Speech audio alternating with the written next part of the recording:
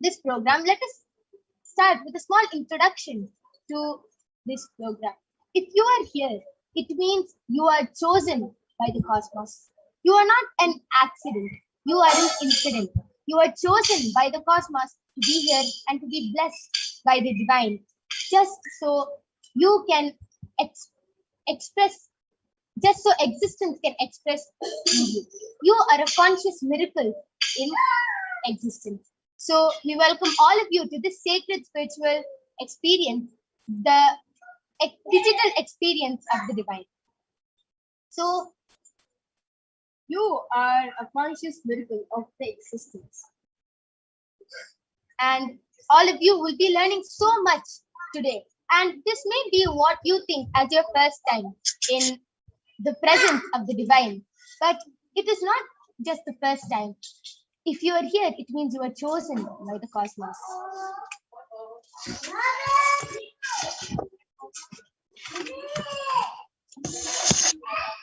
Yes, sorry for the technical glitch. We'll just be fixing it right away.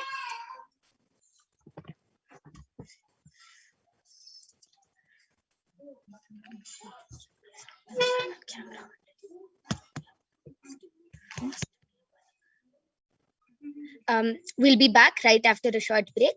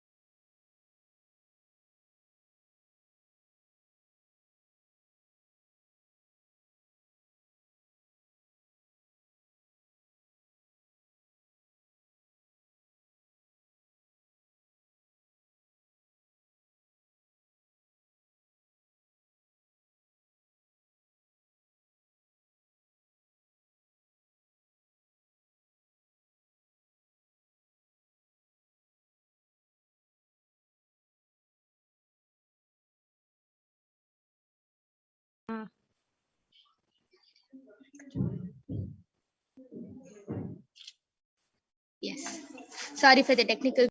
So, as I was saying, if you are here, it is not an accident, it is an incident. There's a reason you are chosen by the divine to be here, just so you can experience the divine. All of you might be thinking, how is this possible? How has this worked before?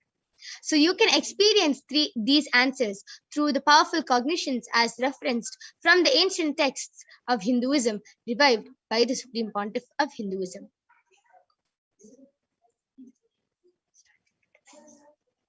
Okay, so let us now learn a little more about the Supreme Pontiff of Hinduism.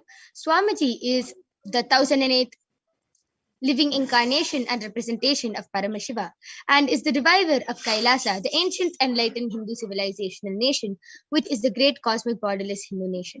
Ever since the beginning of the civilization, the Sanatana Hindu Dharma, these sciences have been passed down from generation and generation, and Swamiji is one of the enlightened masters in this lineage to receive these knowledge from the enlightened gurus. As Swamiji is also the 293rd Guru Mahasannidhanam of Kailasonatha Shamla Pita Sarbagya Pitam, and also the 233rd Guru Mahasannidhanam of Tondai Mantla Samrajyam. And Swamiji is elected as the Supreme Pontiff of Hinduism by many pontiffs around the world and by a congregation of Hindu leaders all around the world. And Swamiji has established the largest Hindu library, the Nithyananda Hindu University, all across the globe with over 10 million scriptures, books, and much more. And Swamiji is working so hard to revive Kailasa, to revive our religion, the Sanatana Hindu Dharma. And Swamiji has also been ordained as the pontiff of the Dharma Mukti Swarga, many more adinams and many more sampradayas. So let us now move on in the Shaktis. And all of you might be wondering, how do we awaken these divine Shaktis in us? How do we manifest these extraordinary Shaktis of Paramashiva? And we'll be learning about that in the further slides. So you will be learning in this power manifestation segment, you will be learning about how we can awaken these extraordinary Shaktis in us and how we can manifest these extraordinary Shaktis. So let us now learn about Devi Parashakti, the cosmic mother. So Devi Parashakti, who is the ultimate pure feminine consciousness, the cosmic mother. She is the source Shakti. It is in her cosmic home, the Brahmanda Yoni, from which billions and billions of universes comes out and goes in. She is the source where the Big Bang and black holes goes on. Parashakti is the main deity of the sacred feminine and the divine consort of Bhagavan Paramashiva, who is the primordial divinity in Hinduism. And Devi Parashakti, Swamiji beautifully tells, the first and foremost relationship is with the mother. The ability to learn, even the idea to relate, starts with the mother. How to relate starts with the mother. Understand, your idea to relate, your ability to relate starts with the mother. The mother is a too important way to connect with what you think as life. In the Vedic tradition, our rishis were aware your ability to connect with the mother should be directed to the cosmos. It should inspire your higher consciousness and express through you. It should awaken your higher consciousness, and connecting with life as the form of a mother is the most sweetest, most beautiful, and most easiest form to ever connect. Even when we are born, the first word which we say is Ma. We are calling out to the mother. The mother is the first person who we can trust, who we can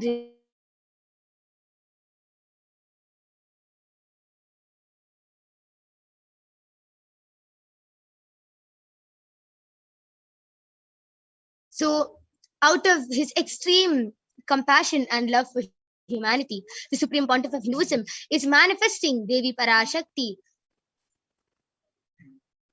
and gracing us and answering all our questions, attending to our prayers, giving us boons, and giving us the experience of Paramashivoham itself. So, Parashakti, the cosmic mother, is always available, and just by connecting to Devi Parashakti, you can get all your questions, prayers, boons, everything granted by Devi Parashakti. So let us now learn about what is Bhava Samadhi Darshan. So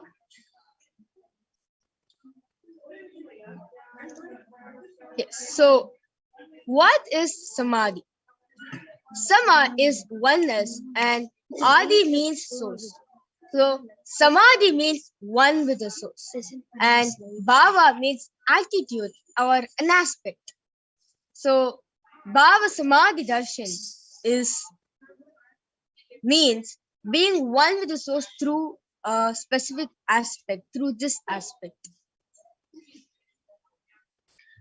Bhava Samadhi Darshan is just by just by having a glimpse of the Bhava Samadhi Darshan, you can cleanse the karmas of lifetimes and you will have a deep and lasting transformation in yourself. Darshan is the powerful superconscious vibration that is present around the avatar at all times. He simply radiates light. The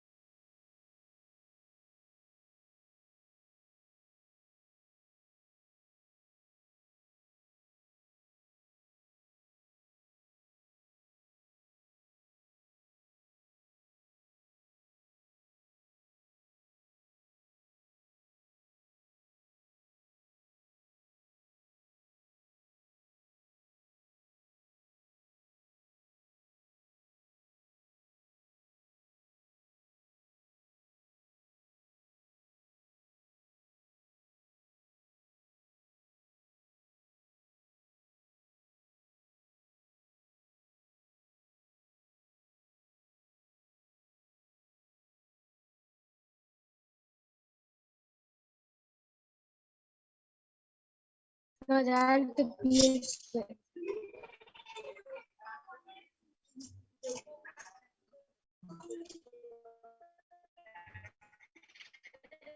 Yes. Sorry for the technical glitch. So,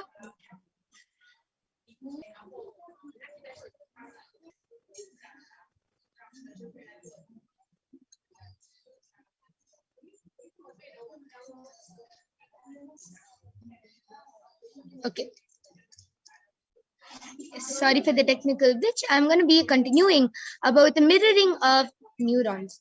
So, how automatically our neurons get mirrored just by seeing the darshan of the avatar? All of you might be wondering, what are you speaking about? The mirroring, what are mirroring neurons? As all of you see babies, when they're any babies, when you clap, automatically the baby also starts clapping. If you show them how to comb your hair, the baby also starts doing the same thing. Because immediately when the baby sees something, the mirroring neurons get activated in the baby's brain. Same thing when all of us see the darshan of the avatar, our mirroring is activated, and it doesn't have to physically you don't have to physically do the movements. It is also silently recreating the actions and the energy which is in front of you, which is the bhava samadhi darshan. So let us now move on into a continuation of the introduction of the Supreme Pontiff of Hinduism.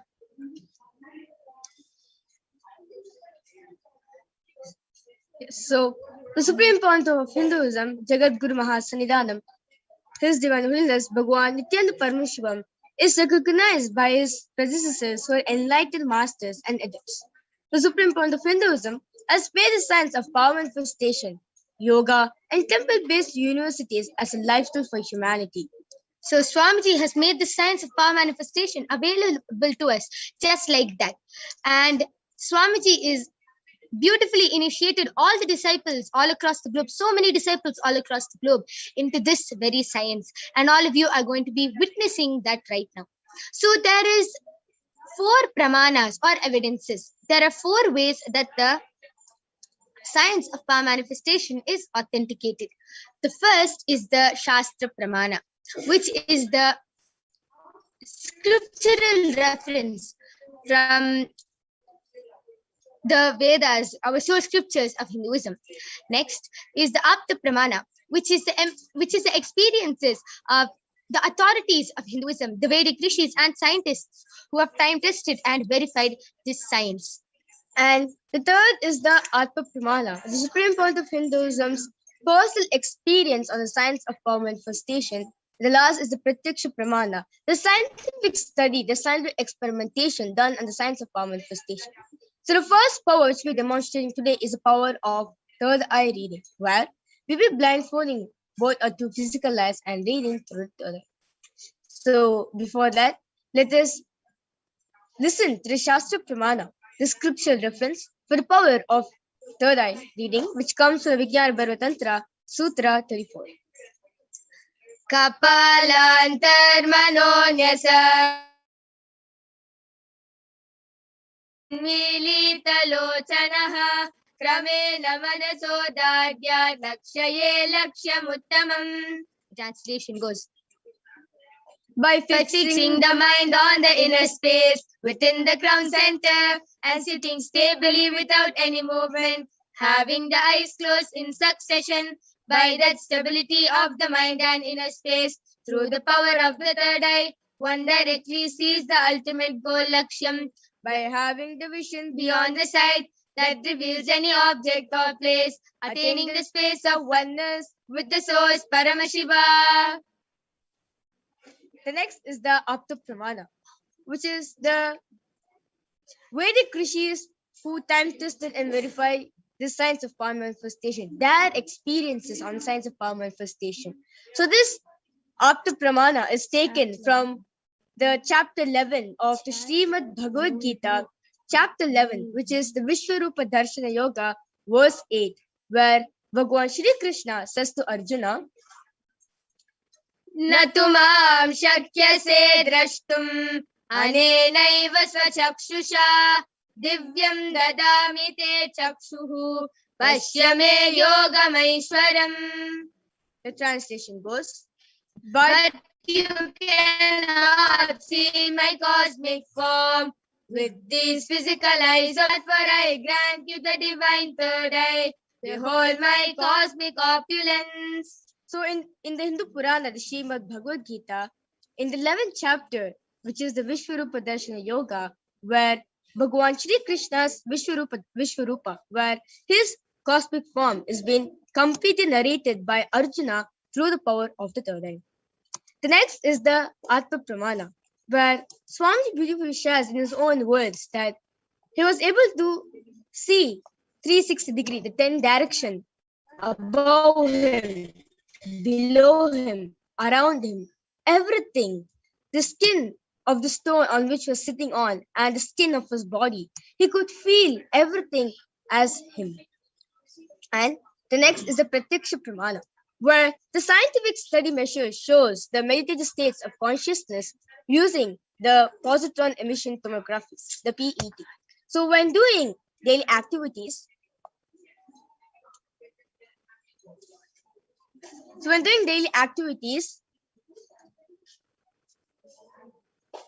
when Swamiji is doing daily activities, high activity is measured in the brain where the third eye is located. And when Swamiji is in the deep state of Samadhi, only the third eye region is active and almost 90% of the rest of the brain is at peace. Is active and alive. So let us now witness a live Sakshi Pramana for the power of third eye reading. And yeah. So along with me, I have an extraordinary Balasant Manitya Virijan and getting this extraordinary Shakti of third eye to all of you today. And as all of you can see, I have the medically tested eye band with me. In front is a complete opaque sheet and behind is a thick sponge. You can see that there is no gap between the sponge and the opaque sheet, and there is no possible way of light entering through this eye band. So this is the eye band I'll be placing on Mavirija's eyes right now. Meanwhile, all of you can go ahead and post anything you want. You can post medical terms, scientific terms, emojis, numbers, letters, shapes, stickers, anything you want on the Kailasa's HDH Nithyananda YouTube channel. And Mavirija is going to be reading out all your comments live.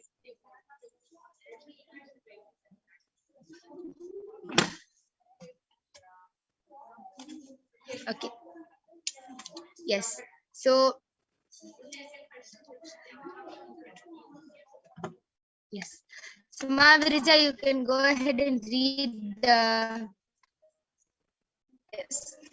So the latest comment which is posted in Kailasa's HPH YouTube channel is by expressions of me, who's none other than Mahajalandra Sthitananda, has posted, oh, back now, like exclamation mark. Yes, ma'am, you're back again. And before that, she has posted no sound and flow. I'm not sure if you're aware of this. And she has put a full stop and a question mark. And imagine, like I imagine you are in a hive with sparkles. Yeah. Yes, amazing. And as all of you saw, Mavirija was able to so fluently be able to read through her third eye, and she was able to manifest this extraordinary Shakti. And yes, and Mavirija, you can continue reading. Yes, so Mahajalandra Sthitananda has again posted Devi's Darshan. Devi's Darshan drenches us with divine delights of dancing ecstasy in beautiful deliverance and a purple color heart. Yes, amazing. That was beautiful. That is a beautiful demonstration of the power of third eye. So now I'm going to be removing the eye band of Mavirija. All of you can see. Yes. So all of you can see I have removed the eye band, and the eye band is completely intact. There is no difference in the eye band. And yes, so that was a very beautiful demonstration of this power. And it is not just all of you witnessing Mavirija doing this power. You yourself will be able to manifest this extraordinary Shakti. Just stay tuned for the upcoming sections where you will be also manifesting these powers after the initiation from Devi Parashakti herself. And we thank all of you for joining us. And before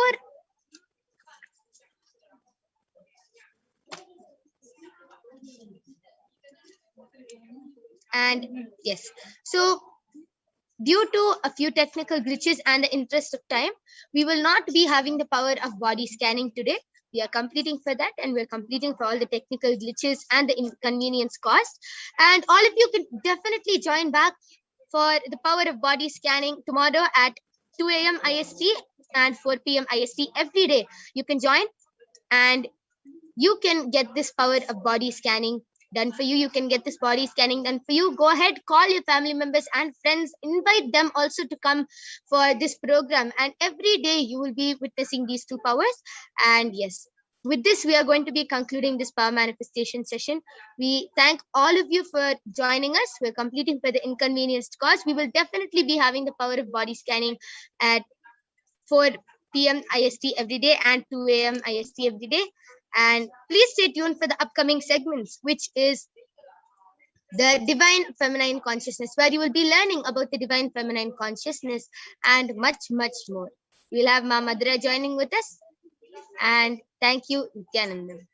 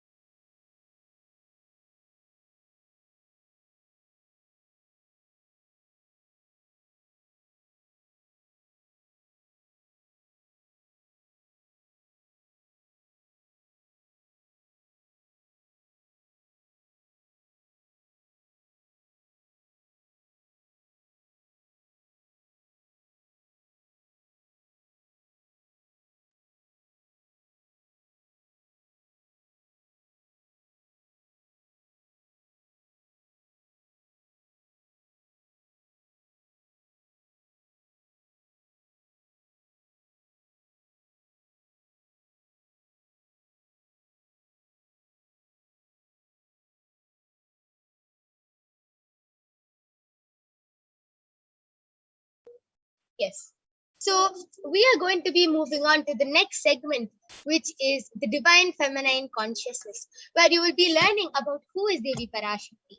So let us start with the Dhyana Shloka of Devi Parashakti, which is from the Lalita Sahasranama.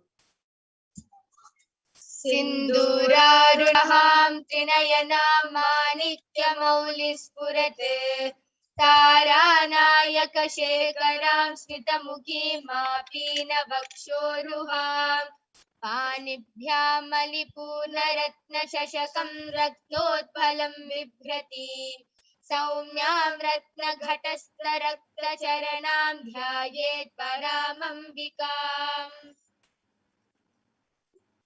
So the translation goes, the Divine Mother is to be meditated upon as shining in a vermilion red body, with triple eyes sporting a crown of rubies studded with the crescent moon, a face splendid bust, one hand holding a jewel cup brimming with mead, and the other twirling a red lotus. Of the Dhyana Shloka from Lalita Sahasranama. Arunam karunam tarangitakshim dhritapashankushpushpabhanachapam animadibhiravritaam mayukhairahamityeva vibhavaye bhavanim. The translation goes, I meditate on the great empress, She is red in color, and her eye is full of compassion, and holds the nose, the gourd, the bow, and the flowery arrow in her hands. She is surrounded on all sides by powers such as anima for race, and she is the self within me. With that beautiful Jnana Shloka of Devi Parashakti, let us learn about who she is. Devi, the ultimate pure feminine consciousness. Parashakti is the cosmic mother. It is her cosmic womb from which billions and billions of universes comes out and goes in. Parashakti is the source Shakti, the source energy, the source power from which all of us came and in which all of us are even now and in which all of us are going to merge. And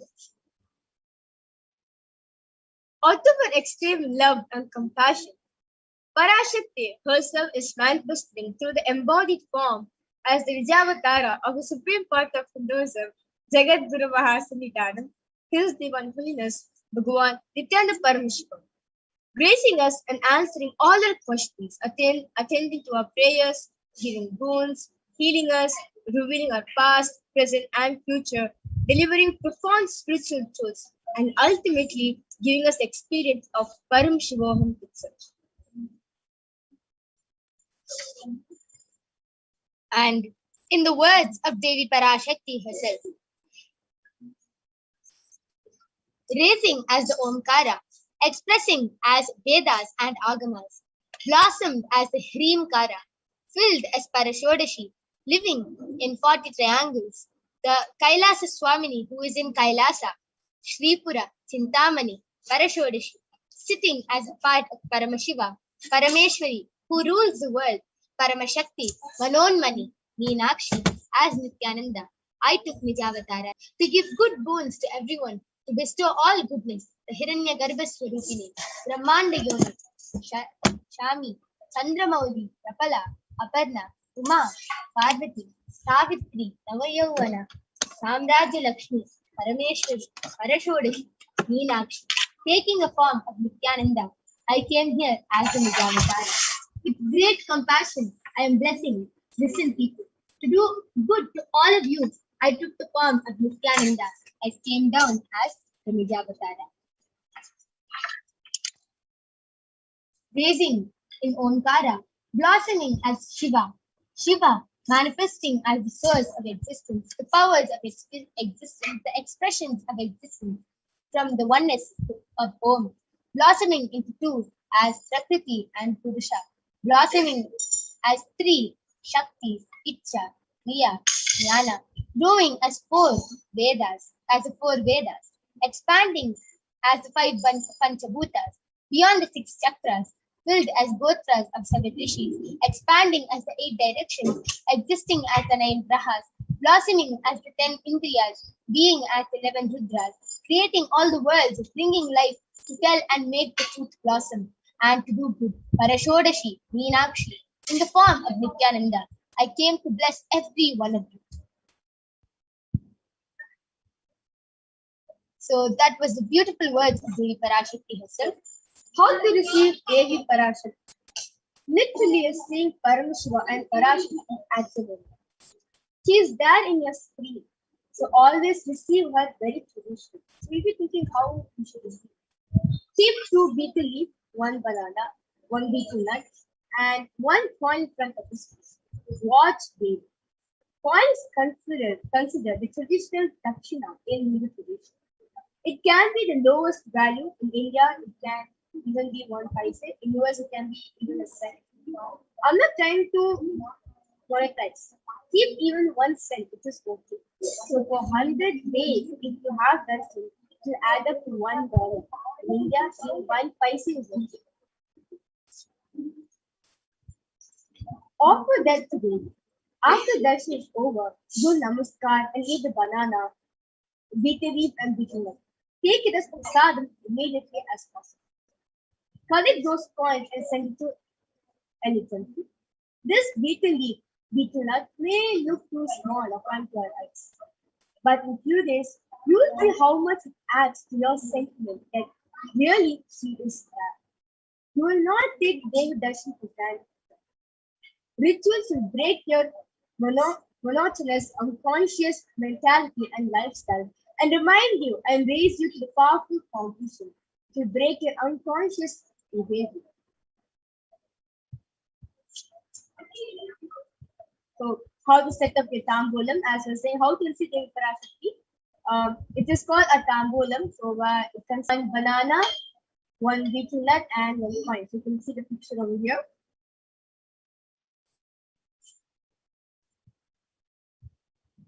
So, please take a few minutes to set this up.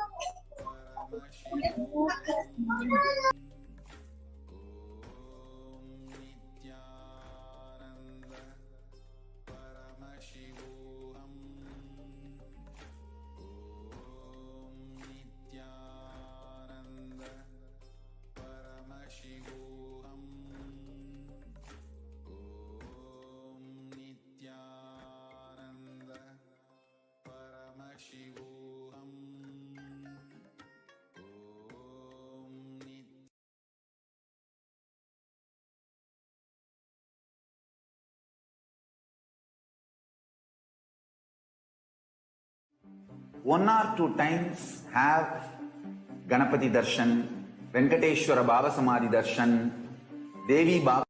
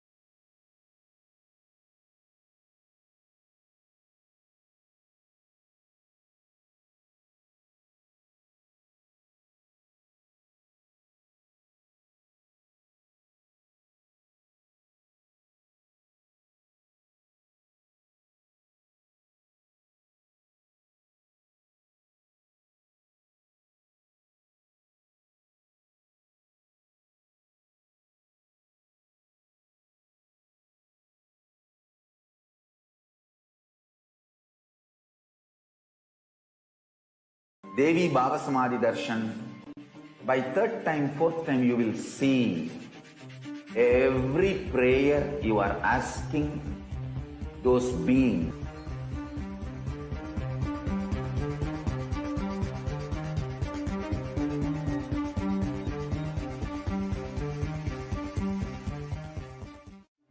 One or two times have Ganapati Darshan, Venkateshwara Baba Samadhi Darshan, Devi Baba Samadhi Darshan.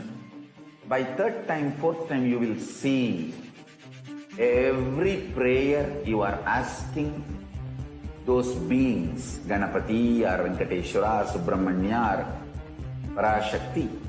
Simply those prayers become reality, and the relationship between you and that cosmic beings built.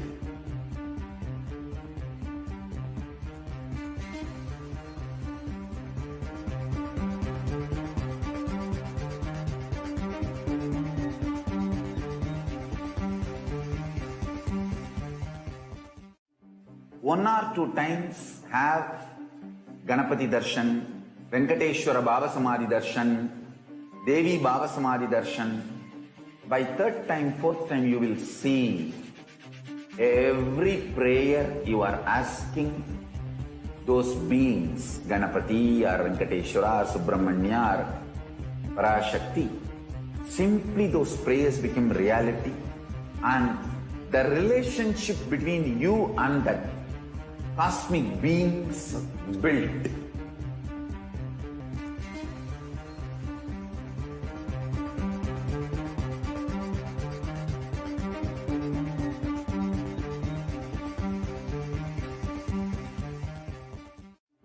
One or two times have Ganapati Darshan, Venkateshwara Baba Samadhi Darshan, Devi Baba Samadhi Darshan.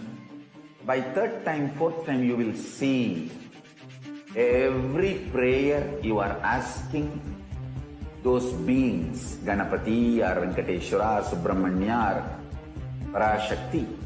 Simply those prayers become reality, and the relationship between you and that cosmic beings built.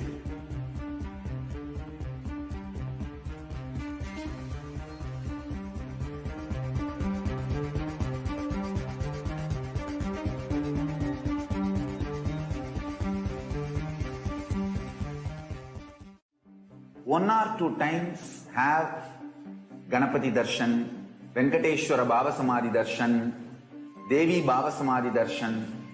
By third time, fourth time, you will see every prayer you are asking those beings, Ganapati or Venkateshwara or Subramanya or Parashakti. Simply those prayers become reality, and the relationship between you and that cosmic beings built.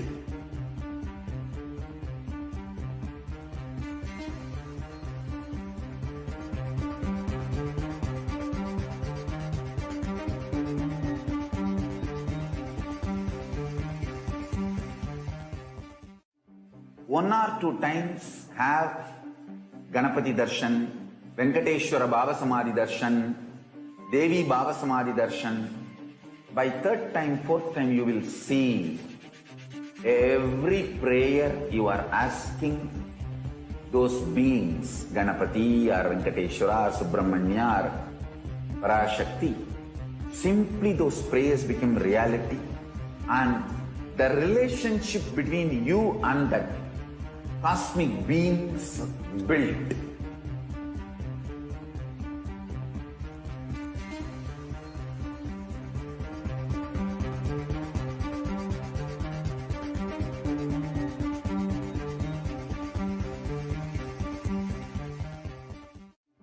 One or two times have Ganapati Darshan, Venkateshwara Baba Samadhi Darshan, Devi Baba Samadhi Darshan. By third time, fourth time, you will see every prayer you are asking those beings, Ganapati or Venkateshwara or Subramanya or Parashakti. Simply those prayers become reality, and the relationship between you and the cosmic beings built.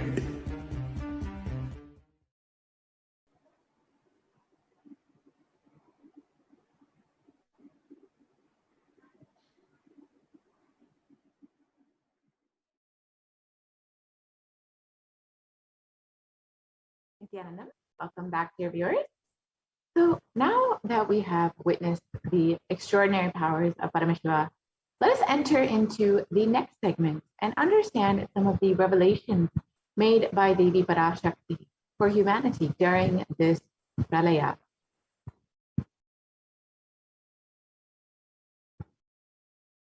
So humanity is still undergoing the after effects of this cosmic deluge, the pralaya. Thousands of deaths due to the global pandemic and emerging fungal epidemic, along with record numbers of natural disasters, have taken a huge toll on humanity's collective psyche, leading to an increase in poverty, malnutrition, depression, and mental health issues. So what has caused this? who is behind all of this and how could we have avoided this? And what is the solution for all of this? In this segment, let us go through an analysis of Devi Parashakti's revelations on the cause and solution of this pralaya. So as most of us know, the world is still reeling under the effects of this global pandemic, with over 4 million deaths and the number of cases crossing well over 175 million people worldwide. And the worst affected countries are the US, India, and Brazil. And in India alone, there have been over 29.5 million cases of COVID-19, with over 374,000 deaths and 75 million people falling into poverty since the beginning of the pandemic. And these numbers are considered to be severely underreported. So the actual situation in India could be much worse than what is being presented in the media. India is not just suffering from the global pandemic, but the ongoing mental health epidemic that has been devastating India since the beginning of this pandemic. India is considered to be the sixth most depressed country, with 6.5% of the population suffering from some form of mental illness and a suicide rate of 10.9 for every 1 lakh people. And suicide is one of the biggest causes of death among the age group of 15 to 24-year-olds. And India is not just suffering from the ongoing pandemic or mental health issues, but several natural disasters have been devastating the country, including the cyclone a few months ago in Kerala, and most recently, the floods in Maharashtra. And as all of this is going on, India is now well and getting into the third wave of the COVID-19 pandemic.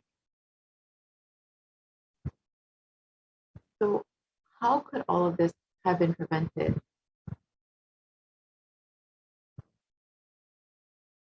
Let us listen to Devi Parashakti's revelations on the 31st of May, 2021, and understand why all of this is happening.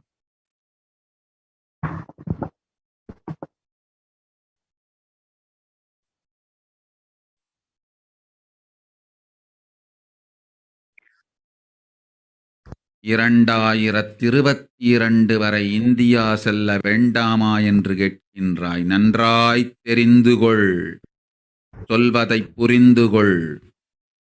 இந்த பெருநரகமான கிருமி போஜனம் இந்தியாவிற்குள் வரக்கூடாது என்பதற்காக 2020 பாரதம் முழுவதும் 12 ஜோதிர்லிங்கமும் பாத யாத்திரை செய்திடவே என் மகன் மூலமாய் திட்டமிட்டிருந்தேன். படுபாவிகள் ஓடத்தின் மாலுமியை ஊர்விட்டு துரத்தினார்கள். என்ன நடக்கிறதென்று பார். முறையாக கைலாய நாட்டின் தலைவனாக நிறை மரியாதையொடு நல் மதிப்பொடு என் நிஜாவதாரம் நித்யானந்தன் திருவடி மீண்டும் பாரதத்தில் பட்டு பாத யாத்திரை செய்த பிறகு மட்டுமே நீ அங்கு செல்ல வேண்டும். அதுவரை உன்னை காத்து செல்லாதே. ஓம் ஓம்.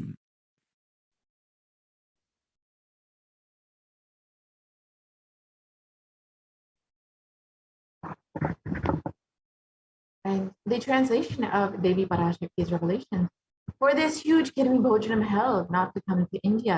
In 2020 itself, I had planned to do the Padayatra throughout India and the 12 Jyotirlingas through my son Swamiji. They chased the captain of the ship out of the country. See what is going to happen. So let's go back to 2017 and see what the Supreme Pontiff of Hinduism had revealed as the vision for this Padayatra that was to be taking place in 2020.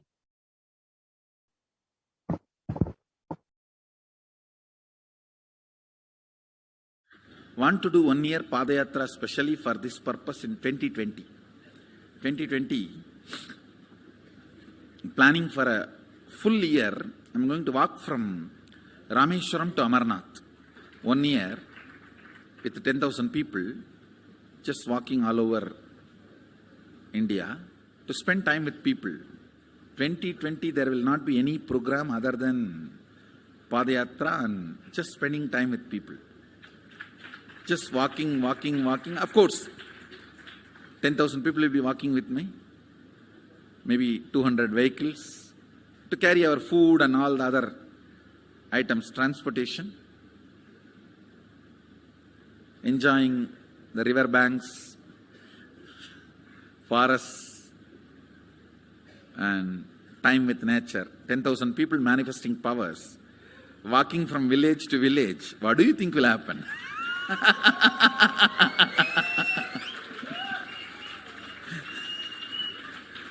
The scene of Buddhism spreading will be repeated now. How the Buddhism spread. 10,000 monks walking from village to village. What will happen? That's only monks. Here power manifesting 10,000 people. The whole village will be manifesting powers. Just want to enjoy India and let India enjoy me. So planning for next year Kumbh Mela 2019, next year January Kumbh Mela. Before that, all the Balalayam, everything. Balalayam is going to be like the same structure outside with one stone tower, gold coated. It will be something like a 40 to 50 feet tall stone tower and 5 Rajagopurams, which will be something like 120 feet. This will be the Balalayam. And after the Mulalayam is built, this Balalayam will serve as a Utsava Murti Sannidhi, where the Utsava Murtis will be worshipped and where the Archanas. See, in the main temple, there will not be any Archana or anything, because just for darshan itself, there will not be time. Like Tirupati, you can only have darshan, the camp for Aarti. No other worship is allowed in the main temple. Because 12 Abhishekam is going to happen, 12 Kala Abhishekams. So continuously the rituals will be going on. People can have only darshan. They will not be able to involve themselves in any ritual. Other than darshan, nothing else will be allowed. So all the archana, all the other offerings, like people will offer the archanas and other, everything will be done to the Utsava Murti, which will be kept in the Balalayam, the present Balalayam, present structure. So people can spend time here. That will be more like a main darshan. This will be like energy darshan, where you can give letter, get response. So by next year, the Balalayam will be ready.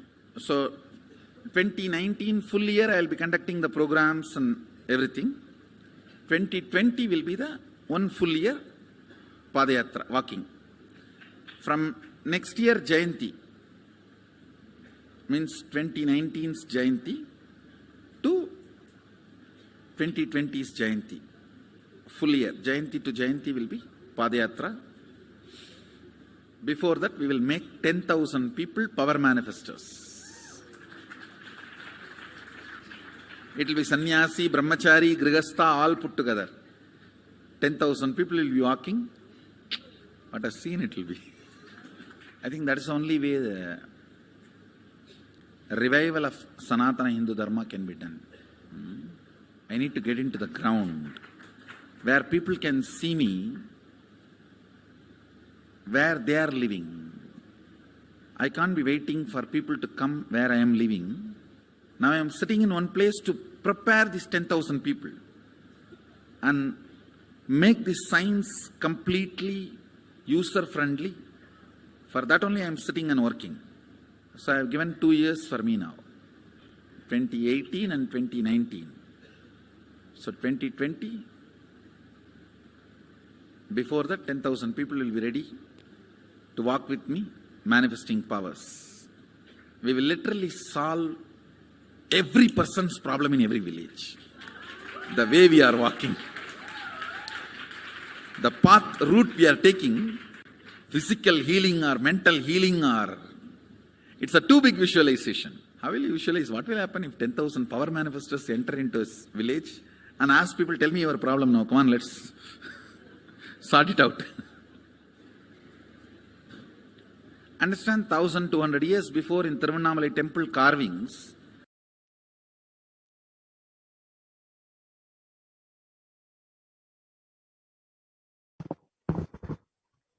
Yeah, and the Supreme Pontiff of Hinduism revealed the vision for this Padayatra, that 10,000 people would traverse from Kanyakumari to Kashmir, and this whole Padayatra would be like the seed of Buddhism spreading again. It would see a revival of Hinduism across India. And literally, the Supreme Pontiff of Hinduism was ready to go on ground and give people the solution for any of their problems and meet people wherever they are, to let them see him in their own home. And the Supreme Pontiff of Hinduism has been preparing for this Padayatra since the age of 10.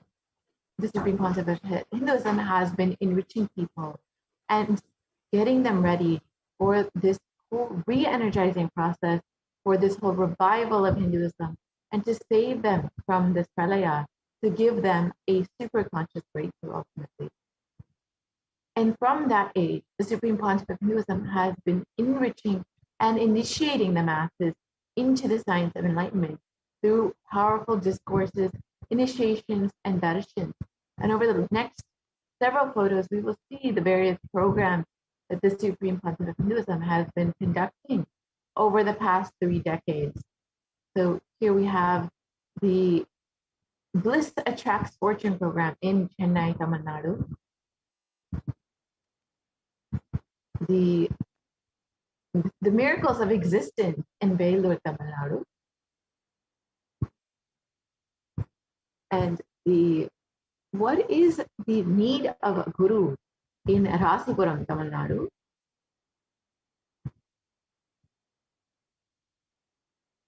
The lines in Namakkal, Tamil Nadu.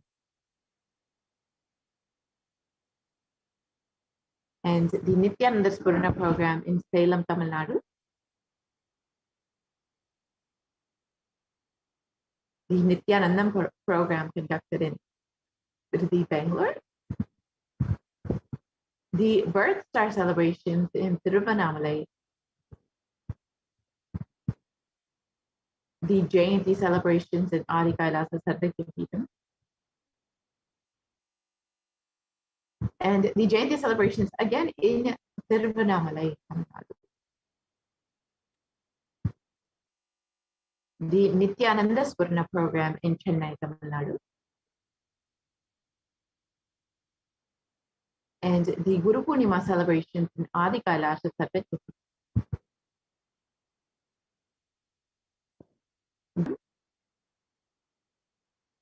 Spurana program. And the Little Anandas program, which was to initiate the youth into the science of enlightenment. And the Saptayagam, which were a series of homas conducted by the Supreme Pontiff of Hinduism. And the Supreme Pontiff of Hinduism also guided 1,008 other disciples into these homas as well. Here you can see the various photos of the Supreme Pontiff of Hinduism conducting the homa and guiding people and blessing people during this whole Saptayagam. This was such a huge offering to humanity and brought so much of good and peace to the world. And the Nithyananda Spurana program in Adi Kailasa Sarvakyapeetham. The Nithyananda Spurana program in Salem. In all of these photos, you can see how many people are in attendance and how many people are being blessed and initiated into this super conscious breakthrough. And the Supreme Pontiff of Hinduism had been continuously enriching people and preparing them to become strong power manifestors, to go on this Padayatra, to do this re-energizing process for so many decades. And unfortunately, the anti-Hindu elements made it nearly impossible for the Supreme Pontiff of Hinduism to do this re-energizing process by driving the Supreme Pontiff of India. Let us listen to Devi Parashakti's revelations on the solution for this, revealed on the 31st of May, 2021.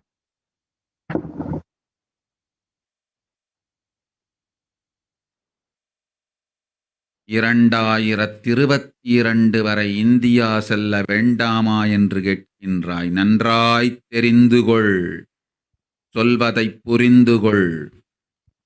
இந்த பெருநரகமான கிருமி போஜனம் இந்தியாவிற்குள் வரக்கூடாது என்பதற்காக 2020 பாரதம் முழுவதும் 12 ஜோதிர்லிங்கமும் பாத யாத்திரை செய்திடவே என் மகன் மூலமாய் திட்டமிட்டிருந்தேன். படுபாவிகள் ஓடத்தின் மாலுமியை ஊர்விட்டு துரத்தினார்கள்.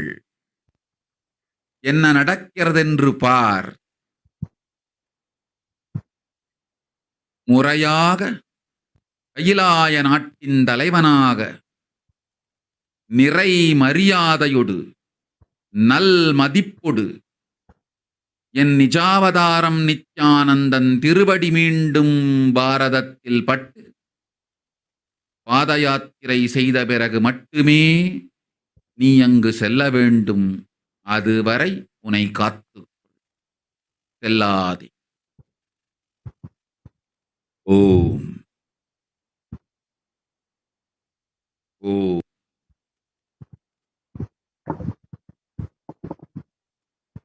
And Devi revealed that only when the Supreme Pontiff of Hinduism is received in India again as the head of Kailasa nation with great reverence and respect, and is able to do the Padayatra once more and do the re-energizing process, only then will this pralaya in India end.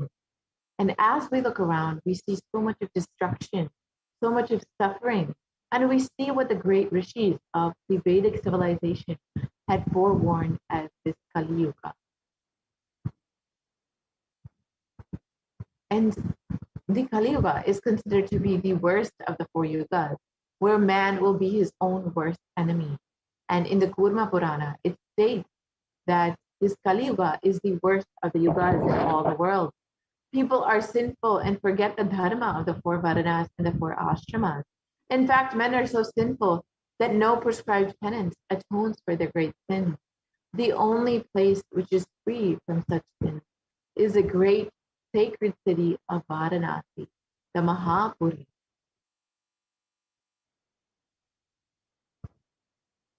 And the Kurma Purana continues on and states that Lord Rudra, the avatar for the Kali Yuga, and the translation of this verse, Brahma is the presiding divinity or Devata for the Krita Yuga, the first cycle of time.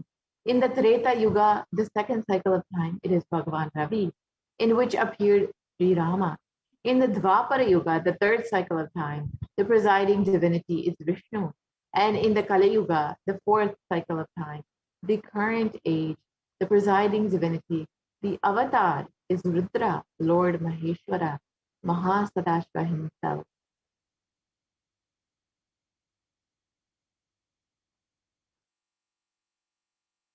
And out of his deepest compassion to protect humanity, Paramashiva himself descended into the human form in the Nijavatara of the Supreme Pontiff of Hinduism, Jagat Guru Mahasanidhanam, His Divine Holiness, Bhagavan Nithyananda Paramashivam, on the 2nd of January, 1978. And if Paramashiva had waited even one more year to take the human form, it would have been too late for humanity. So let us listen to the Supreme Pontiff himself explaining about this.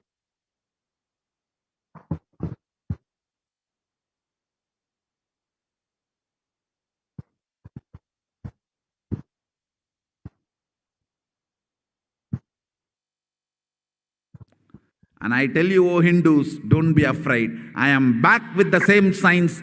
We are going to be rich.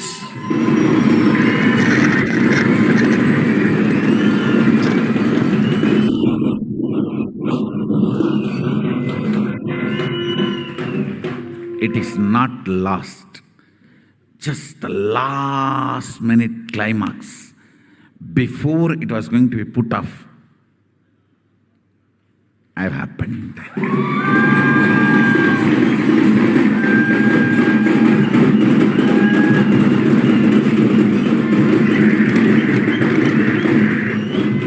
(1979) would have been late.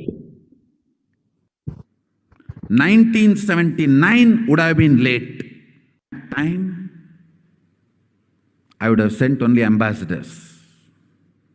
Because no time, I have to get up and come directly.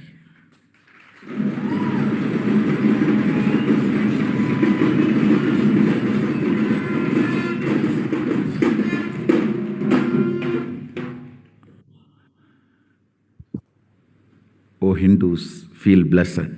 Science is not dead. It is available. I have everything needed to bring that science back to life and establish its legitimacy.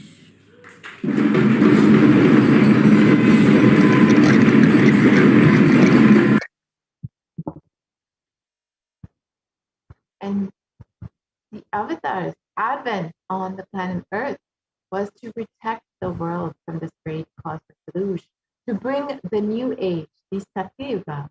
Let us listen to Devi Parashakti herself revealing about this.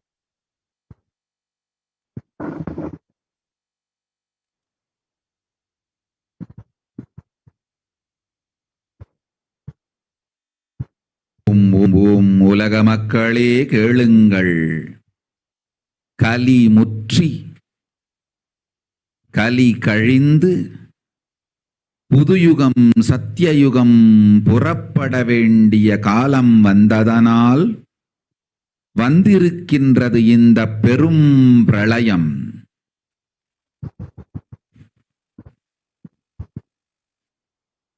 கவலை வேண்டாம்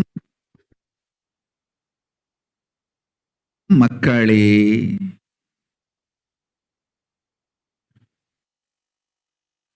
நித்யானந்தன் வடிவம் தாங்கி நாமே இங்கு வந்திருக்கின்றோம். நித்யயுகம் செய்வோம், நித்யயுகம் சத்தியயுகமாய் மலரும் இங்கு. ஆனந்தமாக இருங்கள்.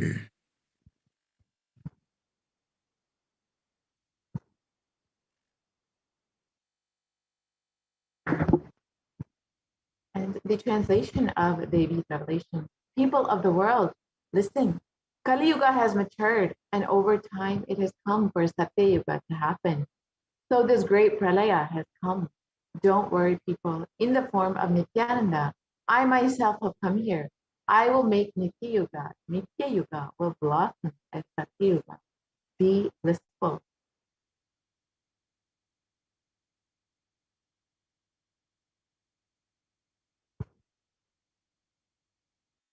For this huge hell, Kirimi Bhojana not to come to India. In 2020, I plan to do the Padayatra throughout India in the 12 Jyotirlingas with my son Swamiji.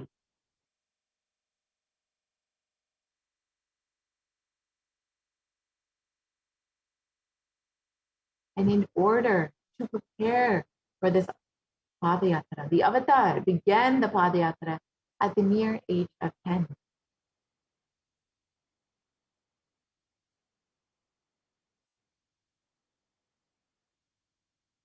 And the Supreme Concept of Hinduism began enriching people, one person at a time, with the truth from the sacred scriptures and the secrets of higher living.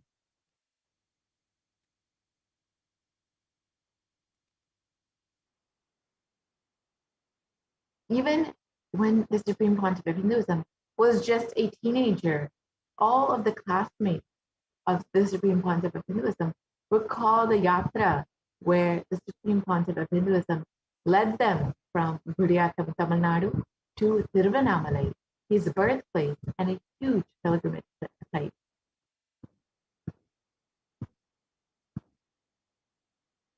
And when the Supreme Pontiff of Hinduism was around 19 years of age, all the fellow monks at the Ramakrishna Math recalled the yatra where the Supreme Pontiff of Hinduism led them from Chennai, Tamil Nadu to Tiruvannamalai and gave them an unforgettable pilgrimage trip experience.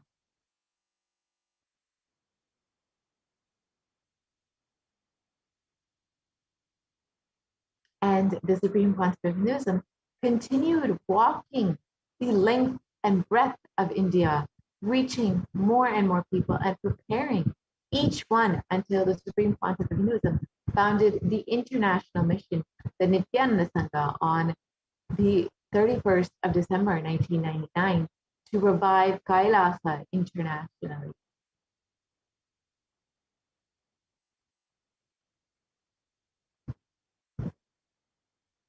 And the Supreme Pontiff of Hinduism established the very first Kailasa enlightenment ecosystem in Tiruchendur, Tamil Nadu on the 14th of April 2001. And here you can see the photo of the inauguration day when the Supreme Pontiff of Hinduism was just a mere 23 years of age.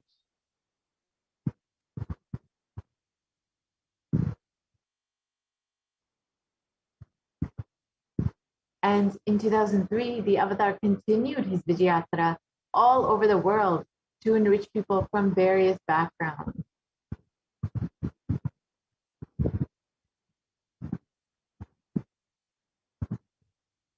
The Supreme Pontiff of Hinduism's intensity and dedication for the people, even among crowds that don't understand English, the Supreme Pontiff of Hinduism's voice resonated deeply and moved each being to tears. And here you can see the photo of the programs that were conducted in Guadeloupe and in Brazil, where most of the crowd did not even understand English or the teachings of the Supreme Pontiff of Hinduism, but were just resonating with his presence.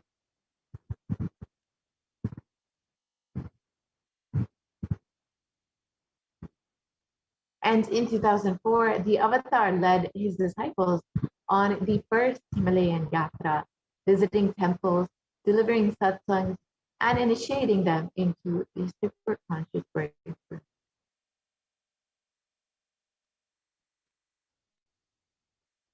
And subsequently, the Avatar personally organized and led yatras yearly and guided individual souls not just to physical spiritual sites, but to supernal spiritual realms.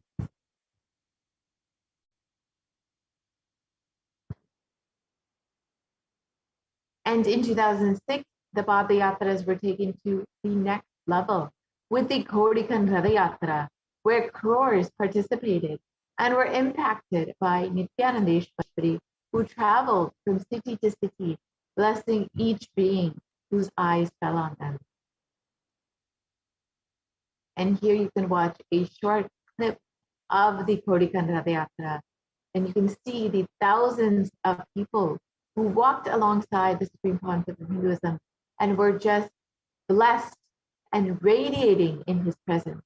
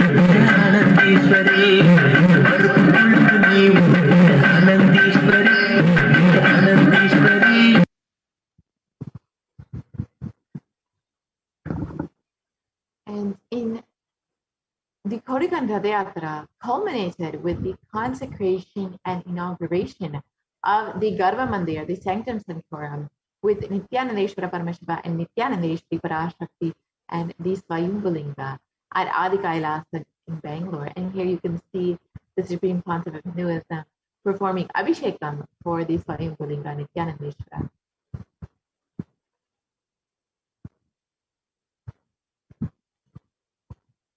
And these deities were energized as Archavataras to radiate the energy of Paramashiva and Parashakti to create Adi Kailasa Sarvajnapitam as a ship to save humanity from this upcoming pralaya.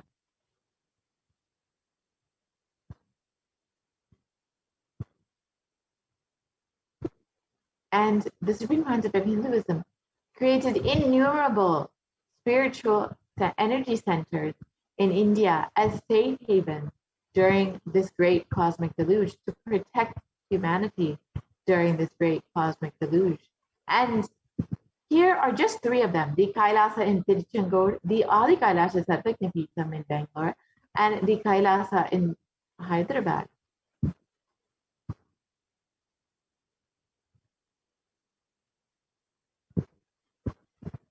And in 2008, the Avatar created and energized the Nithyananda Vajrasarovar with the Anandalingam, which would protect anyone who bathes in its waters from the deadly COVID-19 disease. This Anandalingam is a Navapashana Linga, which has so much of healing properties. So let us now watch the Supreme Pontiff of Hinduism performing the Abhishekam for this Anandalingam.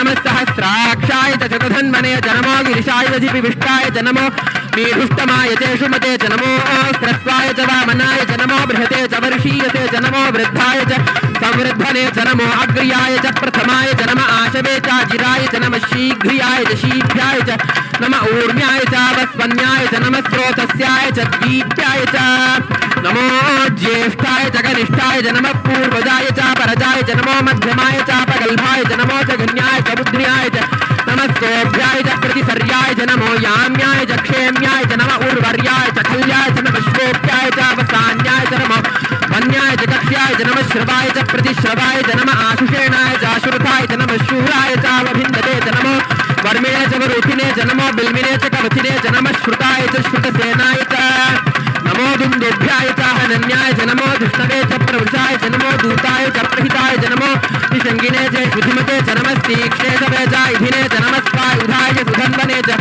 नमः श्रुत्याय च पथ्याय च नमः काट्याय च नीप्याय च नमः सूप्याय च सरस्याय च नमो नाद्याय च वैशन्ताय च नमः कूप्याय च भट्याय च नमो वर्ष्याय च नमो मेघ्याय च विद्युत्याय च नमः ईर्ध्याय च तप्याय च नमो वात्याय च रेश्म्याय च नमो वास्तव्याय च वास्तुपाय च ओम नमः सोमाय च रुद्राय च नमस्ताम्राय च अरुणाय च नमः शृंगाय च वशुपतये च नमः उग्राय च भीमाय च नमो अग्रे वधाय च दूरे वधाय च नमो हन्त्रे च हनीयसे च नमो वृक्षेभ्यो हरिकेशेभ्यो नमस्ताराय नमः शम्भवे च मयोभवे च नमः शङ्कराय च मयस्कराय च नमः शिवाय च शिवतराय च नमः तीर्थ्याय च पुल्याय च नमः पार्याय च भार्याय च नमः प्रतरणाय चोत्तरणाय च नमः आतार्याय च लात्याय च नमः षष्ट्याय च फेन्याय च नमः सिकत्याय च प्रवाह्याय च नमः इरण्याय च प्रपथ्याय च नमः किगंशिलाय च क्षेणाय च नमः कपर्दिने च पुलस्तये च लुत्याय च गृह्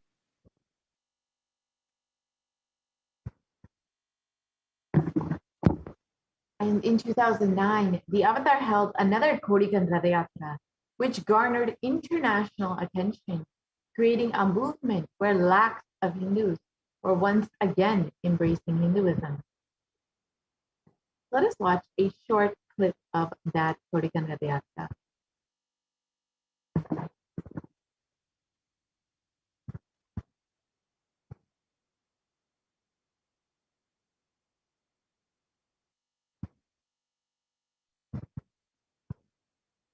போல நின்பதம் கண்ட என் மனோ நித்ய சத்குரு நித்ய சத்குரு நித்ய சத்குரு நித்யனே நித்ய சத்குரு நித்ய சத்குரு நித்ய சத்குரு நித்யனே நின்முகம் நீனைந்து இங்கு நிர்மலமாகவே ஆனதே இதய சக்கரம் அனகதமும் இனிந்ததே நித்ய சத்குரு நித்ய சத்குரு நித்ய சத்குரு நித்யனே நித்ய சத்குரு நித்ய சத்குரு நித்ய Sadhguru நித்யனே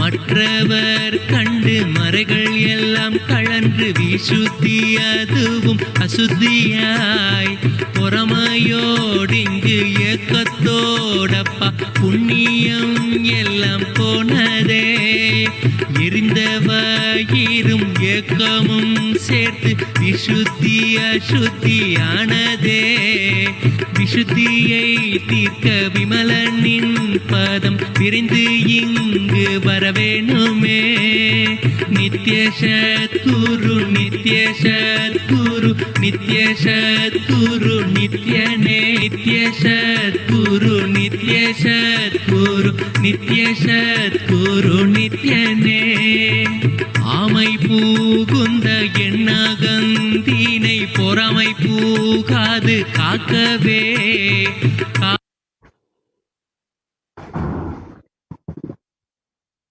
And wherever the avatar's feet have graced the planet Earth, there the seeds of super consciousness have been sown.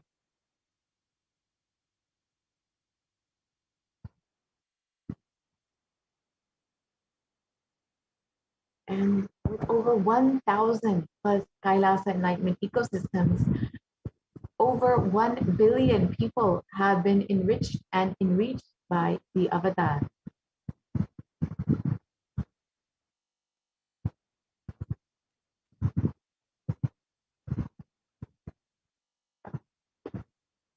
And in the next few photos, we will see some of the Kailasa enlightenment ecosystems that the Supreme Concept of Hinduism has established to bring the superconscious breakthrough to humanity, and which have been guiding people and creating a beautiful ecosystem during this pralaya.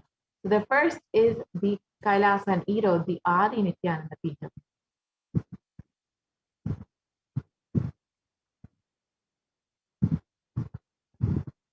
The Adi Kailasa Sattva in Bangalore, India.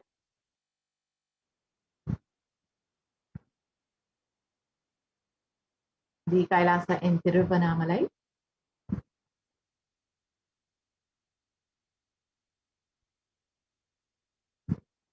The Kailasa in Columbus, Ohio.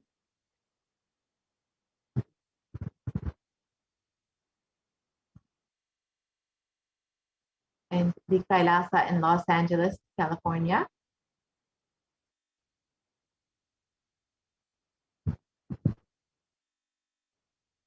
The Kailasa in San Jose.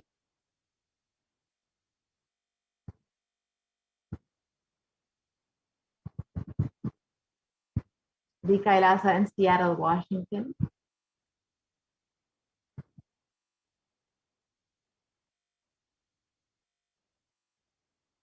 The Kailasa in Houston, Texas.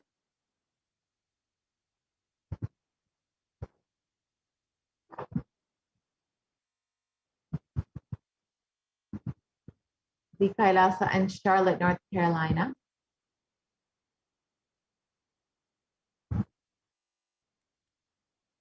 The Kailasa in New York.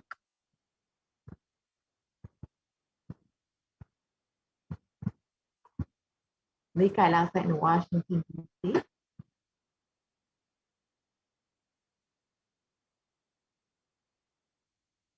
the Kailasa in Toronto, Canada,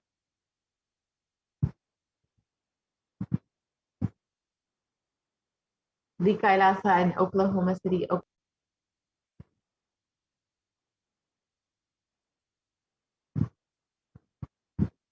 and the Kailasa in Phoenix, Arizona, again,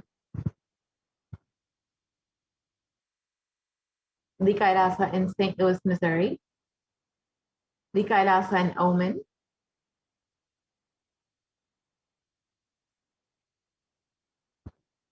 the Kailasa in Dubai,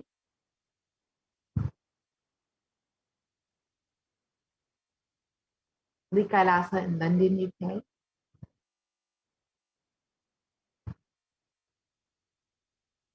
the Kailasa in Scotland, UK,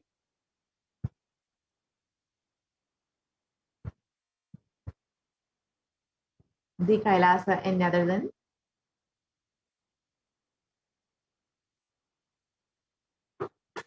the Kailasa in Slovakia,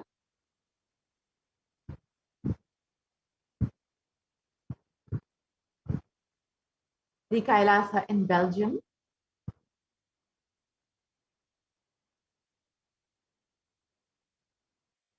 the Kailasa in Luxembourg,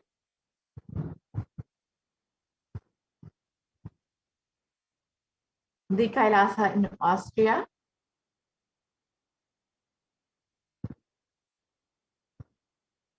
the Kailasa in Germany,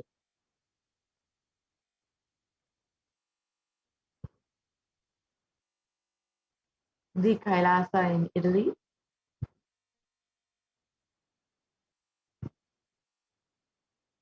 the Kailasa in France,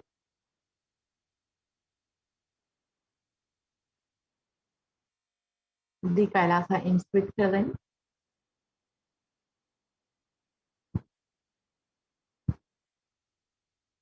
the Kailasa in Mauritius,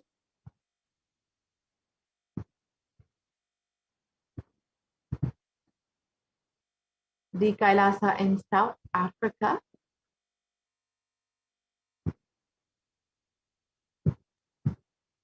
the Kailasa in Salem,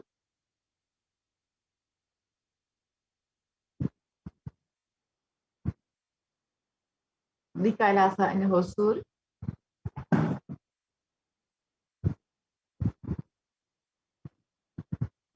the Kailasa in Putnam,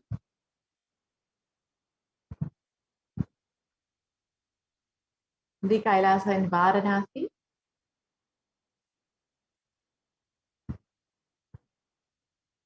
the Kailasa in Rajapalayam,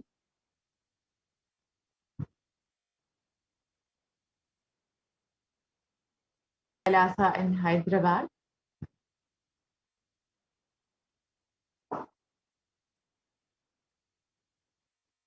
the Kailasa in Kerala, the Kailasa in Gujarat, which is the Yogini Sarvanya Peetham,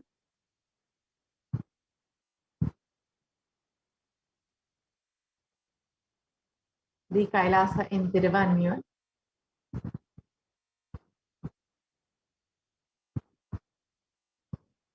the Kailasa in Alamkulam,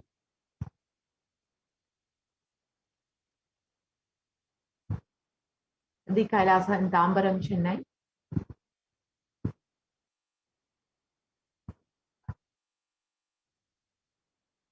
the Kailasa in Avadi, Chennai,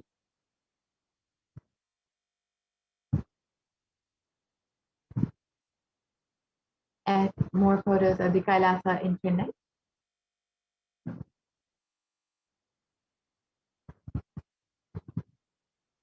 and the Kailasa in Melbourne, Australia,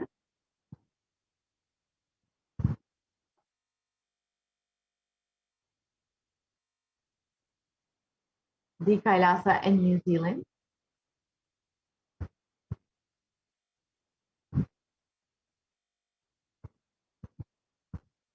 the Kailasa in Singapore,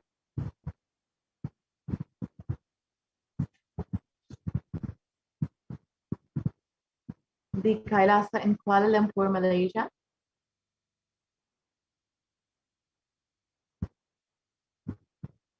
the Kailasa in Guadalupe, South America.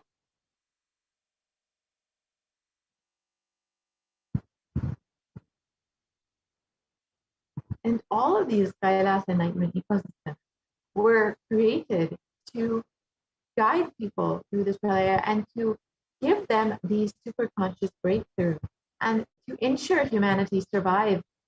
The Supreme Pontiff of Hinduism also created the sovereign order of Kailasa with thousands of sannyasis with no discrimination against caste, creed, or religion.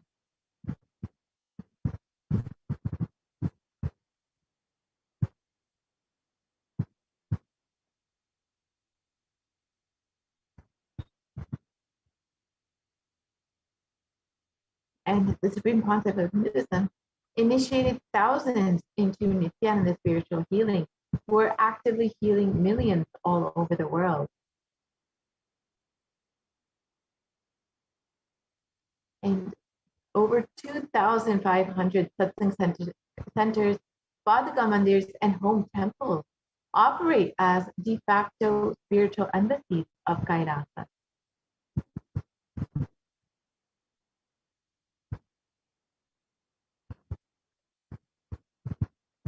And the avatar inspired millions to reclaim their Hindu-centric freedom. Thousands of Padayatras were conducted by the Hindu diaspora worldwide, honoring the hard work of the Supreme Pontiff of Hinduism and the revival of Kailasa, silently preparing each one for what was to come.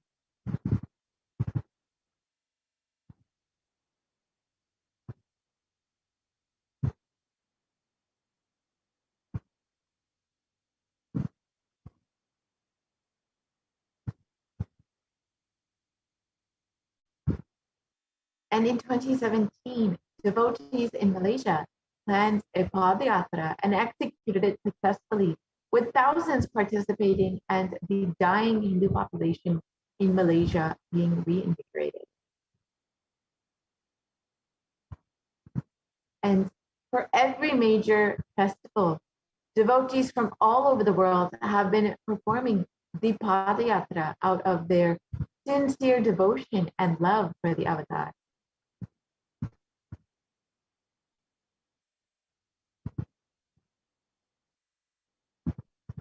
And the Supreme Pontiff of Hinduism has contributed over 26 plus years of humanitarian services to people all over the world and has provided over 1 billion free organic nutritious meals and still continues to serve organic free meals daily. And there have been over 1 billion e-citizens worldwide across 347 cities, 196 countries in 6 continents across the globe who have been enriched by the Supreme Pontiff of Hinduism. And the world's largest Hindu university, the Nithyananda Hindu University, has been established in the US, Canada, Slovakia, Switzerland, and France.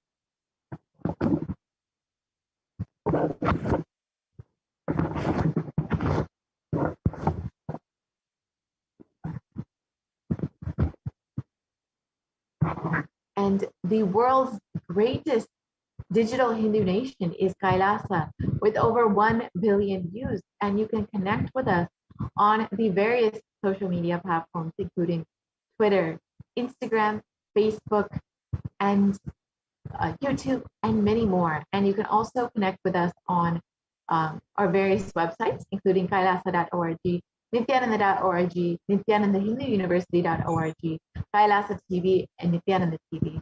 And of course, you can always stay connected with us on your phone through the Enlighten app and continuously be enriched with the teachings of the Supreme Pontiff of Hinduism.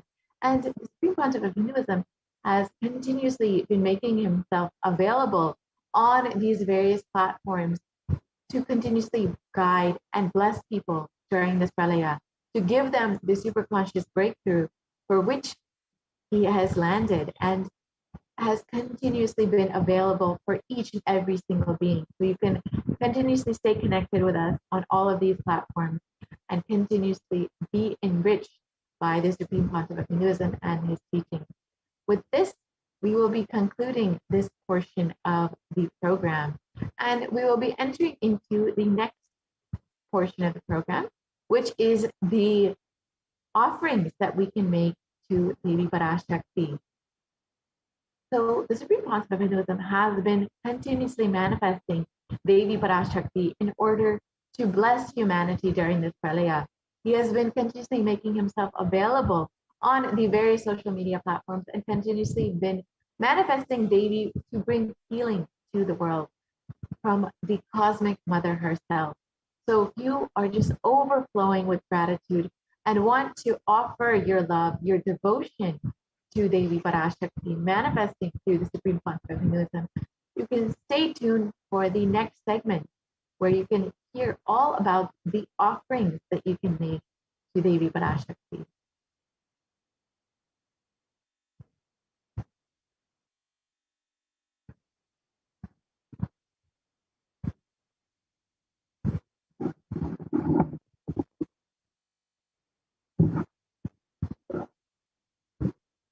Yes, we can go to the next slide, please.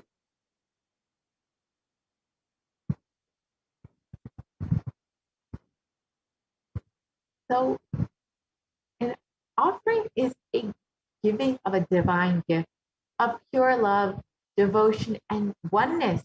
And it consists of two parts, the giving and the accepting.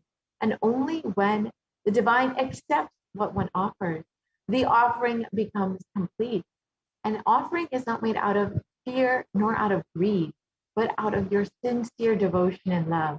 And when an avatar lands, the offerings are simply a part of this grand Leela played out for the only purpose of bringing enlightenment to each being.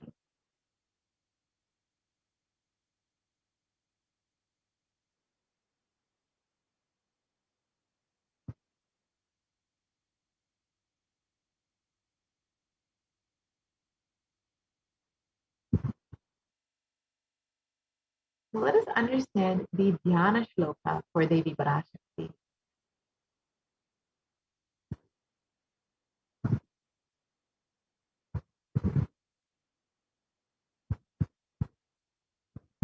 It states, moon-like face holding the Vedas on one hand, fire in eyes with lotus flower, gracing and blessing hand, and one hand with the Japamala, beautifully decorated with jeweled ornaments in wonderful clothes and shining crown. Her name is Manonmani. And this is from the Moolagama Manonmani Dhyanam.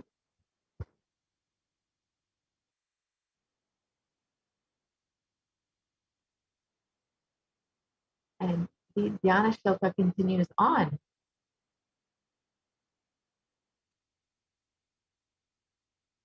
I meditate on Devi with three eyes glowing like a moon, and holding the Vedas, lotus, and gracing with blessing hands.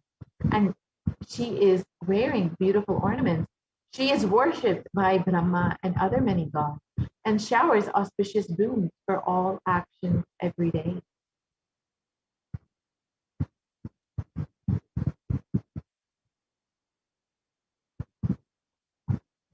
So you will notice in this segment, many of these offerings are made in gold, and there is a great significance of gold in Hindu tradition. And it's described in the Atharva Veda. Triply born by birth is this gold. From the atoms of Agni is one. It becomes dearest to Agni, and one fell away from the Soma when it was hurt. One they call the seed of virtuous and powerful Apaha. In that, let that triple gold be for your long life. And gold is a divine element. It purifies anything that it touches. It is an element of great spiritual significance and has great spiritual powers of healing and enlightening. The vibration of gold has the power to infuse sattva energy and positive thought currents in anyone who wears and anyone who sees or even operates in its vicinity.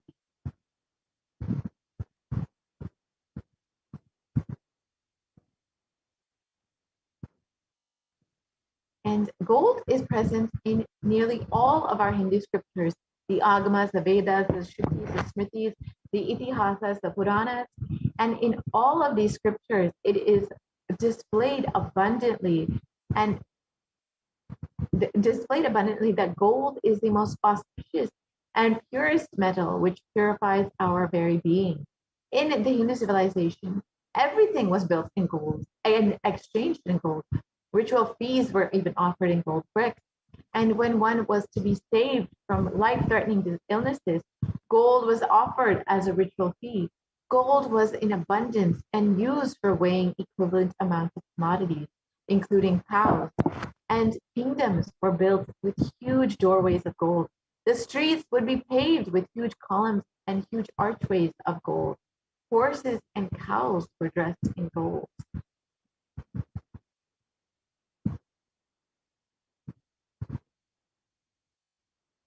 And the Hindu civilization thrived on the banks of rivers of gold. We called in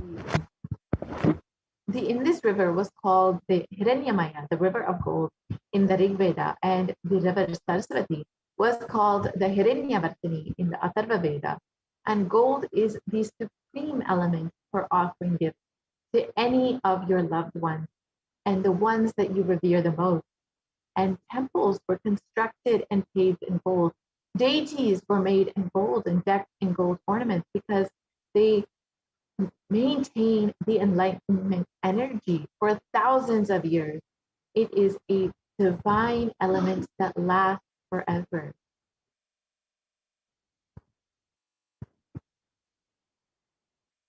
So the first offering that you can make is the e-hundi offering. And many of us are familiar with the hundi. Any temple that you go to, you often will offer a few dollars into the hundi just to say, I love you to your divine, your devata, your favorite ishta devata, whoever it may be. You'll just offer out of your sincere love, out of your devotion, a dollar or two into the hundi. And similarly, you can do that online now. Kailasa has made the e-hundi available for you to offer from your own home during this pandemic, during this pralaya. And it is stated that Devi is fond of true devotion and is realized through true devotion. She can be won over through true devotion and she removes all fears. So offering this out of your sincere devotion to Devi Parashakti will grant you with so much of grace and blessings from Devi. And if there's any fear in the minds of the devotees, Devi is sure to remove that fear. It is stated that Devi likes to be worshipped in autumn. And here it is not the autumn, the season, but rather the autumn of our lives when our thoughts turn more and more inward. And the role of the divine, it becomes much more prominent. And the need for Devi worship becomes much stronger. And it is stated that Devi is the one who bestows happiness on her devotees. So you can offer your gratitude, your devotion for Devi Parashakti by offering your kanika, and your name shall be chanted during the puja to Devi Parashakti.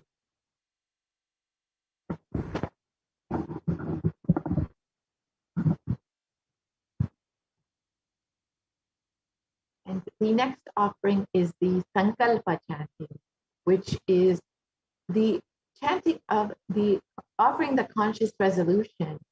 And it is the whatever that you want to manifest in your life, you will always set a sankalp, the conscious resolution for it. And when you offer that to Devi, she showers all of her energy, her blessings, to ensure whatever it is that you want to manifest comes into reality. And it is stated, the goddess enchants this universe, and she herself gives birth to this universe. The goddess being prayed to without any interest in anything gives that knowledge that leads to salvation and gives wealth in the materialistic sense. So offering your prayers to Devi Parashakti as the Sankalpa chanting, you will receive all of the blessings and the knowledge and all of the materialistic wealth that you could desire in your life. All of your desires and wishes will simply be fulfilled.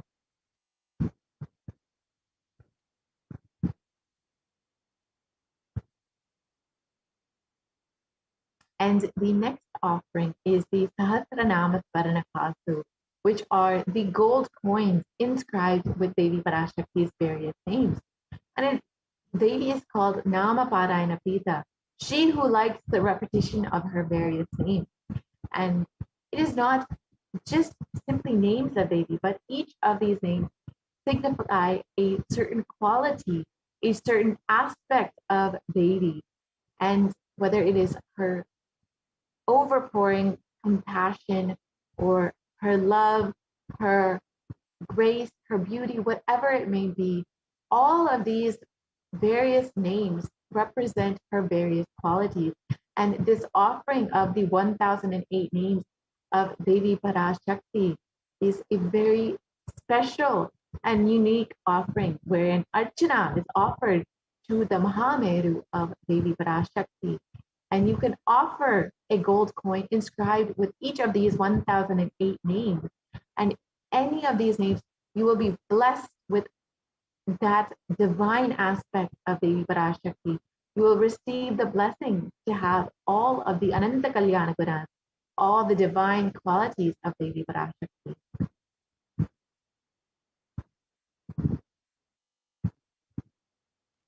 And the next offering is the Mukta Anguti, the finger ring with a pearl. And the pearl signifies compassion. And it is well known that Devi Meenakshi is extremely fond of pearls. It's stated, I bow to the goddess Meenakshi, whose crown are garlands of pearls, and the face shining like a full moon, who wears the anklets that are studded with gemstones and has small bells, who is shining like the splendor of the lotus, who graces all with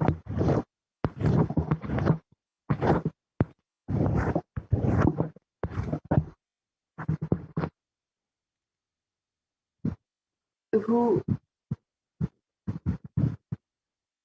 graces all the wishes, the daughter of the mountain, who is worshipped by goddess Vani and Rama, and remains ever bowing to that goddess Meenakshi, the ocean of compassion. And when you offer this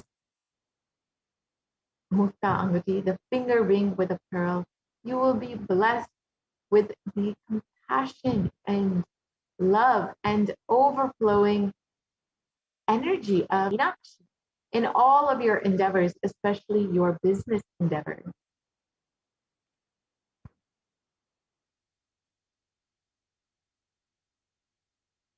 And the next offering is the Swarna Padma Pushpa, the golden lotus.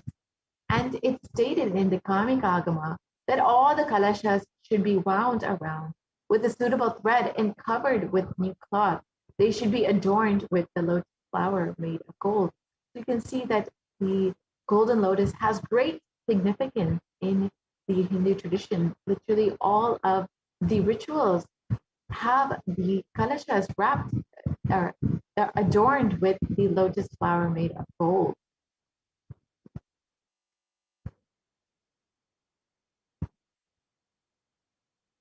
And there are hundreds of scriptural references for using lotus in the worship of Paramashiva. Almost everything in the worship of the ultimate involves the consecration of deities or meditating on the mudra used during worship. All involve the lotus flower, the lotus leaf, the lotus pericarp, or the lotus petals. And the lotus is a divine flower. Shakti of Paramashiva is called the lotus, and the base of Paramashivalinga is also a lotus, and the disciple of Paramashiva is also considered to be a lotus ready to bloom. So you can offer the golden lotus in any size that you wish and be blessed to have the state, the space, the powers, and the being of Devi Parashakti and Paramashiva in your inner space amidst any and every adverse situation in your life.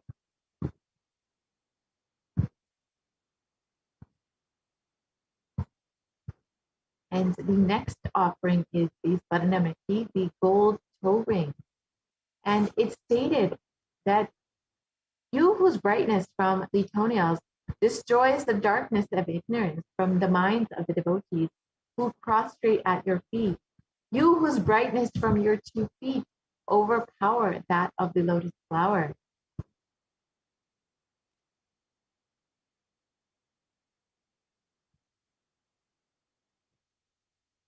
So you can offer the toe ring to Devi that adorn her sacred feet and be blessed with constant gratitude for receiving her blessings in every, even in the most difficult aspects of your life.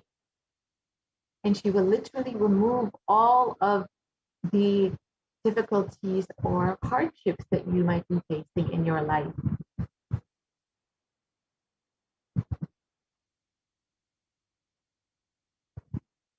The next offering is the Swarna Mantika, the golden hairline jewelry. And Devi is described, she who makes the nectar flow in all of our nerves from the Sahasrara, she who gives the very pleasant experience of the ultimate. And the Mantika represents the nectar flowing from the Sahasrara chakra, which is fully open. So by offering this Swarna Mantika, you can be blessed with the overflowing gratitude and the blissful state and the space of complete completion in your life.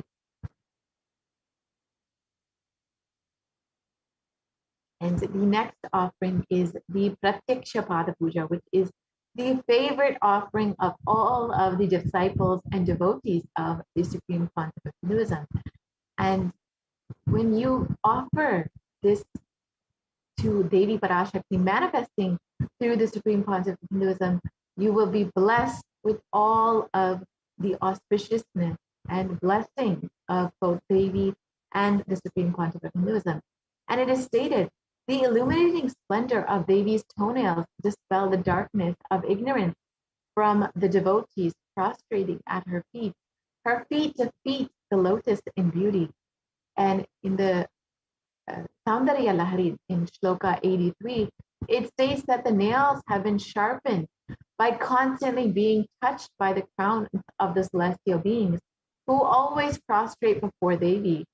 Tamoguna is darkness, and in this stotram, the tamas is indicative of ignorance in the minds of devotees, and by constantly prostrating before Devi, their ignorance is removed and they attain knowledge.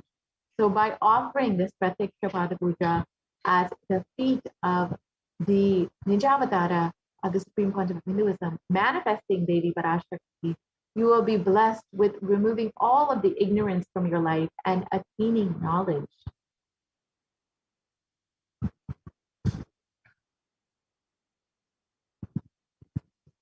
And the next offering that you can offer is the Vastra Seva, the offering of cloth to Devi Parashakti.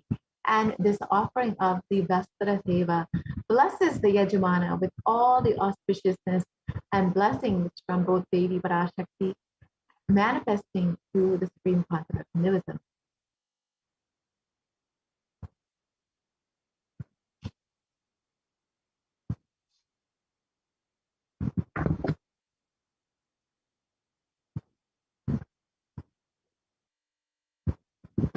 So here are the list of the various offerings that you can make to Devi Parashakti.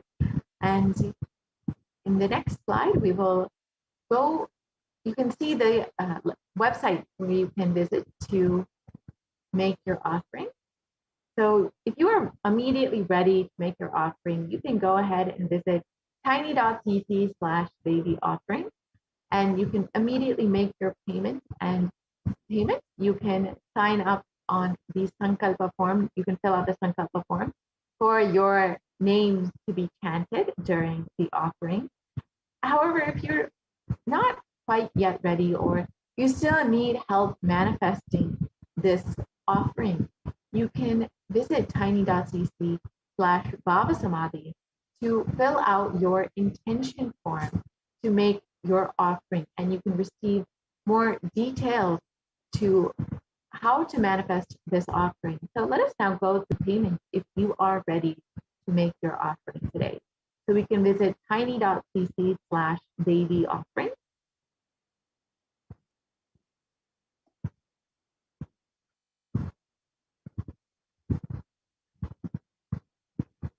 So you can go to the Devi offering, tiny.cc/Devi offering, and you can select any of the offerings that you would like to make.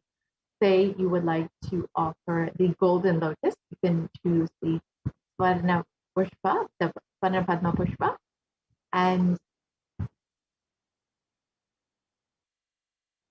you can add that to your cart, and you can offer as many as you would like. Say you would like to offer 3 or 4, one for yourself, one for your brother, your sister. You can go ahead and add as many as you would like to your cart, and you can go ahead and add that to your cart.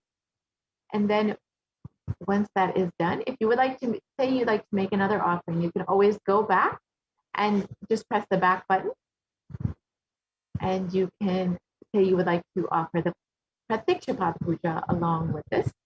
You can choose that and add that to your cart. And then you can continue and make a single payment.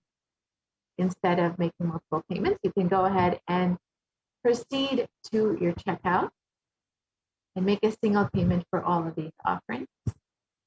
And then you can fill out all of your billing details just as you would for any other online payment.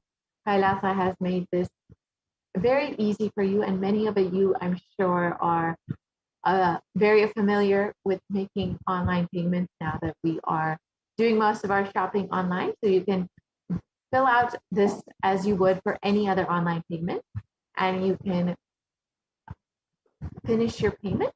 And after that, you can go ahead and go to the Sankalpa form and fill out your Sankalpa name.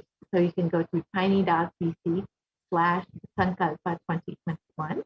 And here you can fill out all of the details for your Sankalpa offering so that your name and the names of your loved ones can be chanted during this offering. So you can go ahead and fill out all the details, and you can see that you can select all of the people that you want to offer this Sankalpa for and all of your details. And you can also fill out your nakshatra and your gotra in this form as well, if you have all those details. And if you don't, that is also okay. You can just select whichever offering that you are going to make or that you've made and fill out all of these details. And after this, your offering will be complete and you will be blessed with all of the blessings from Devi Parashakti herself. So with this, we will be concluding this segment of the program, and we will be entering into the next segment where we will be hearing from the administrators of the Adi Kailasa Sarvajñapita, who will be sharing about all of the wonderful activities that the Supreme Pontiff of Hinduism has made available at all of the Kailasa enlightenment ecosystems in India. As many of you have heard, the Supreme Pontiff of Hinduism has opened up all of the Kailasas in India as COVID care centers to protect any person during this pandemic who wants to have multi-layer quarantine. They are welcome to sign up at kailasa.org/kailasacare and receive the benefits of the multi-layer quarantine in one of the Kailasa enlightenment ecosystems in India.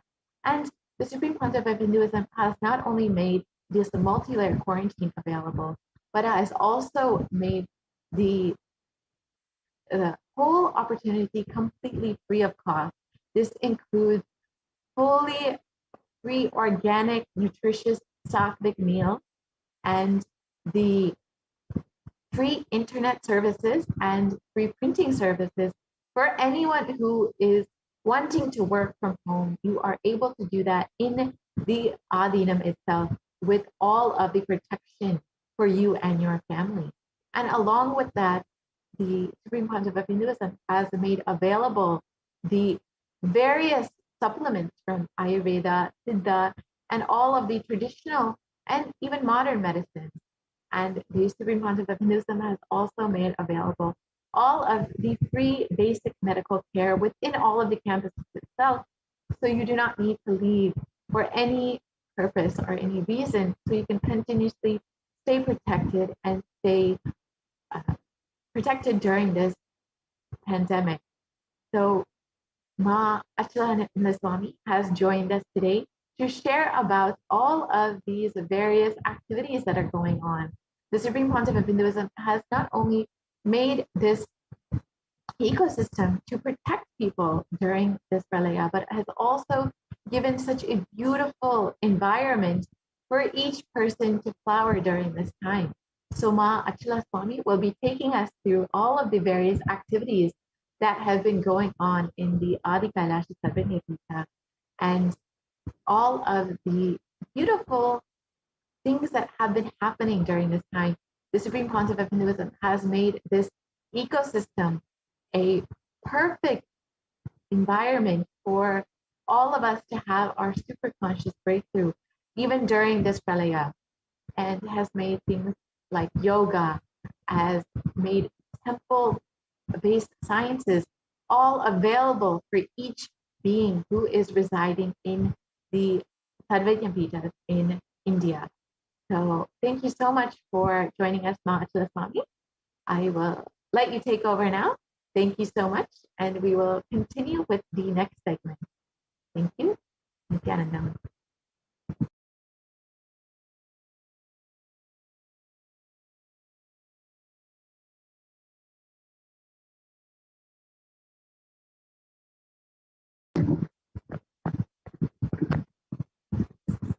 And as we wait for Ma Achala Swami to take us through this segment, let us understand how we can ask any of our questions to Devi Parashakti. Devi has been continuously managing through the Supreme Pontiff of Hinduism, has been continuously guiding, has continuously blessing us during this pralaya, during this pandemic.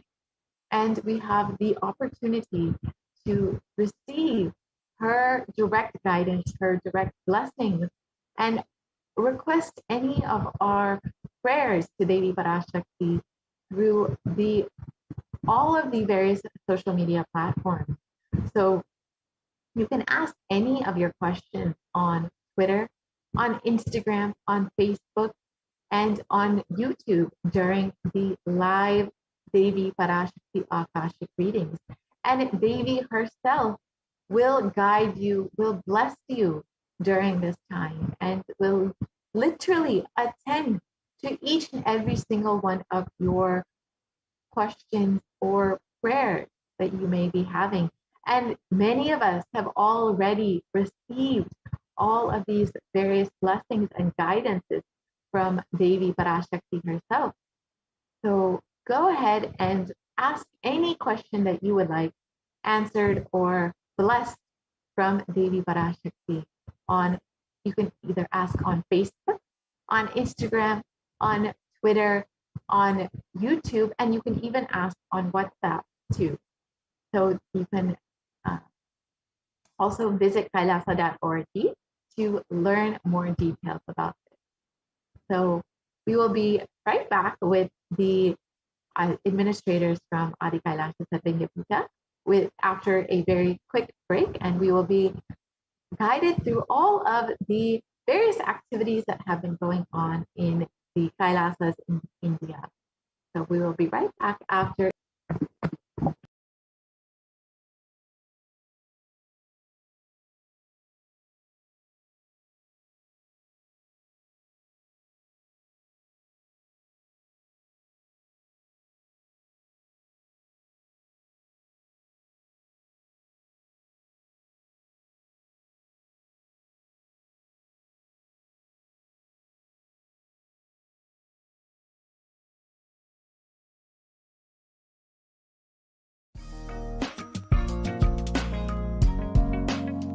we get you health, we get you ability to build beautiful relationships in your life, we get you direct spiritual support, and we make sure you become wealthy.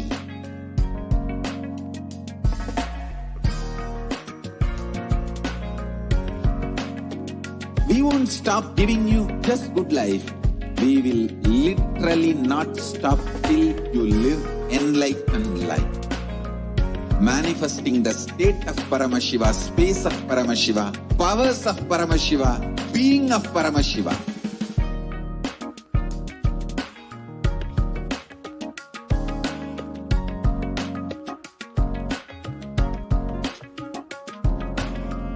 Whole world should become Kailashians. I want the whole world to know Hindus have something great to contribute to the world.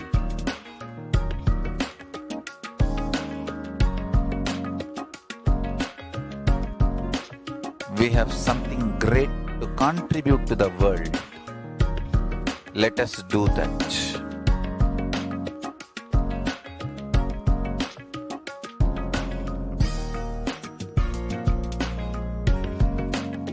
Kailasa, proper customized spiritual service helping you to identify your root patterns of suffering. We have perfected the science of helping every individual from every cultural, religious, nationality background.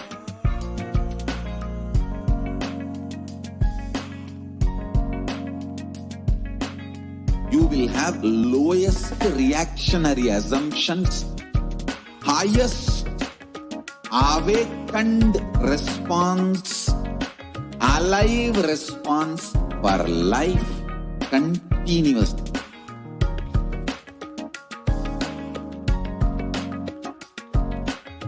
Kailasa is enlightenment ecosystem, literally enlightenment itself in your own home, wherever you are. Proper customized spiritual service helping you to complete with your life negativity. Withdrawal from life, self-hatred, self-denial, self-doubt, so much of tiredness, laziness, we can support you aligning your diet, your attitude, your aptitude, your understanding about life. We can help you with everything.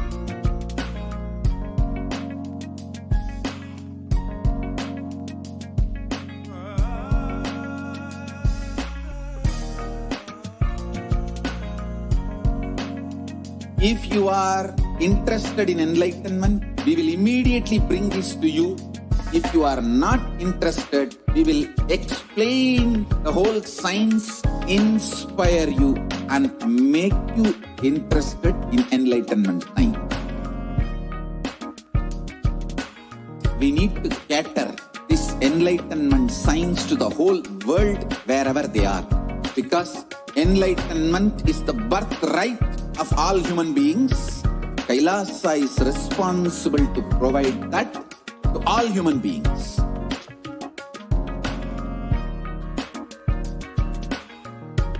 Kailasa is the totality of the knowledge I received from my gurus and practice manifested in my life, perfected by teaching millions of people from all cultures, time zones, backgrounds, genders, nationality, race, from every creed.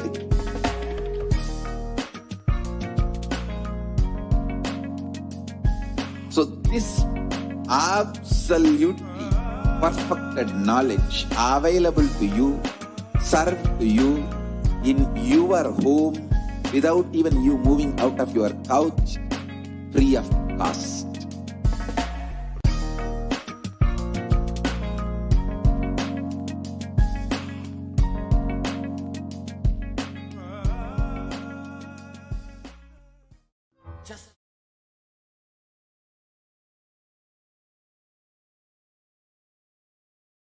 Nithyanandam, and welcome to today's segment of the Adi Kailasa ship. COVID care protection centers, which have been established across the de facto spiritual embassies of Kailasa across India. Today, we will look into a very unique fundamental aspect of the COVID care protection provided in the de facto spiritual embassies of Kailasa through holistic medical care. Yes, along with medical care in the form of various forms of medicine, including allopathy as well as traditional forms of medicine, as well as the holistic care provided through spiritual solutions, life solutions, complete looking into all aspects of the needs of an individual. How that is done in the COVID care centers, let us take a look today. To understand the significance and the uniqueness of what's being provided in the COVID care centers across the de facto spiritual embassies of Kailasa, we really need to take a glimpse at what the world is going through today. Younger adults, if you see, are more likely to report symptoms of anxiety and a depressive disorder today during the COVID-19 pandemic. One can see the ages 18 to 24, 56% of the suffering from anxiety and or depressive disorder. 25 to 49, the more mature youth at almost 50%, and the middle-aged people at 39%, and the elderly at about 65 at 30%. So one can see across the whole age spectrum, people affected by anxiety and or depressive order because of the COVID-19 pandemic. Needless to say, these are the derivative effects, the so-called secondary effects, besides the physical trauma and the damage that the pandemic has been causing worldwide.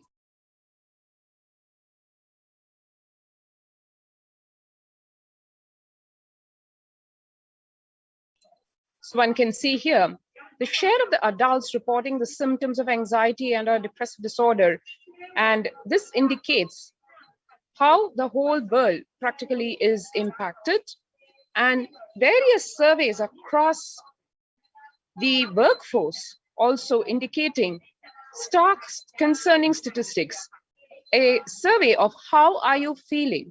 This survey conducted by various companies across their employee workforce, asking what employees say they feel more than half the time at work. And here we see the results showing that 34% of the employee workforce says they feel tired. 34% say they feel stressed. 27% say they feel burnt out. 22% discouraged. 19% distracted. 17% depressed. Now that's really a concerning statistic, because what used to be a healthy work-life survey conducted by companies to check on the pulse of the health of the employee workforce in terms of how they feel successful, ambitious in their career, how they feel fulfilled, has now translated to something asking the fundamentals about how they are feeling in terms of whether they are able to cope up with the stress at work, or whether they're feeling burnt out or depressed. And as we see the numbers indicating, a significant portion of the workforce actually feeling the hit of the corona pandemic in various ways, including at work, feeling stress, anxiety, burnt out, and discouraged and depressed. One can see here the American Psychological Association declaring that in America, the COVID-19 is a significant stressor for most Americans, and it is actually a national mental health crisis. One can see here, nearly 8 in 10, which is 78%, say the coronavirus pandemic is a significant source of stress in their life. Nearly 7 in 10 say they have experienced increased stress over the course of the pandemic. And 1 in 4 essential workers, 25% diagnosed with mental health disorders since the start of the pandemic.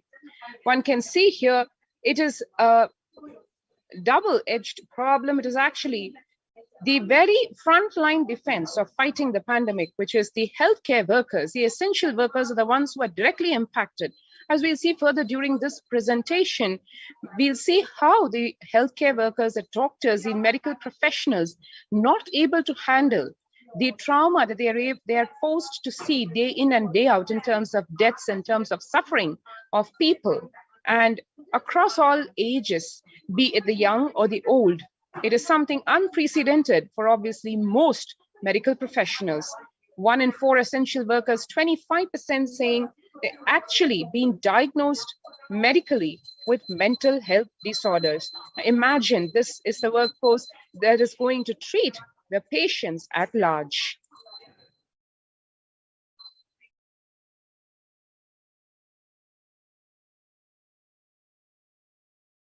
COVID-19 could exacerbate doctors' existing mental health burden is again what the surveys are indicating. More than 60,000 US healthcare workers have contracted COVID-19, 300 have died. And in comparison, an estimated just same number, 300 to 400 physicians die by suicide every year. Of the health workers who treated patients during the COVID-19 outbreak, 50% showed signs of depression and 45% showed signs of anxiety, according to preliminary research. So as one can see, practically half of the medical workforce actually suffering from the very effects of the pandemic, that they are expected to be providing help and support to the patients who are expecting to get healed at their hands. And self-reported mental health among pregnant women and new mothers also indicating before the COVID-19 pandemic, 15% faced depression, 29% faced anxiety, whereas during the COVID-19 pandemic, these numbers have shot up to almost 41% of the pregnant women and new mothers facing depression and 72% facing anxiety.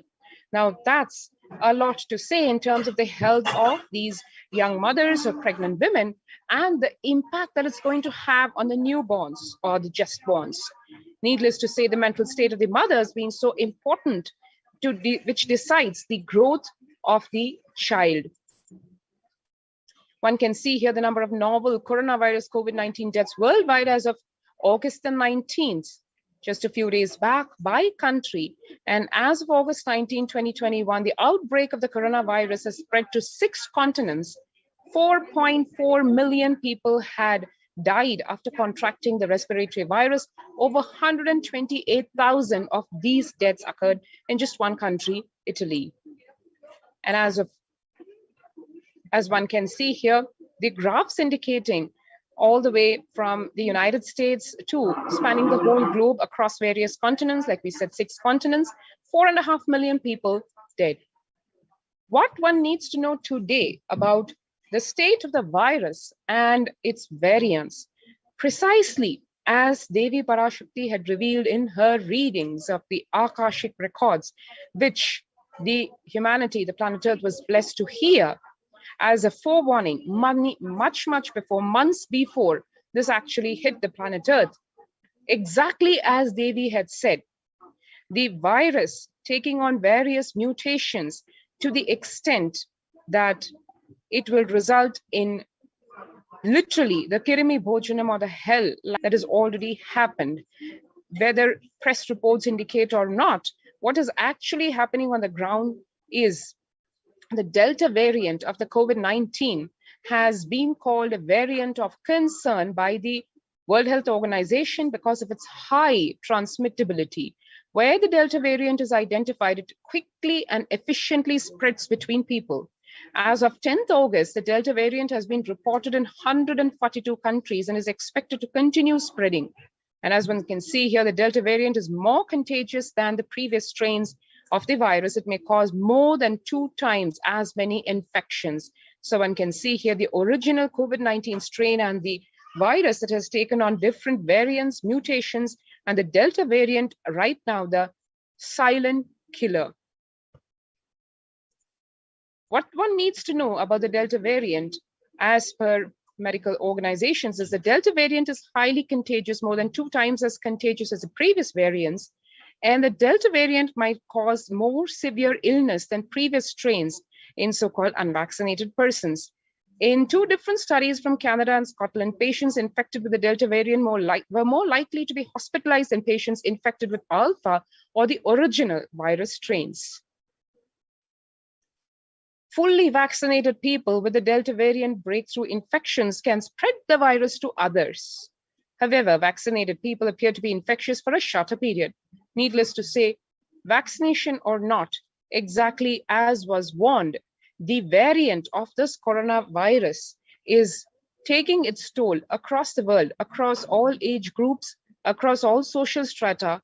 Previous variants typically produced less virus in the body of infected, fully vaccinated people than in unvaccinated people. In contrast, the Delta variant seems to produce the same high amount of virus in both unvaccinated and fully vaccinated people.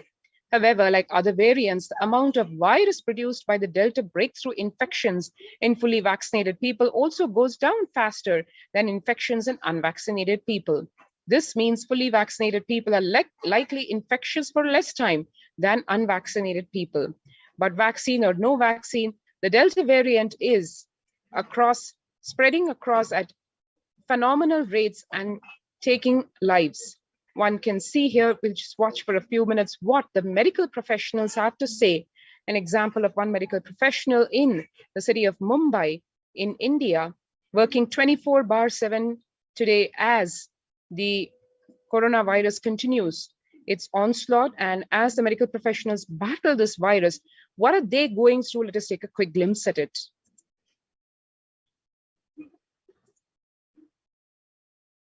Patients at home with oxygen, and this is not something we are enjoying. So I really want all of you to follow a few things that I really, अगर आपको लग रहा है कि आपको 1 साल से corona नहीं हुआ है इसलिए आप कोई सुपर हीरो हो या आपकी इम्यूनिटी बहुत अच्छी है और आपको ऐसे कुछ नहीं होगा, तो आप गलत फहमी में हो. हम यंग लोगों को देख रहे हैं. I mean, we have a 35-year-old who's on the ventilator and we are not able to help people now. So we do not want, we really don't want any of you to be in that situation. So, sorry. I think ये जो emotional breakdown है हम doctors में अब सबको कोई ना कोई समय हो रहा है because we've not been so helpless. Okay.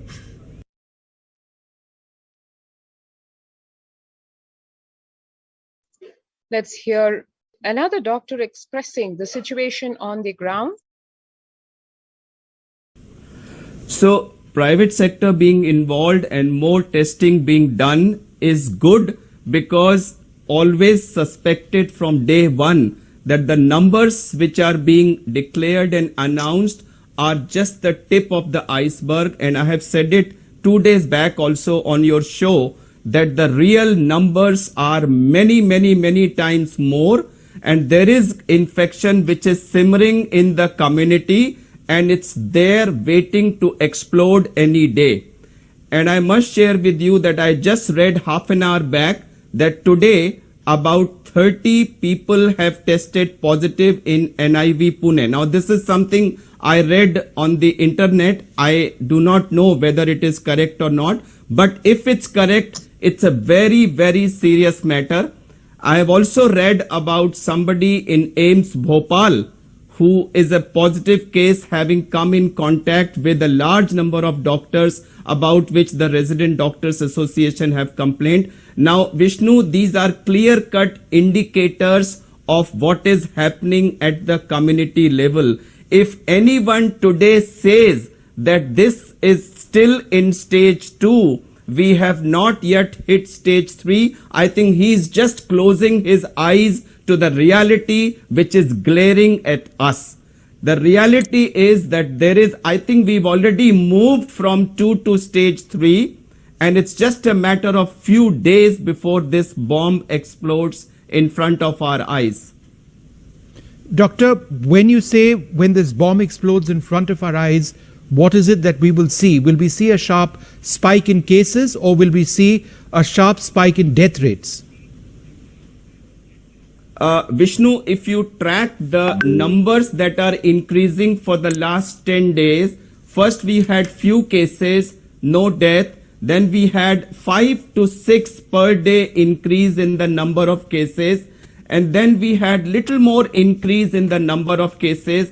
And if you look at the number of cases added in the last 24 hours, it's the largest number added in the last 2 weeks. Yesterday, the number was around 156 or 160. I'm talking of the reported cases. And today we are touching 250. So roughly 70, 80 declared cases added in the last 24 hours, which is the largest increase. So not only are the numbers increasing, but the increase in the numbers of numbers is also increasing. Just is reflective of a large volume of cases which are in the society.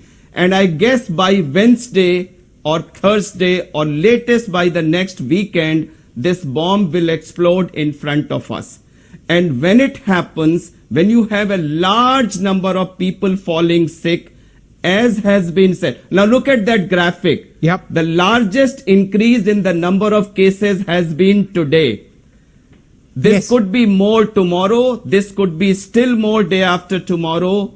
And I don't think we need artificial intelligence to figure out where this graph will ultimately lead to. So we are just a few days away from a very, very serious, maybe Spain or Italy or China-like situation.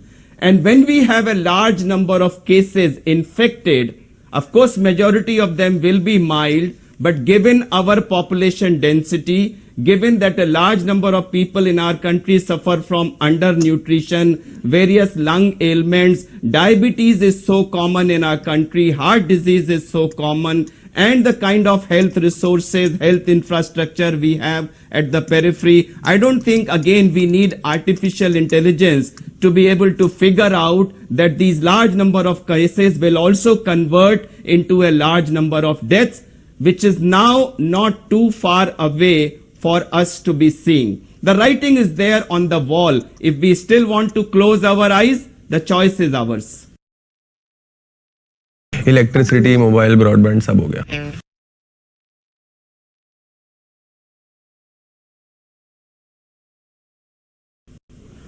So private sector being involved and more testing being done.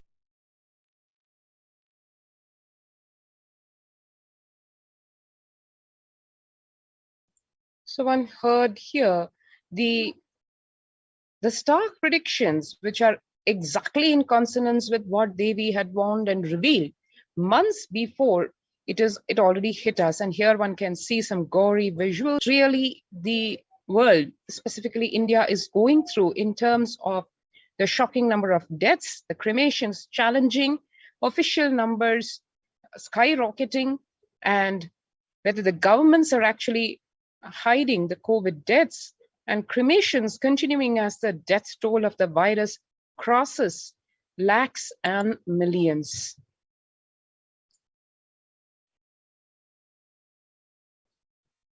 And here, let's watch one more video where there are concerning questions and data indicating that the numbers are 10 times more than the official figures. But today we saw startling new evidence of the ravages of the pandemic in India. Now, it was already a dire situation, the government reporting more than 415,000 people have died. But most infectious disease experts agree the real toll is almost certainly much higher. Today, the Washington-based Center for Global Development released the most comprehensive study on the impact of the coronavirus in India. And as feared, it says India's death toll could be a staggering 10 times higher than the official tally.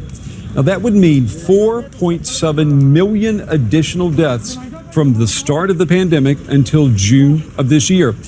And just a few months ago, India saw a devastating rise in infections driven largely by the more infectious Delta variant. Well, joining us now is one of the authors of that report. Abhishek Anand is a graduate of Harvard's Kennedy School, and he has worked as a policy analyst for the Indian government. He joins me tonight from Delhi. It's good to have you on the program. We knew that India's COVID-related deaths were higher than the official figures, but were you surprised? Were you shocked at what came out of your research. I mean, we're talking about nearly 5 million extra deaths. Yeah, we were surprised, to be frank, because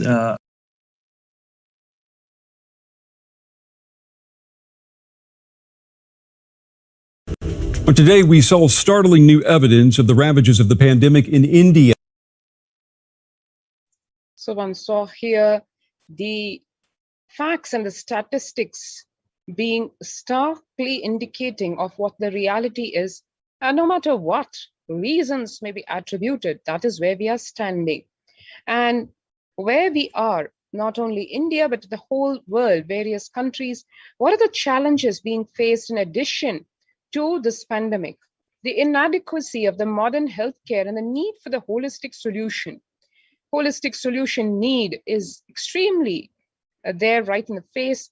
As one can remember, during the Ebola outbreak in West Africa in 2014, more people died from the interruption of social services and economic breakdown than from the virus itself.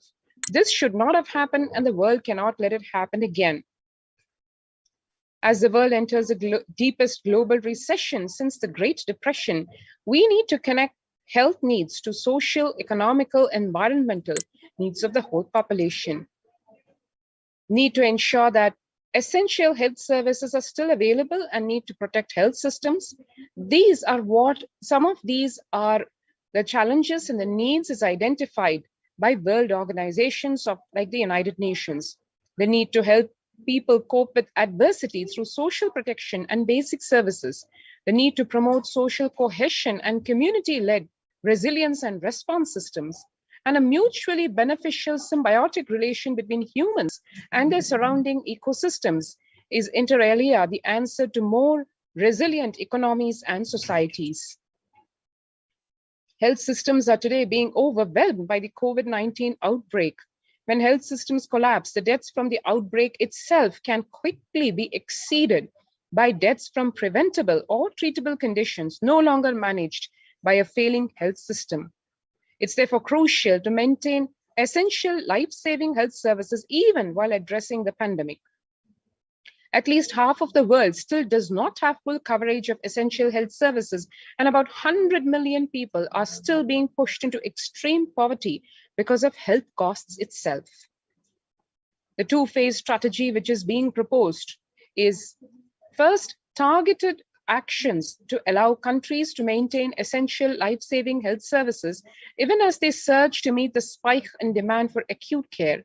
Second, a complementary effort targeting health systems recovery, preparedness, and strengthening with a focus on primary health care and universal coverage and for future waves of COVID-19.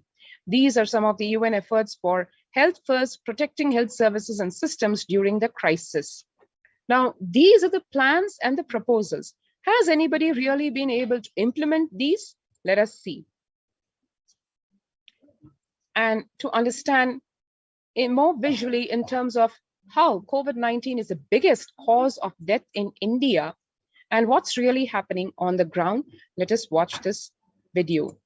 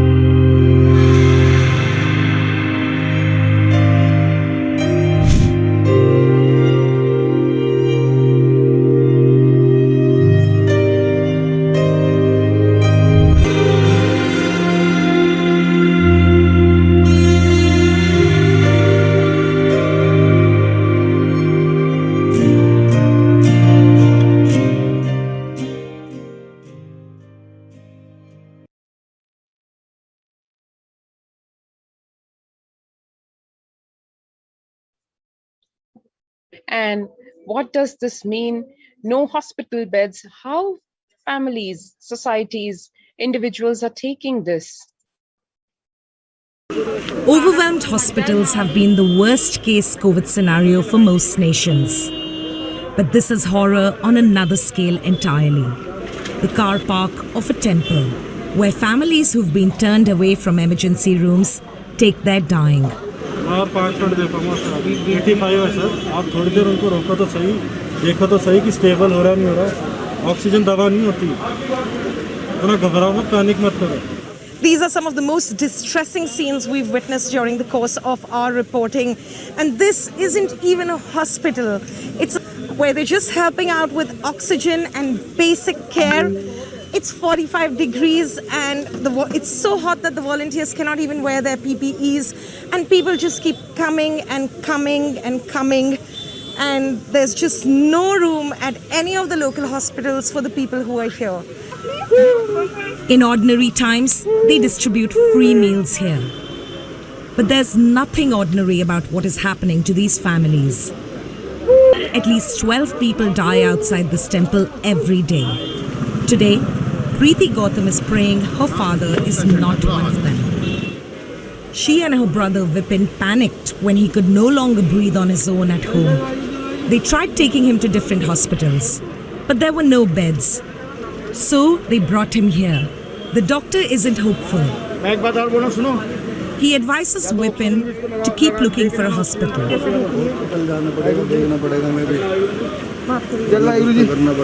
But their ambulance driver is out of ideas.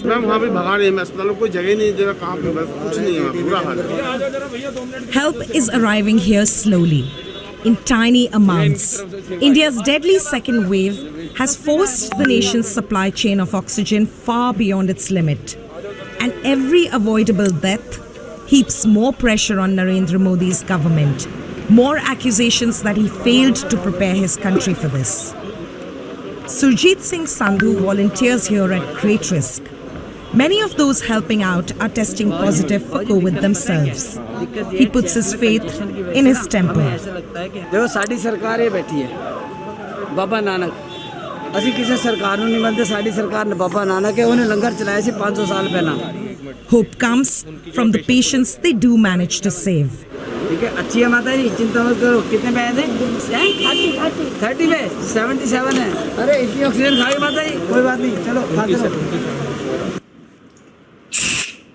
So scarce are supplies, people are flooding social media and phoning hospitals across New Delhi searching for canisters. Srinivas, president of the Indian Youth Congress, has set up a war room in his office.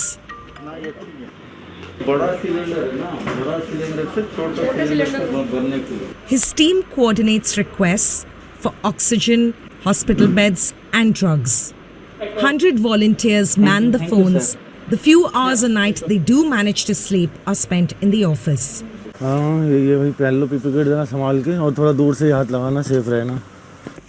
Across the capital, Mohammed Shamim is also run off his feet.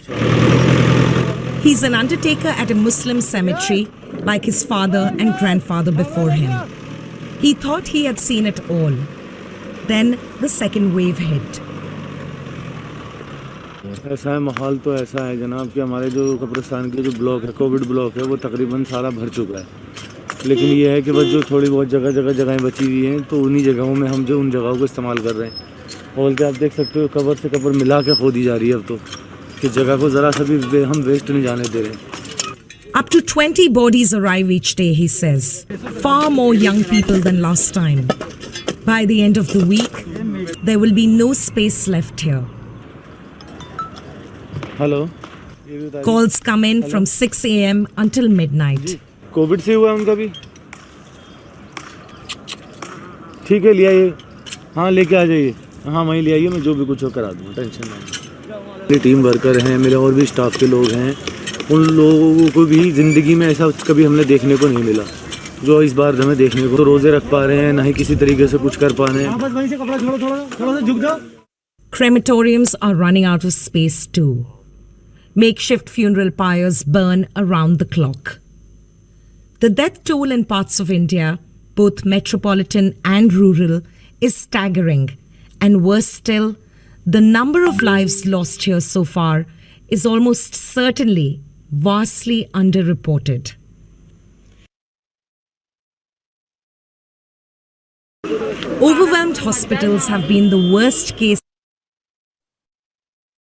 So one saw what is happening on the ground in terms of what the medical care, the healthcare workers are going through, what individuals and families and societies are going through, what cities are facing in terms of cremations, not able to handle the number of deaths, and needless to say, the unimaginable psychological trauma that every person in this, practically this whole world is going through. And here one can see the weekly trends, the number of corona cases crossing in the millions and the deaths also touching in millions. And here we can see the reported cases and the deaths by country or territory. Every single country in the world impacted. The 7-day rolling average of COVID-19 cases in India, and one can see here the huge spike that happened just weeks back, and the number of confirmed cases as per the official numbers itself crossing millions. And as we discussed, this is what the challenges the world is facing, the needs as the world organizations like the United Nations, which are helping battle this pandemic of unimagined and probably unprecedented proportions has brought to humanity. And in the face of this, to counter every single challenge that was discussed about in terms of healthcare, holistic healthcare, and the needs of people, here we have a living, absolutely successful proof of concept in the form of the COVID care centers in the de facto spiritual embassies of Kailasa all across India, which have the record unmatched by any government or any civil society or any organization in terms of zero deaths. Not only zero deaths, being able to have communities which are not only living and protected from this threat of corona, but also in such a blissful, living in such a blissful manner through the spiritual solutions, the holistic medical care, and the huge slew of offerings which are given by the de facto spiritual embassies of Kailasa under the guidance and blessings of the Supreme Pontiff of Hinduism, Bhagwan Nithyananda Paramashivam. So let's understand what those methods are, what have been deployed, what is the solution really for this COVID-19 pandemic in terms of how to protect oneself from it in the first place, and how to continue to live life as it used to exist in the pre-COVID-19 in terms of living in a non-emergency mode, living in security, and being able to function completely and contribute to humanity.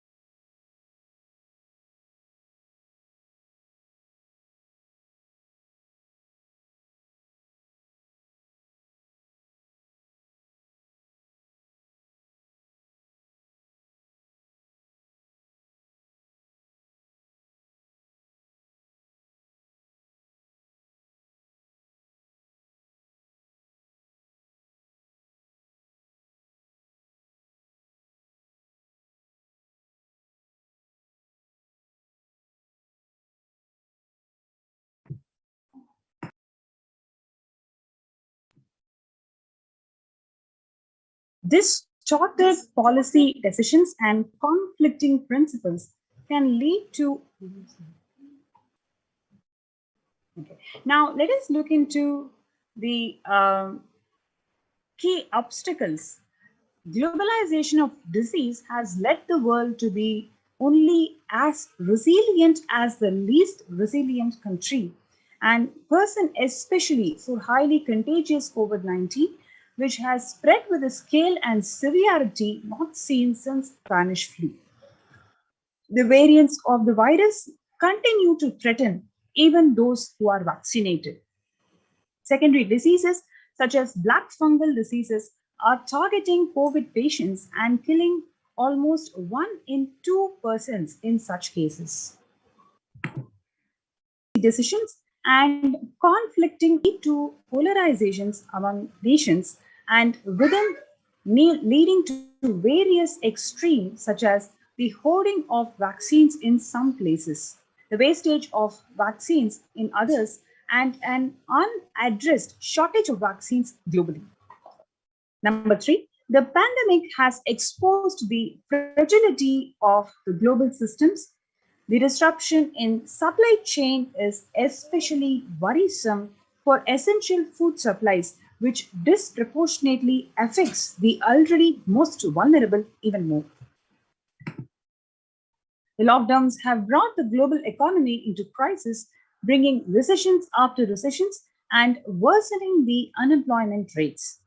Frequent lockdown and ongoing threat of famine, especially in countries where employment is predominantly informal, are exacerbating worries that starvation may cause more suffering than the actual deaths that are incurred due to virus. Far from SDG 2, which is the Sustainable Development Goals 2, zero hunger policy that the United Nations have been advocating so far, the number is now predicted to come to about 1 billion. Now, what are the solutions that we have in our plate now? The revised economic policies. Human life is more precious and important than all the economic principles or systems in totality, because all these concepts are legitimate only because of their utility value, which is to fundamentally make the human life better. At least until this ongoing crisis ends, all the economic policies need to be revised to make sure no human being suffers from hunger or the absence of required medical care. As per the Hindu principles, the world, including the economy, evolves through 5 phases, which is creation, that is growth, sustenance or stagnation, recession or revitalization, reinvention, and the 5th phase is breakthrough. As per Hinduism, conventional economic growth is observed when best practices are applied diligently. However, during the times of crisis, that leads us to a 4th and 5th phase, wherein the need to reinvent and deliver a breakthrough becomes both a survival need and an opportunity to surpass any means and measures of conventional economic growth. According to Keynesians, increased public expenditure during the Great Depression of 1929 improved the economy. However, the government never completely gave up trying to balance the budget, which resulted in it never spending enough to bring the economy out of recession until the Second World War.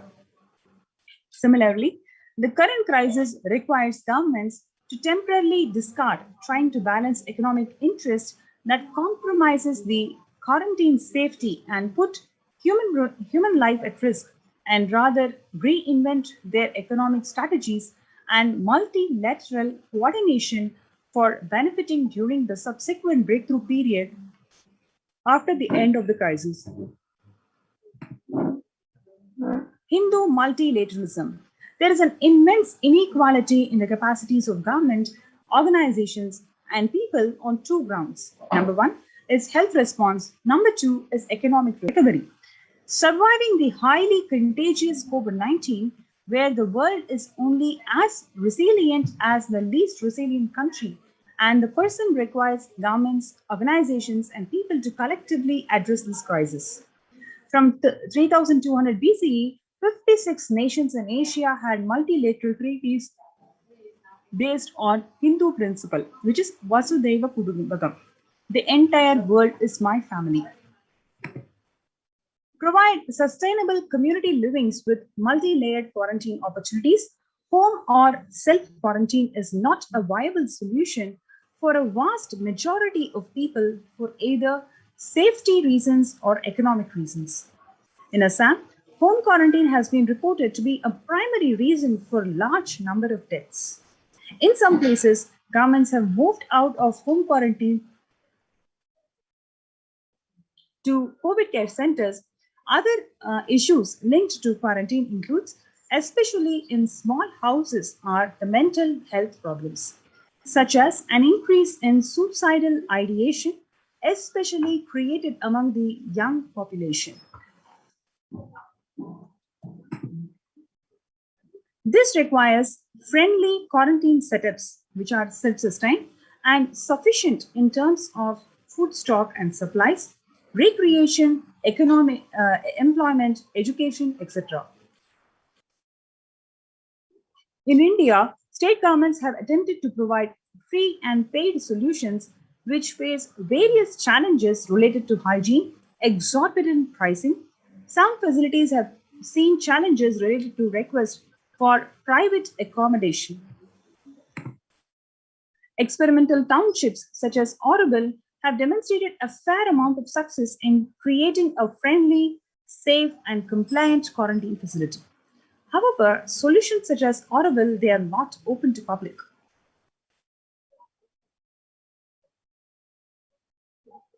Yes, for 2 decades, the leader of the ASMT Hindu community, the Supreme Pontiff of Hinduism, Jagadguru Mahasannidhanam, His Divine Holiness Bhagwan Sri Nithyananda Paramashivam, had been creating townships like Auroville across more than 100 cities in several countries.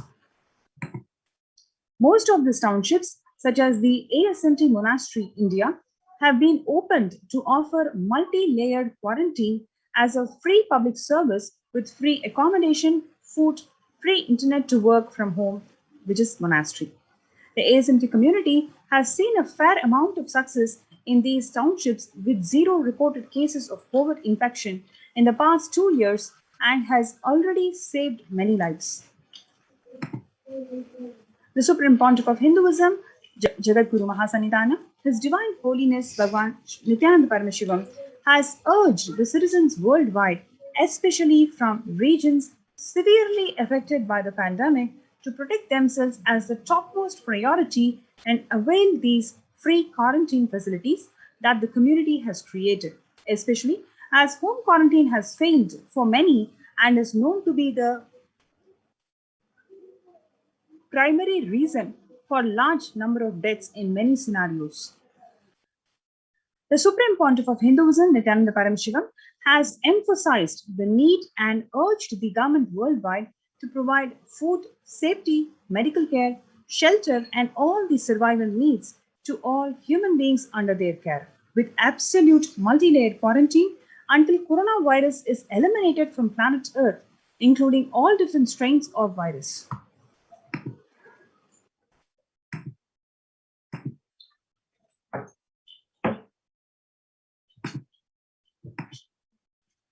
Number 4, educate citizens on individual pandemic management.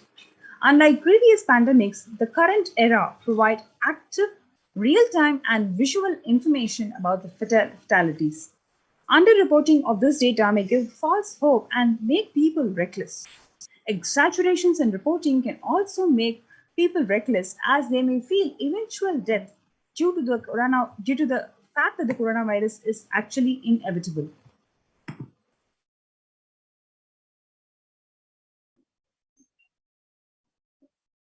The proper education is extremely crucial, as it will dramatically reduce the number of deaths and reduce the challenge on the healthcare systems.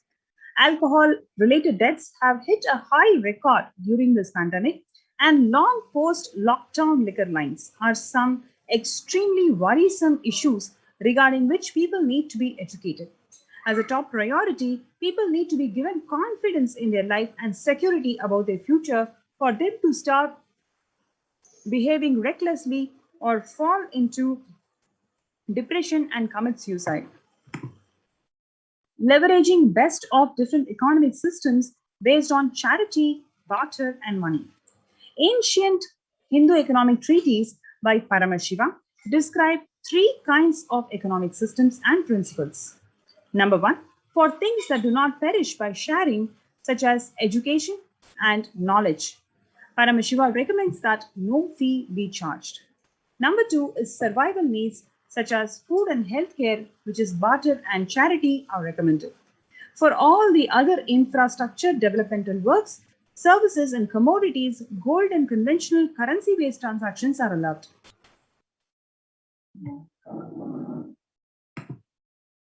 These systems are still in practice in modern day, but grossly overlooked, and it is not sufficiently studied within their close relation to mainstream economics. The World Health Organization and GISAID provided early access to data regarding the virus. This is an example of an open knowledge-based economic policy where critical data about the virus was not monetized. Similarly, South Korea helped the USA access masks and testing kits. And there was a hope that this would lead to a reciprocal arrangement in terms of vaccines, which is like a barter-based model allowed in food and healthcare. A highly effective concept for ensuring food security in ancient Hindu nations was that of food grain banks. These were prevalent until the 18th century. The elderly in villages would start food grain banks with a capital seed of grains collected by fundraising. If any person met with a crisis such as crop failure, the food grain bank would lend him grains in exchange for an interest. The debtor was expected to return with the principal grain amount during the next harvest. The food bank expands its reserves of food grains based on the interest earned and donations. At the time of severe crisis, a village would be able to withdraw these grains, and if required, all such grains loans would be written off on humanitarian grounds. In Hindu temples, food is shared for free as a policy. This was the case in both ancient times and also in modern times. For the last 27 years, every month, the Hindu ASMT community, the Adishaivite minority community, has served more than 3 million free organic meals in religious gatherings to everyone without discrimination and served over 1 billion free meals in total. Such private and public efforts are crucial to ease the threats of starvation, which is estimated to hit 1 billion people worldwide. The crisis requires governments to take aggressive, proactive measures to monitoring health. Smartphone applications have been used by the governments that are based on health code color systems that recognizes the individual into 3 basic colors based on their health status and travel history, and then determine whether they can be quarantined or not.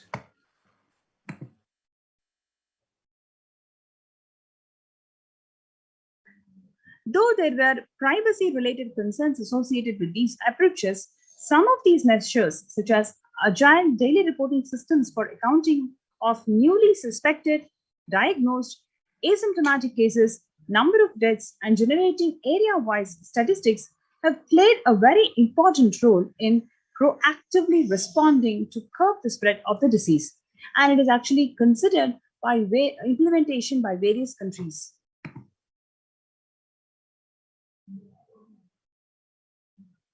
Number 8 is the traditional medicine. In Hinduism, nature and planet Earth are respected as a living divine mother energies capable of providing us with all the survival needs, whether it is food, medicines, etc. Though traditional medicines such as TCM and Ayurveda are effective in Addressing COVID-related issues, a few years ago, a Nobel Prize was awarded for scientific work based on traditional medicine. The mainstream Western medicine has chosen to characterize Ayurveda as a pseudoscience and TCM as unscientific.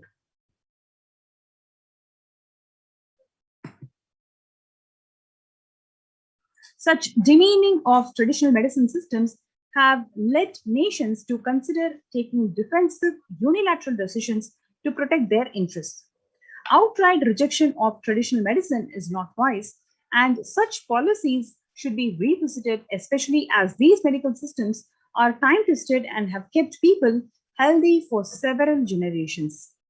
Kailash Union recommends governments worldwide provide solutions like Kailasa's Hindu medical care, which includes completely free of charges, which is whether it is yoga, Ayurveda, Siddha, Western medicines, and they also provide the most importantly multi-layered quarantine facilities for complementing their ongoing public health efforts.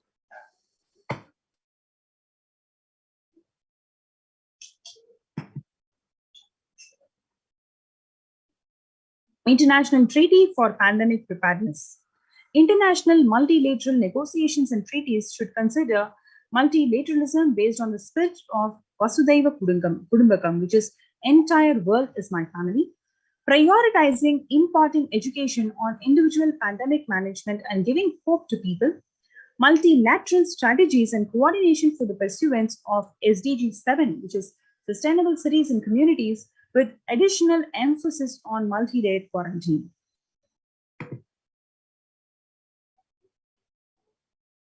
Waiver of patents on extremely essential vaccines and common global funding of vaccines. Everyone should be provided access to traditional healthcare systems free from the policies that are prejudicial and discriminatory towards these systems. The creation of food grain bank systems and other traditional economic systems are described in this report would help the most vulnerable people of the world without disrupting life and economy such that the effects of the lockdown are unnoticeable.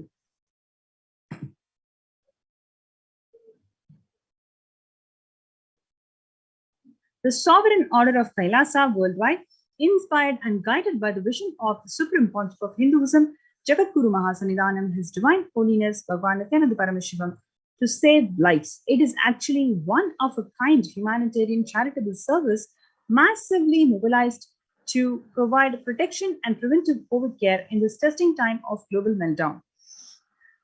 Through this initiative, Kailasa has been consistently supporting people through free food banks, free medical care, and many more services. The impact of mental disorder and lack of spiritual strength during a humanitarian crisis are often difficult to access and inflict lasting damages.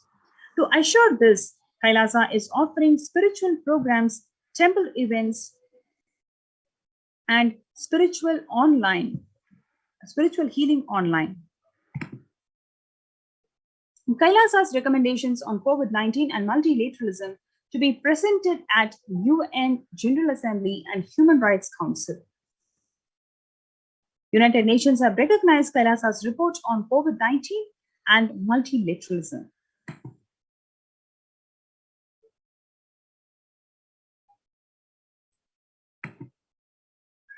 Kailasa's report and recommendations on the International Treaty on COVID got accepted and published by the United Nations.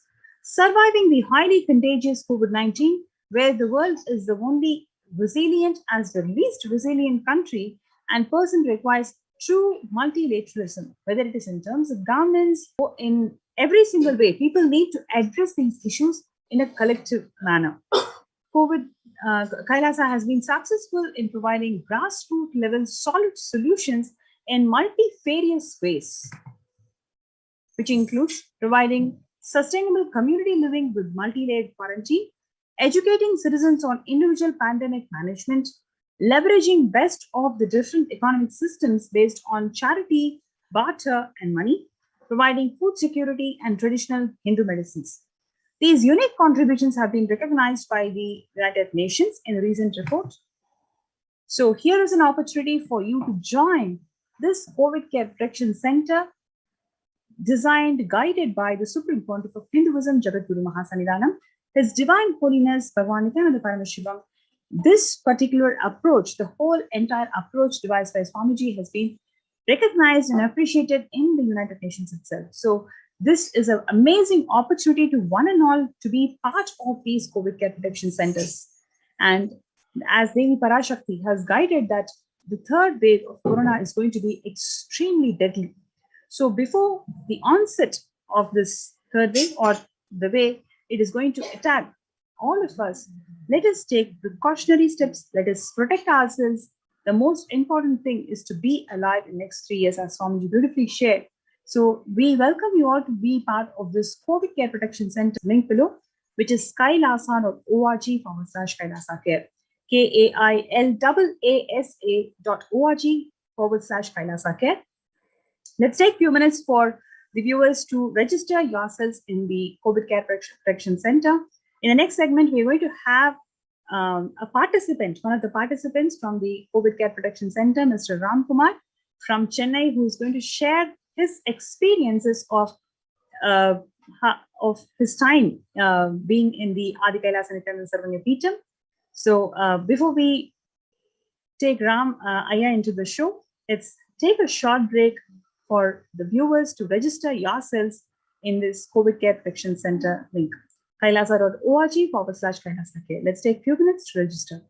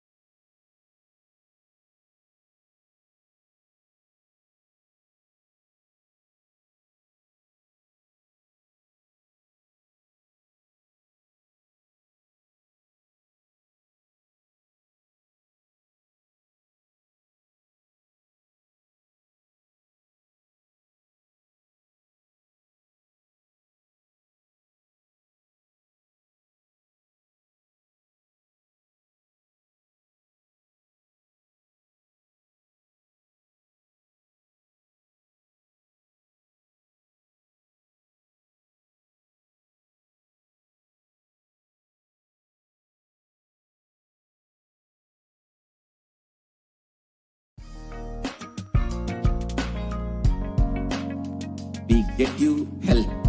We get you ability to build beautiful relationships in your life. We get you direct spiritual support, and we make sure you become wealthy.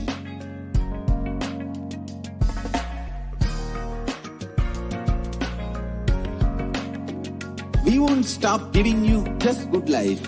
We will literally not stop till you live enlightened life. Manifesting the state of Paramashiva, space of Paramashiva, powers of Paramashiva, being of Paramashiva.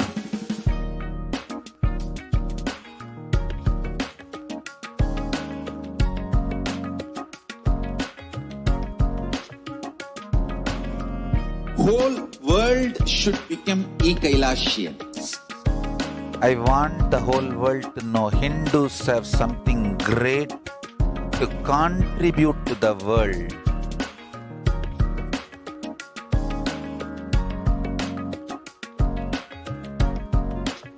We have something great to contribute to the world. Let us do that.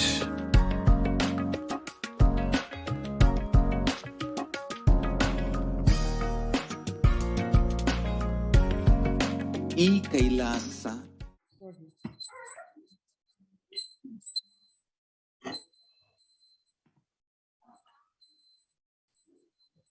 Yes. Nithyanandam, to the viewers, we have Ram Kumar Ayya from Chennai, who has joined our show today, and he is going to share his experiences of being a COVID care protection center participant in Adi Kailasa Nithyananda Sarangipitam. Nithyanandam Ayya, we welcome you to the show today. So I would like to request you to unmute yourself, and you can introduce yourselves to the viewers.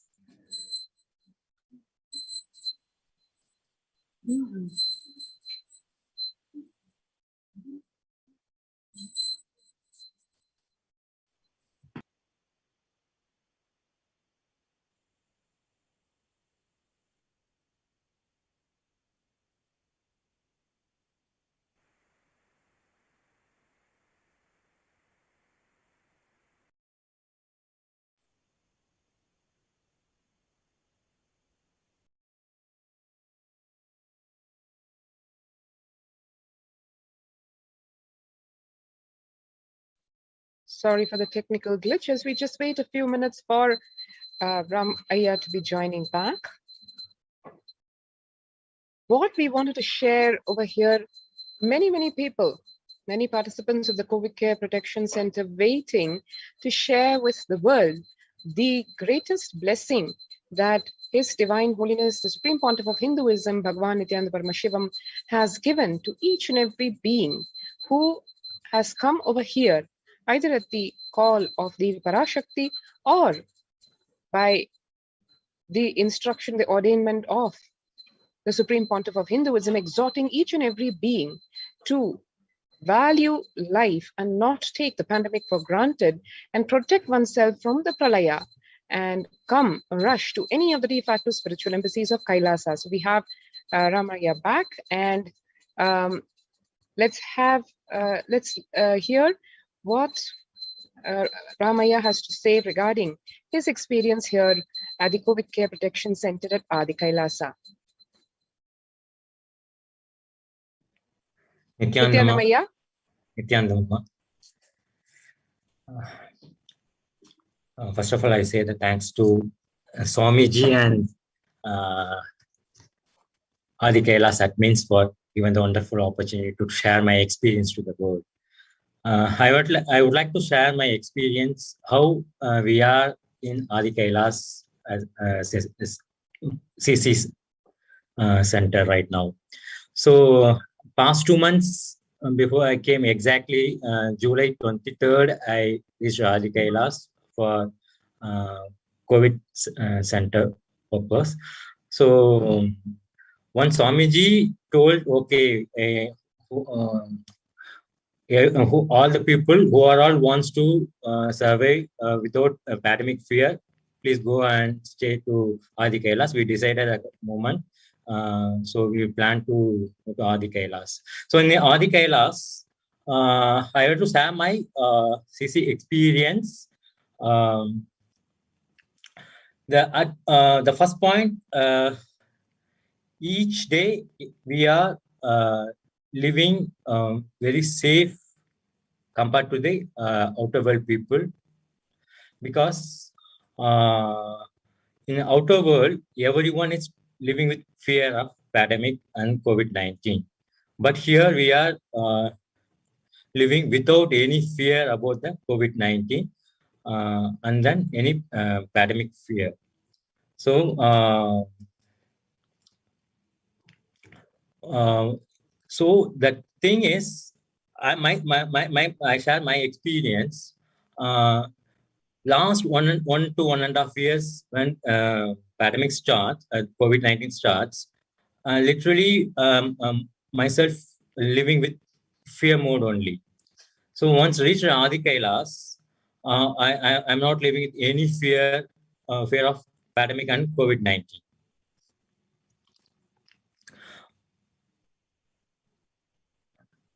Can you hear, Amma? Yes, Aya. Please go ahead. That's wonderful, Aya, because like you rightly pointed out, it is very common for people to right from buying a water bottle or groceries or medicines, or even going to work, any casual or official visit, people are so afraid. We don't know what is going to happen next moment. Yes, so Amma. here, Each and every time when I go and come to the house, literally I'm very feared to touch my kid. So nearly 1 to 1.5 hours, I left out terrace garden or my garden, and then sit and then wash my hands or took the pot in outside only, and then after only I will enter to my house. After my kid can come and catch me, but I told him don't touch. But that kind of literally that inner fear, not only inner fear, that's the fear only we are leading the life in the past 1.5 years. After reach the Adi Kailash only, I hug my kid, and then I touch my kid without any fear and living without mask, and then we have to eat the food and without fear. That's we are having it everyday meals. That's what Swamiji provided as a sattvic food. Enjoying that food and without any hurdles, and without any single fear, we are having that food, Amma. That's and that kind of freedom to living here. First of all, I'm free from mask, and then I'm literally out from that inner fear. That's even if even my wife went to college and come back, I am not speak to her. Okay, you will go and take the board, and then after that only we will speak to about other activities, or speaking about that. Okay, what's your routine happening in your college and what we will. So those kind of things, that one, those things has all happened in outer world. After came to the Adi Kailas, we are literally living very free, fear mode. So that everyday morning, we are starting with the good, our everyday routines like nas, and then puja, rituals, sevas. Thanks to Swamiji for living this kind of opportunity, giving this kind of opportunity for us. And then not only for this is everyone's saying like, okay, we are also have same doing in our home also, like doing puja, yoga. Okay, the same we are living as God living places. We will do definitely the difference. Will definitely will realize the differences.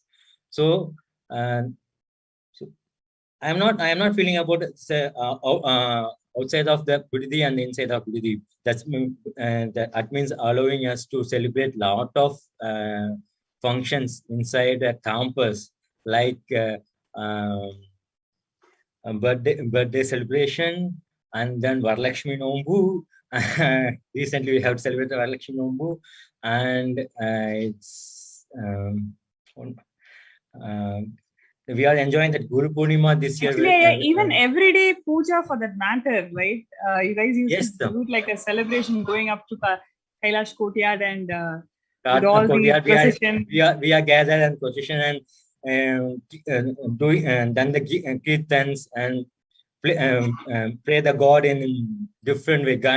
Like Ganas, how to Ganas have to celebrate the Lord Sadashiva the same way we are celebrating everyday puja and rituals, Amma. Oh, wonderful, wonderful. So also I wanted to hear from you. Are you working? How you are able to manage? Yes, Amma, 100. Yeah, not only for me, my wife also is working. She is also working as a college lecturer. Myself, I'm an IT guy. I'm working here. It's not the difference between whether I am working outside and inside. That's 100%. I give the thanks to admins for Adi Kailash admins. They have given the wonderful support, provide the Wi-Fi, and then given the opportunity to attend the office work without any hurdles, without any power breakups. If there is any happen, they suddenly sort it out. That's I'm amazing. I don't know how it's manifest those things as. So within few things has happened. Oh my God, it's happened. Oh no, suddenly within 1 or 2 hours it will resume it. Okay, I'll attend my regular work like office calls. Even I every day morning in 3 o'clock I connect with my office call without any hurdles. After reached Adi Kailash, I'm enjoying to attend that my office work. So Monday to Friday, without any hurdles to work, I'm doing my regular job without any without any breaks, without any leaves. First of all, so those kind of support I received from Adi Kailash and from Swamiji. Wonderful. And then my son how is also your my son how is also your son enjoying? Yes, completely. How is your son enjoying, and what would you like to share with us about his experiences? Yes, Amma. Yes, Amma. That's all. Out in my Chennai.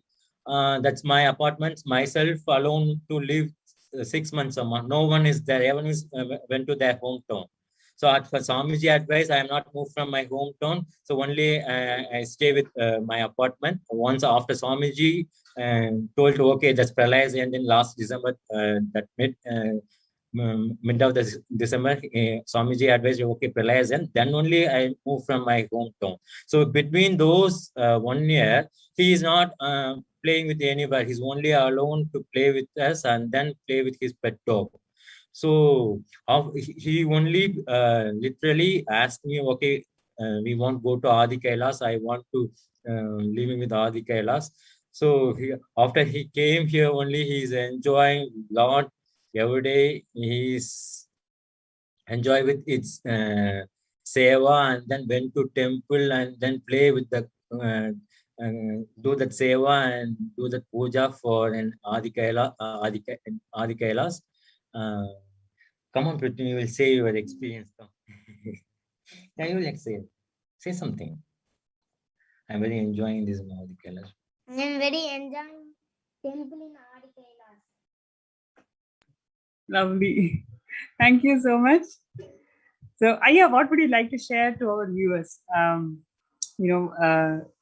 In terms of yes, who should be part of this COVID Care Action Center, and what is your final words to our viewers? Okay, that's few things that I want to highlight here. Yoga, puja. Now, we are enjoying it. Maheshwar puja. It's every month. That's the main thing. And then not only for that, okay, taking care of. If you have kids, elders, and then family man, and then bachelor, who are all, it's multi-layer quarantine. Swamiji literally it's achieved that concepts, wonderful concepts. Right now we are that multi-layer quarantine. It's wonderful support us to living it without any fear.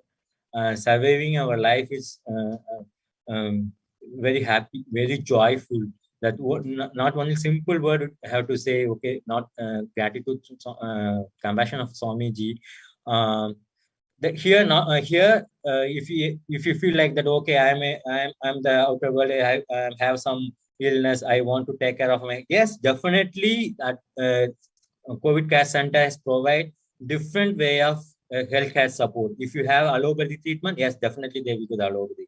Is Ayurveda? Yes, definitely they do the Ayurveda, as well as they provide the Siddha. Each medication purpose, they have to provide different departments.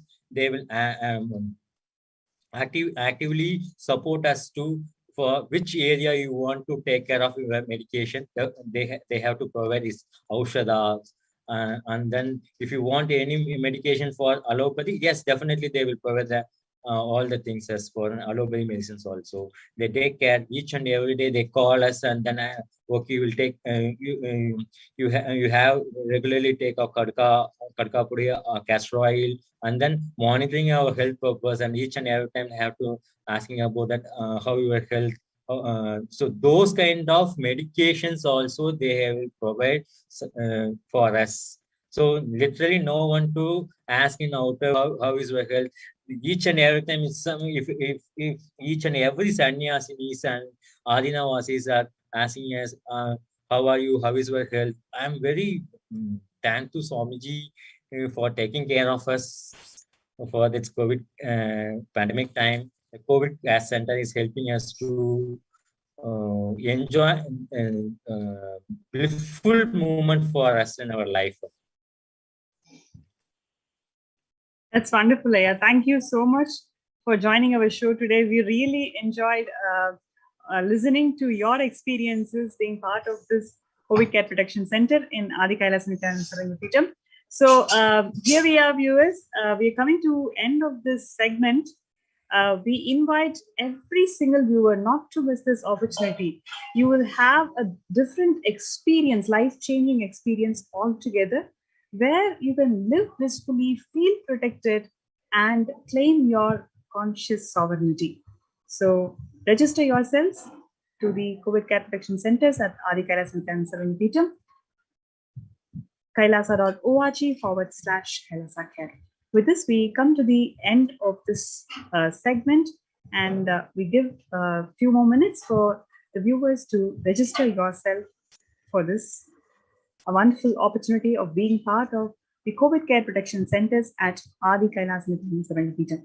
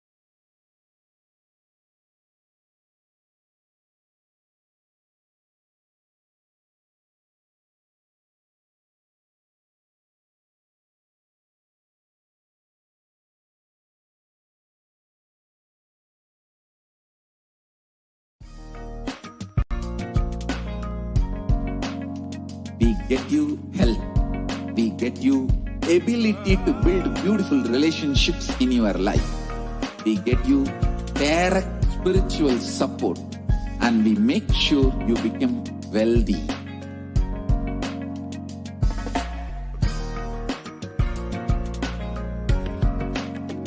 We won't stop giving you just good life. We will literally not stop till you live enlightened life. Manifesting the state of Paramashiva, space of Paramashiva, powers of Paramashiva, being of Paramashiva.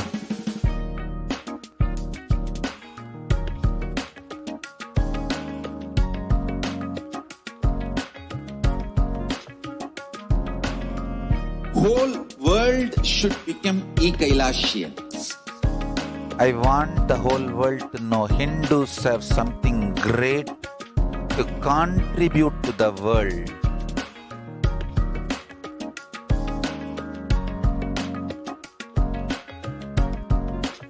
We have something great to contribute to the world. Let us do that.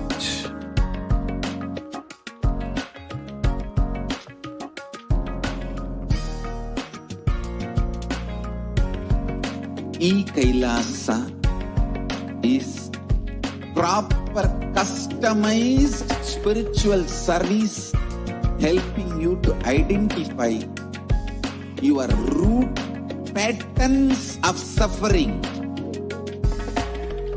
We have perfected the science of helping every individual from every cultural, religious, nationality background.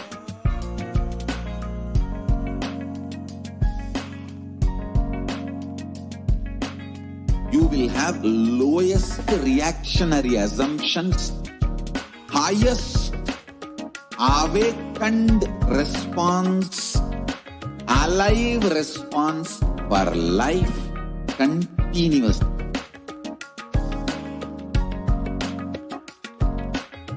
Kailasa is enlightenment, literally enlightenment itself in your own home, wherever you are. Proper customized spiritual service helping you to complete with your life negativity. Withdrawal from life, self-hatred, self-denial, self-doubt, so much of tiredness, laziness. We can support you aligning your diet, your attitude, your aptitude, your understanding about life. We can help you with everything.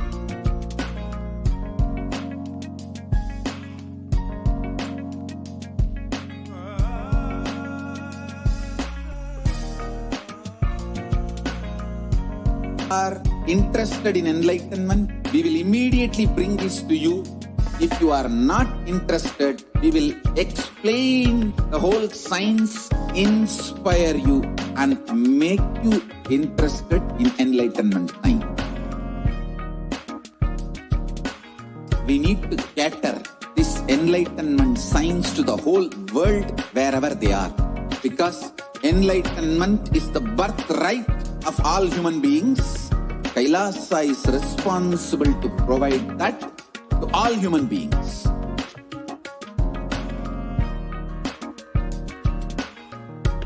Kailasa is the totality of the knowledge I received from my gurus and practice manifested in my life, perfected by teaching millions of people from all cultures, time zones, backgrounds, genders, nationality, race, from every creed.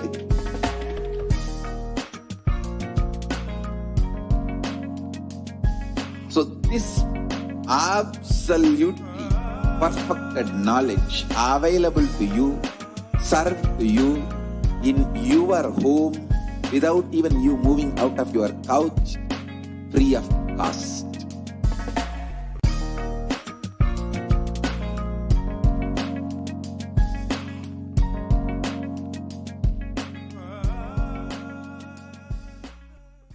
Just be alive for next 3 years. Don't die within next 3 years.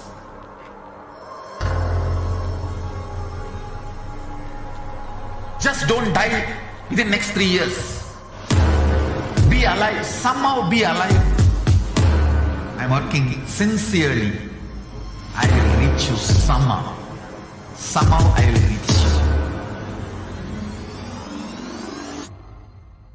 It's my commitment to humanity.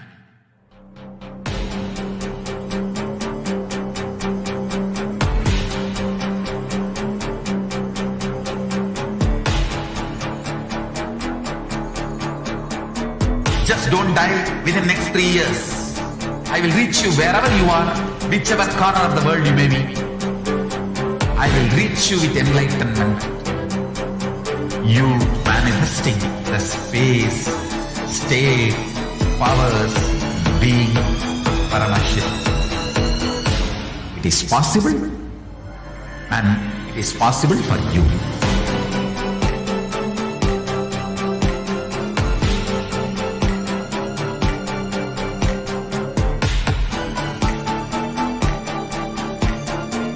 Paramashivoham will reach you with enlightenment science.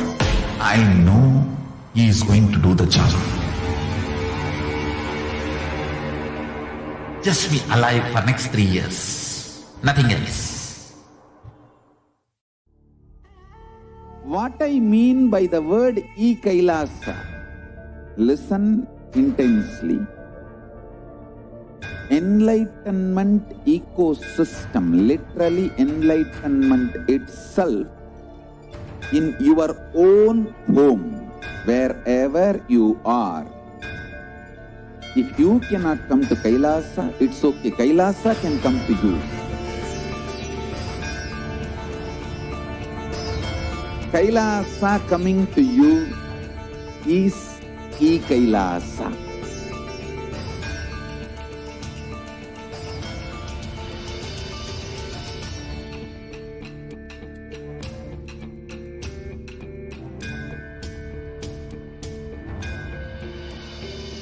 I will revive Hinduism.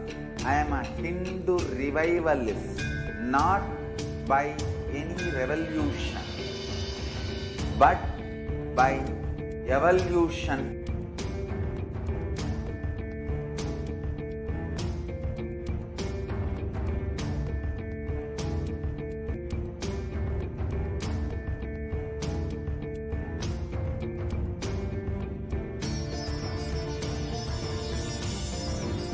And setting model communities.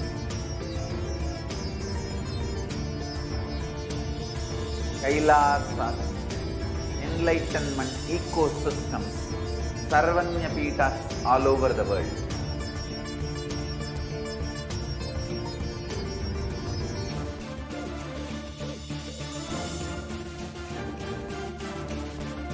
All powerful cognition, knowledge, only when you live, power manifestation and possibilities manifestation happens. It's a fundamental truth.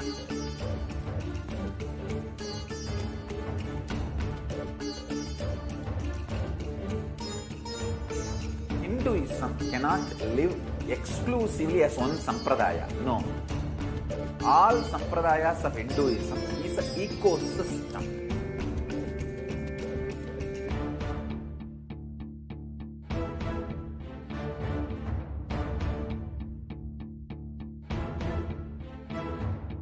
So don't keep quiet thinking that if one sampradaya is attacked, only that sampradaya is going to be affected. All of us are ecosystem.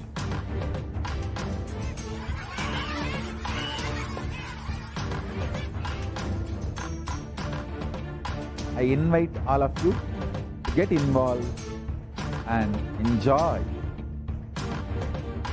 Hinduism by the principle of Dharmo Rakshati Rakshitaha.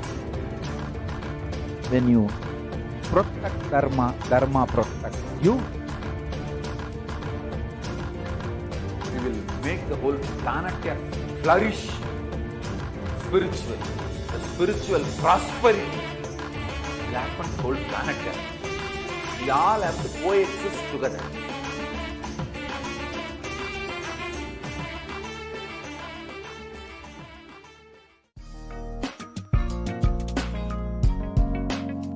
We get you health.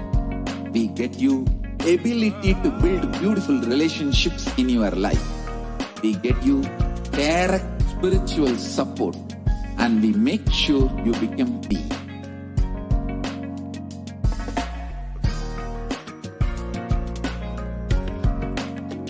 We won't stop giving you just good life. We will literally not stop till you live enlightened life.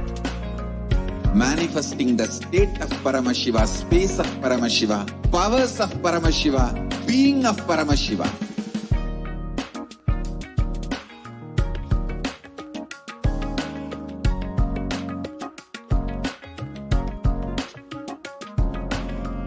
Whole world should become e-Kailashians.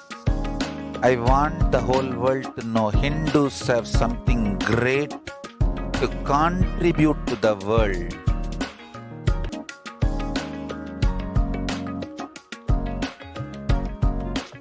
We have something great to contribute to the world.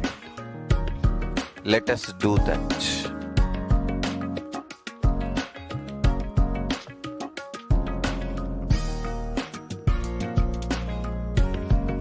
E-Kailasa is proper customized spiritual service helping you to identify your root patterns of suffering.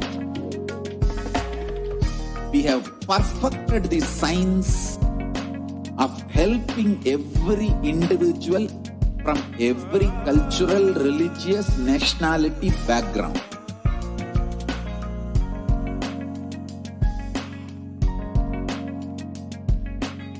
You will have lowest reactionary assumptions, highest awakened response, alive response for life continuously.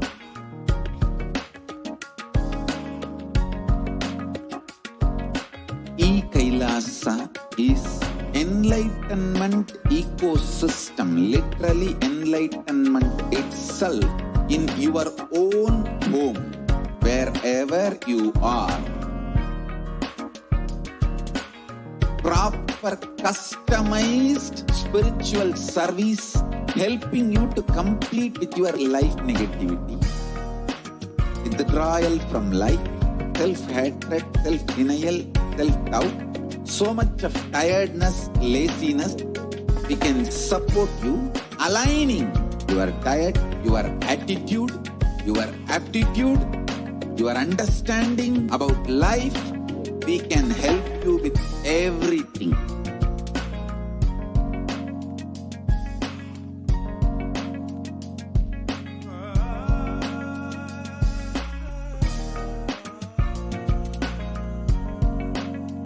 If you are interested in enlightenment, we will immediately bring this to you. If you are not interested, we will explain the whole science, inspire you, and make you interested in enlightenment science. We need to cater this enlightenment science to the whole world wherever they are, because enlightenment is the birthright of all human beings. Kailasa is responsible to provide that to all human beings.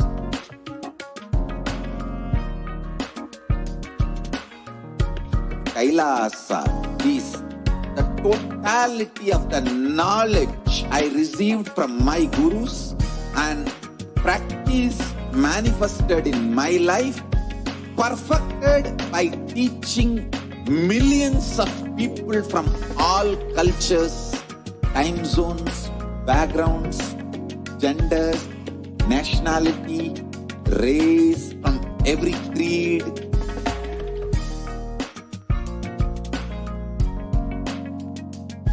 So this absolutely perfected knowledge available to you, served to you in your home without even you moving out of your couch, free of cost.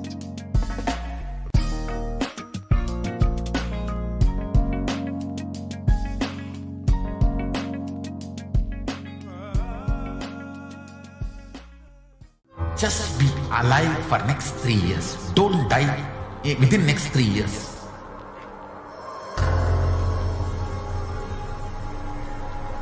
Just don't die within next 3 years. Be alive. Somehow be alive.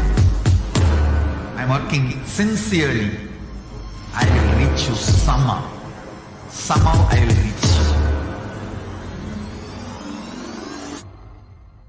It's my commitment to humanity.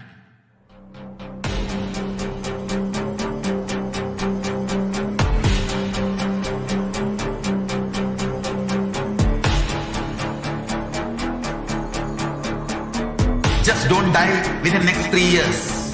I will reach you wherever you are, whichever corner of the world you may be.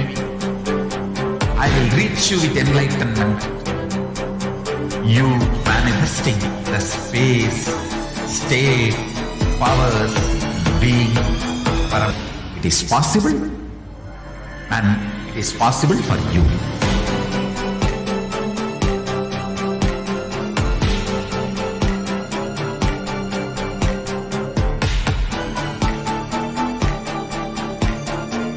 Paramashivoham will reach you with enlightenment science. I know he is going to do the job. Just be alive for next 3 years. Nothing else. What I mean by the word e-Kailasa, listen intensely. Enlightenment ecosystem, literally enlightenment itself, in your own home, wherever you are. If you cannot come to Kailasa, it's okay. Kailasa can come to you. Kailasa coming to you is e-Kailasa.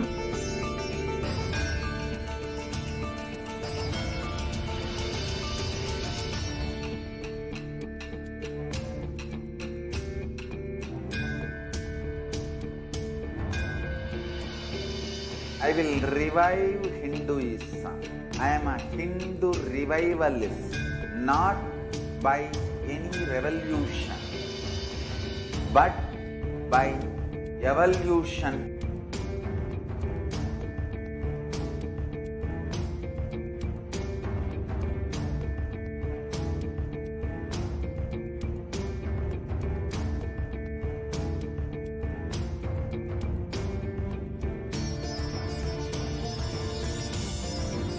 And setting model communities.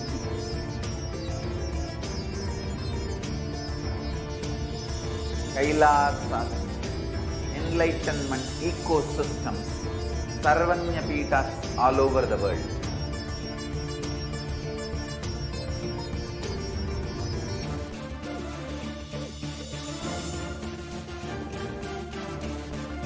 All powerful cognition, knowledge, only when you live, power manifestation and possibilities manifestation happens.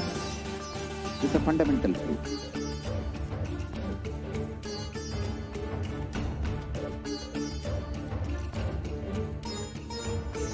Hinduism cannot live exclusively as one sampradaya. No. All sampradayas of Hinduism is an ecosystem.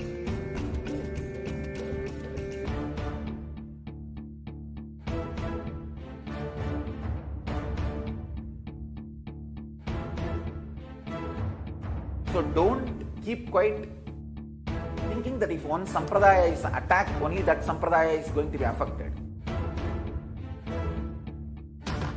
All of us are ecosystems.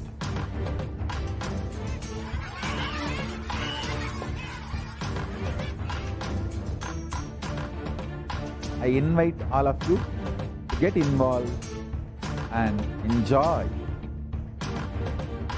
Hinduism by the principle of Dharmo Rakshati Rakshitaha. When you protect Dharma, Dharma protects you. We will make the whole planet flourish spiritually. The spiritual prosperity will happen to the whole planet. We all have to coexist together.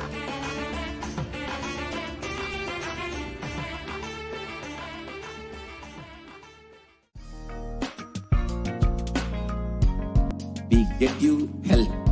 We get you ability to build beautiful relationships in your life. We get you direct spiritual support, and we make sure you become wealthy.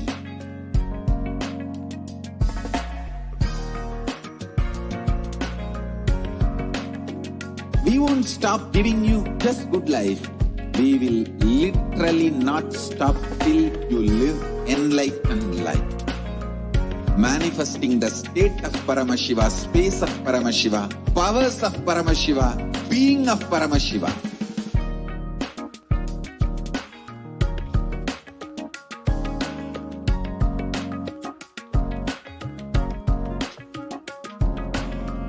Whole world should become e-Kailashians. I want the whole world to know Hindus have something great to contribute to the world.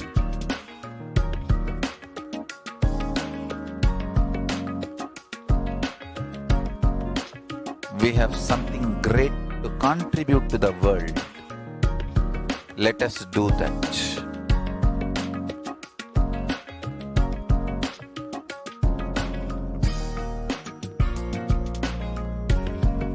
E-Kailasa is proper customized spiritual service helping you to identify your root patterns of suffering. We have perfected the science of helping every individual from every cultural, religious, nationality background.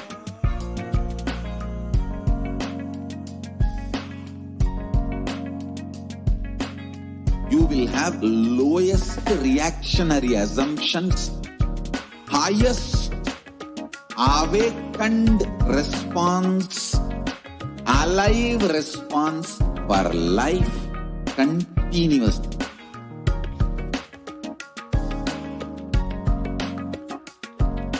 E-Kailasa is enlightenment ecosystem, literally enlightenment itself in your own home, wherever you are.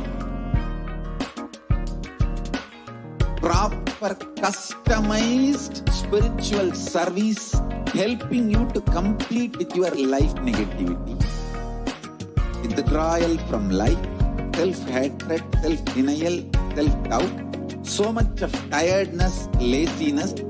We can support you aligning your diet, your attitude, your aptitude, your understanding about life. We can help you with everything.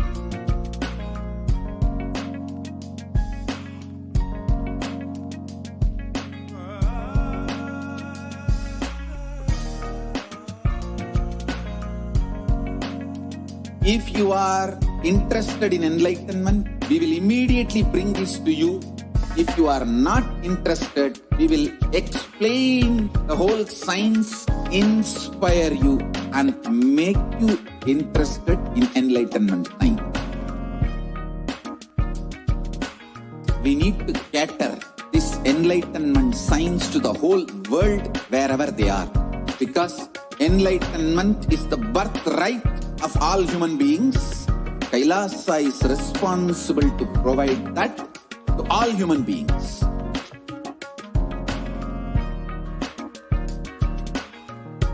Kailasa is the totality of the knowledge I received from my gurus and practice life perfected by teaching millions of people from all cultures, time zones, backgrounds, genders, nationality, race, from every creed.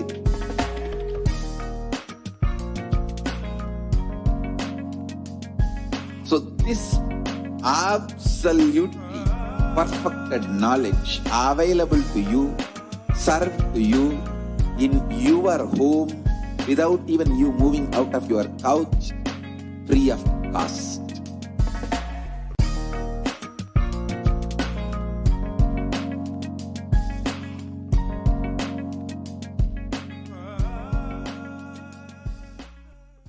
Just be alive for next 3 years. Don't die within next 3 years.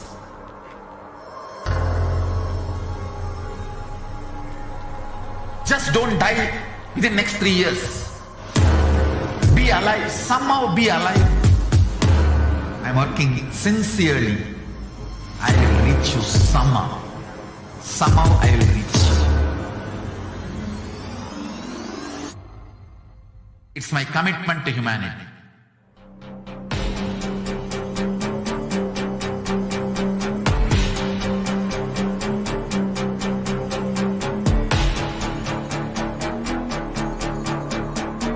Just don't die within the next 3 years.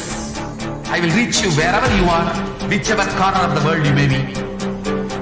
I will reach you with enlightenment. You manifesting the space, state, powers, being Paramashivoham. It is possible, and it is possible for you.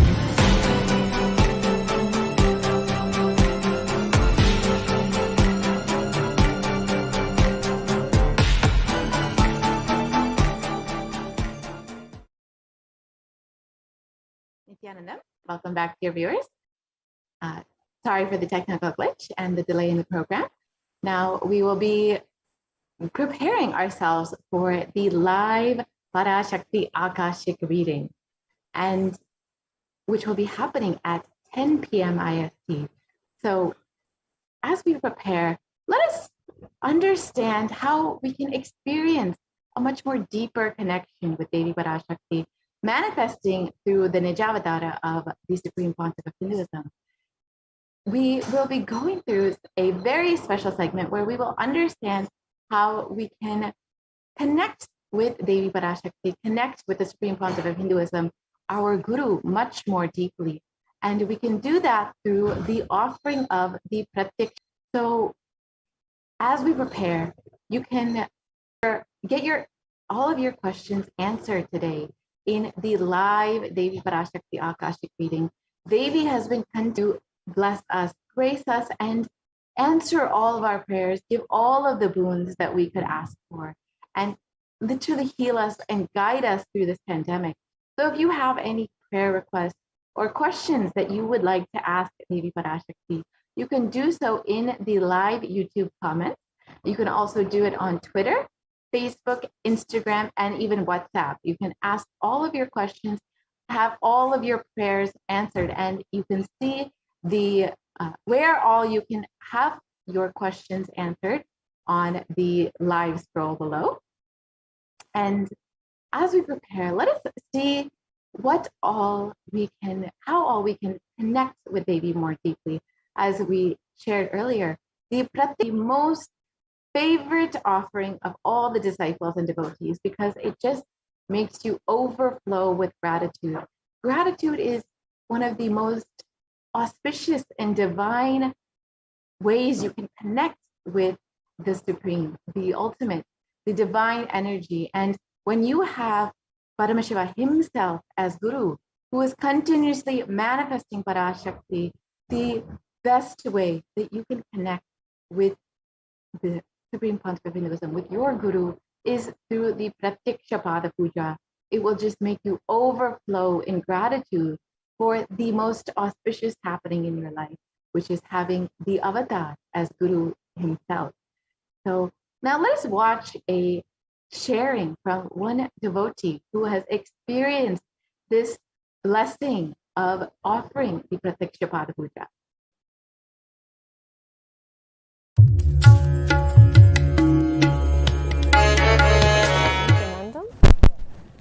My name is Daria. I come from Slovenia, Europe. I work as a pharmacist in a local pharmacy store. Today was a very special day for me because I had the opportunity to perform Pratyaksha Pada Puja ritual to Swamiji himself. I was very excited because this is a very personal, very colorful and very intense ritual. And afterwards I really felt very blessed, very fulfilled, and I am sure that this ritual is going to connect me with my master even deeper and on a deeper levels. Also, I was very happy because this is a very beautiful way to express my gratitude for my master, for all the blessings I have received from him till now. Thank you.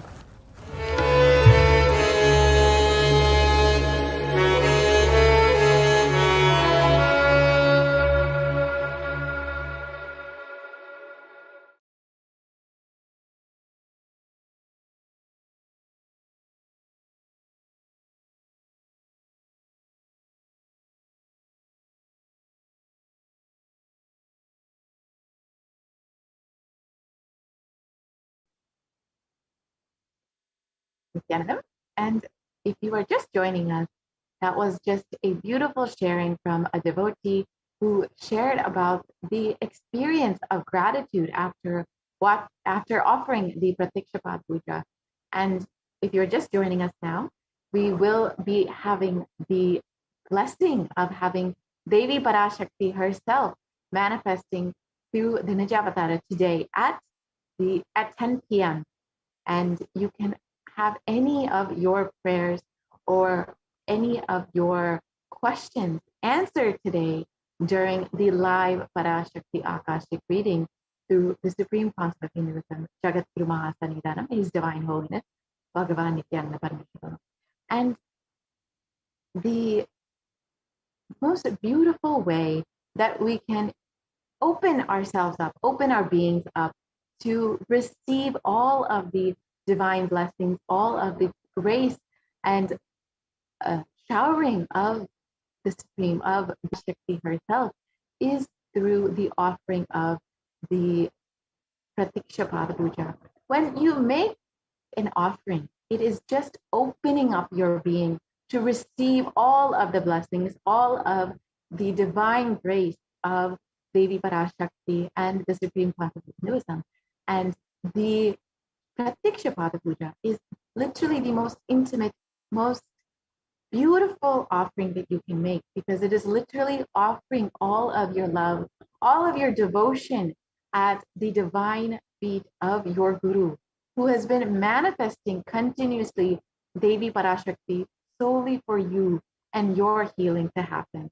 So you can offer this Pratyaksha Pada Puja at if you go and visit tiny.cc/Devi offering, you can experience so much of healing during this offering. Literally, when you offer the Pratyaksha Pada Puja to Swamiji, he takes away all of your karmas, all of your sufferings, and you will experience so much of healing in your life. So if you would like to offer the Pratyaksha Pada Puja, you can visit the link below and sign up today. The most auspicious and most beautiful happening in your life is Guru. And if you want to experience all of the benefits, all of the healing in your life, you can offer the Pratyaksha Pada Puja. Now let us watch a short sharing from a devotee who experienced immense healing just by offering the Pratyaksha Pada Puja at the lotus feet of Swamiji himself. So let us watch that sharing now.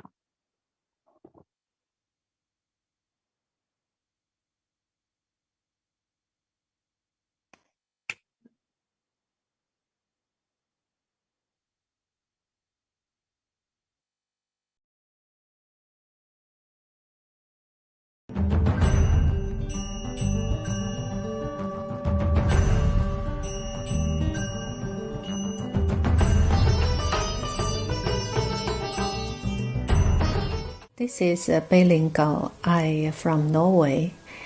27th of July, I did group puja. In this puja, we allowed to write 4 family members. So I write down my husband's name and my parents to pray healthy. Around 2 o'clock in the morning, puja is finished in Norwegian time. Then after 5 hours, we eating breakfast and we go to work. But before we eating breakfast, my husband used to take some medicines and using spray to his nose and drop his eyes because he is very seriously for allergy. He is nearly 30 years. And if he don't use that, he is painful. His eyes couldn't open, and nose is bleeding sometimes. Using this medicine also over 1 year and couldn't stop. But just the same days, in that morning before breakfast, he didn't do the same action. I'm very surprised in that time because he is a Norwegian. I didn't tell him I did puja for him, and I also didn't ask. So we just go to job. After we go back home, and in the evening we have a break. Today you forgot using your medicine for your allergy for your nose and eyes. He said yes. Today morning, when I wake up, I suddenly decided myself I don't want using my medicine. So whole day I didn't feeling unwell. It's quite well. So I quit it. In my mind, I think, wow, this must be Swamiji did, and strongly recommend everybody to participate in the ritual in the Swamiji of us to get blessing. Nithyananda.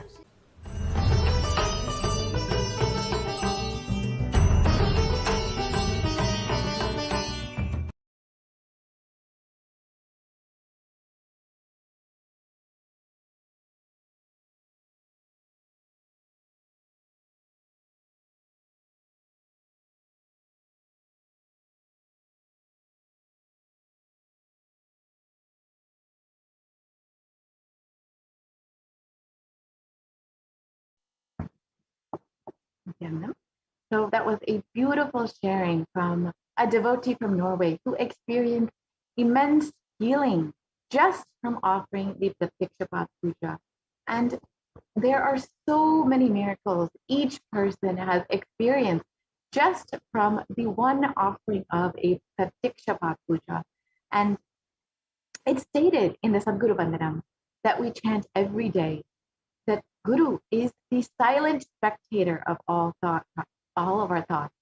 And yes, the Swamiji knows everything that you desire, every wish that you want, everything that you are going through. But only when you open yourself up, only when you allow him to bless you, do you actually experience all of your wishes, all of your desires, everything that you want being fulfilled. And when you offer the Pratikshapada Puja, that is exactly what you are doing. You are allowing Swamiji, allowing Devi Parashakti to simply bless you and shower all of the energy and auspiciousness upon your life. You are literally and ready to receive everything that you are giving me. You can offer the Pratikshapada Puja and various other offerings at gateway.nithyanandauniversity.org. You can visit the website and make your payment today for the offering of one of these various sevas is such a beautiful experience for every single disciple and every single devotee. Many people who have even never met Swamiji, who have never actually had the experience of having the physical darshan, have experienced the physical darshan of Swamiji just from offering the Pratikshapat Puja and just having the literally feeling that Devi Parashakti, that Swamiji himself is with them at all times, just from this beautiful offering. Because you are allowing, when you offer this, you are literally allowing the divine to manifest in your life, to come with you, to join you, to literally hold your hand. Devi has been continuously manifesting for this purpose, for healing and blessing you. And the Supreme Pontiff of Hinduism has been continuously manifesting Devi Parashakti just to guide you, to bless you, to heal you during this pandemic, and to help you come out of this pralaya, to give you that superconscious breakthrough. This Supreme Pontiff of Hinduism has been continuously manifesting the cosmic mother. And when you offer this out of your love, out of your gratitude, out of your devotion to Devi Parashakti, you will literally be allowing her to continuously manifest in your life and to continuously bless you, continuously guide you. You are literally telling Devi, you're telling Swamiji, yes, please come and be with me at all times and be my guiding light in this life. And so you can offer the Pratiksha Pada Puja today to the lotus feet of Devi Parashakti, who is manifesting through the Nijavatara of the Supreme Pontiff of Hinduism. And we are so blessed as the devotees and disciples of the Supreme Pontiff of Hinduism to actually have the physical manifestation of Devi Parashakti herself. See, many of us can go to any Devi temple and we can offer our love, our gratitude at that temple. But when we have the physical manifestation of Devi Parashakti herself, the Nijavatara of Devi herself manifesting through our very own Guru, we through such an intimate and beautiful experience when we choose to allow the manifestation of Devi Parashakti into our lives, to allow Devi Parashakti into our lives by offering this Pratiksha Pada Puja. It is very rare that anyone gets the Guru, the avatar as Guru in their life. It is the most rarest and most auspicious happening. And when Devi herself is manifesting through your Guru, through our Guru, we have the most best and auspicious blessing in our lives. So if you would like to offer the Pratiksha Pada Puja today, you can visit gateway.nithyanandahinduuniversity.org. And today you can make this offering as you are getting ready to receive Devi Parashakti herself, manifesting through the Nijavatara of the Supreme Pontiff of Hinduism. We will be having the live Parashakti Akashic readings today at 10 p.m. IST, and this is 9:30 a.m. PST for any of you who are in the US. So please stay tuned and make sure that you ask any of your questions, any of your prayers to Devi Parashakti on the YouTube comments, the live comments. You can go ahead and ask any of your questions. And if you would like to ask your questions through various other platforms, you are welcome to do that. You can ask your questions on Twitter. You can ask your questions on Facebook and Instagram, and you can even ask your questions on WhatsApp. The details for this are provided in the link below. So you can go ahead and make sure that you get all of your questions, all of your prayers answered. Devi has been continuously manifesting herself and making herself available through the Nijavatara of the Supreme Pontiff of Hinduism, and literally to just bless you, to heal you, to guide you. And it is not that she is asking for anything for this. She is just wanting to bless you and wanting to grace your life. And the best way to tell her, yes, I want you as a part of my life, is to offer the Pratiksha Pada Puja. And the Pratiksha Pada Puja, especially when offered to the avatar, as your guru, you literally are getting the most auspicious blessing of your life. It is said that what Brahma writes with his hand, it is only Guru who can wipe that away with just his one foot. It is not Vishnu, it is not Shiva. It is only Guru who can erase what Brahma has written. And with just his one toe, he can just erase all of your past karmas, all of your prarabdha karma, whatever it is that you have experienced and whatever it is that you might be thinking that you are destined for. The Guru only can give you the new future, a new lease on life. And when you offer this Pratiksha Pada Puja, you're literally telling Guru, yes, I want you to manifest in my life. I want you to bless me and give me a new future, to literally rewrite my future as I want, as to create the life that I want. And as many of us are going through this tough times during this COVID-19 and this pandemic, this ongoing epidemic of mental health issues that have been affecting so many countries, especially because of this ongoing pandemic, with so many natural disasters and so many people falling into poverty during this time. It is only the Guru, and especially Devi Parashakti, who the Supreme Pontiff of Hinduism is manifesting continuously, who can bring that healing in your life. And only when you decide to open yourself up to allow the Guru to manifest in your life through the Pratiksha Pada Puja, can you experience all of the divine gifts that the Supreme Pontiff of Hinduism, manifesting the Devi Parashakti herself, is giving to you. And now we have a beautiful sharing on how Pratiksha Pada Puja can bring you so much of peace in your life.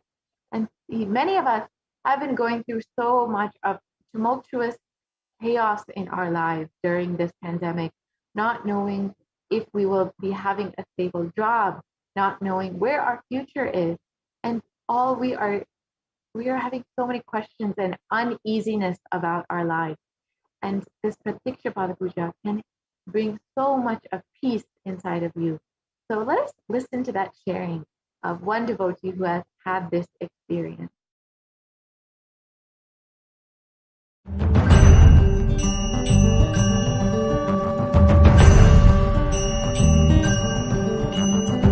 Hi, I'm Anil Thakur. I have come from Delhi.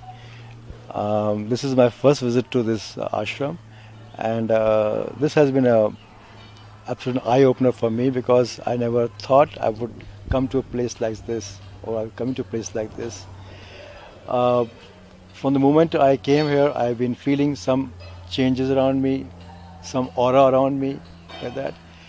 I haven't slept for 3 nights, and today you see me, I'm fresh, I'm full of energy, and I feel like I can go on and on and on like that. I've done today's Pada Puja. It has been an experience where I can feel something calming down, like some kind of thing which is making me more calm and more peaceful, and yet my mind is becoming clearer at the same time. And I think probably in a way I was destined to come here, because I had no plans of being here today, 4 days back. But from business meet 4 days back, I'm here today. I spent the night here. I've never felt the kind of calm and peace in the last night's 1.5 hours sleep in the last so many years, no matter how many tablets I take. And I think there is something in the entire environment which is very pure and very sublime. I said, everybody I see here is doing something or the other with a devotion and absolute selflessness, like that. The movement, I think, I call movement, is something I feel today, with little knowledge I have, is something we should, transcend all boundaries and all countries and spread globally like that. And I think everyone should come together now. I'll do my best I can to help out any way I can, spread the message, do things or whatever, contribute. And I think it's one place I'm going to keep coming now, more and more often. Excellent. That's what I feel like. Excellent. I think everybody I met here for the first time, who are strangers to me, have welcomed me with a very big heart and very warm affection like that. Everybody has been helping me, whether I stand in the corner, they ask me, are you all right? Do you need some help? Do you want something? Are you waiting for somebody? And the entire experience from the moment I wanted to come here 3 days back, I would say like in Hindi, nirvigna. No obstructions, no obstacles, just came, things fell in place. I got the bookings, I got the flight, I got everything done. The pujas were, which I asked, can I offer some prayers? I was offered some options and I chose Pada Puja and a Kala Bhairav. I saw last night that they're the most powerful pujas one could ever do or hope for. People can't do that. Radhika, who's brought me here and introduced me to the place, she told me that her close friends have been trying month after month after month to come here. And they have everything going for them. That all facilities, they could not come.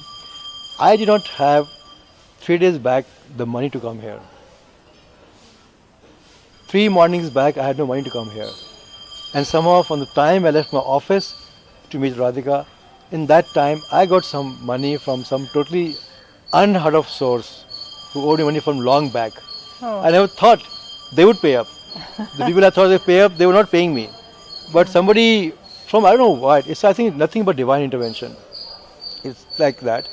And when we asked, can I come here? Instant okay, most welcome. Then then I was offered later on, after I chose the puja, I think, that I was told I can stay also in the ashram and do more like that. The entire experience is as if somebody or some force is doing something or things, and I've been like kind of brought here. I was destined to be here last night. I was destined to be here today, here, the day of these 2 pujas. And the first puja has gone up so beautifully. I feel so different. I not slept 3 nights, I said, and you can see me.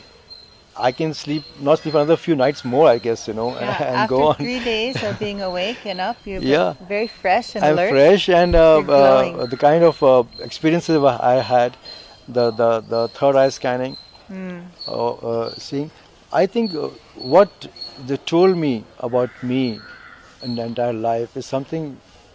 I live my life, I know my life best. I totally forgotten. I never realized that this could be the cause I've been carrying along for so many years, which has made me, change into something I should not have been. I should have been a happier person, more carefree.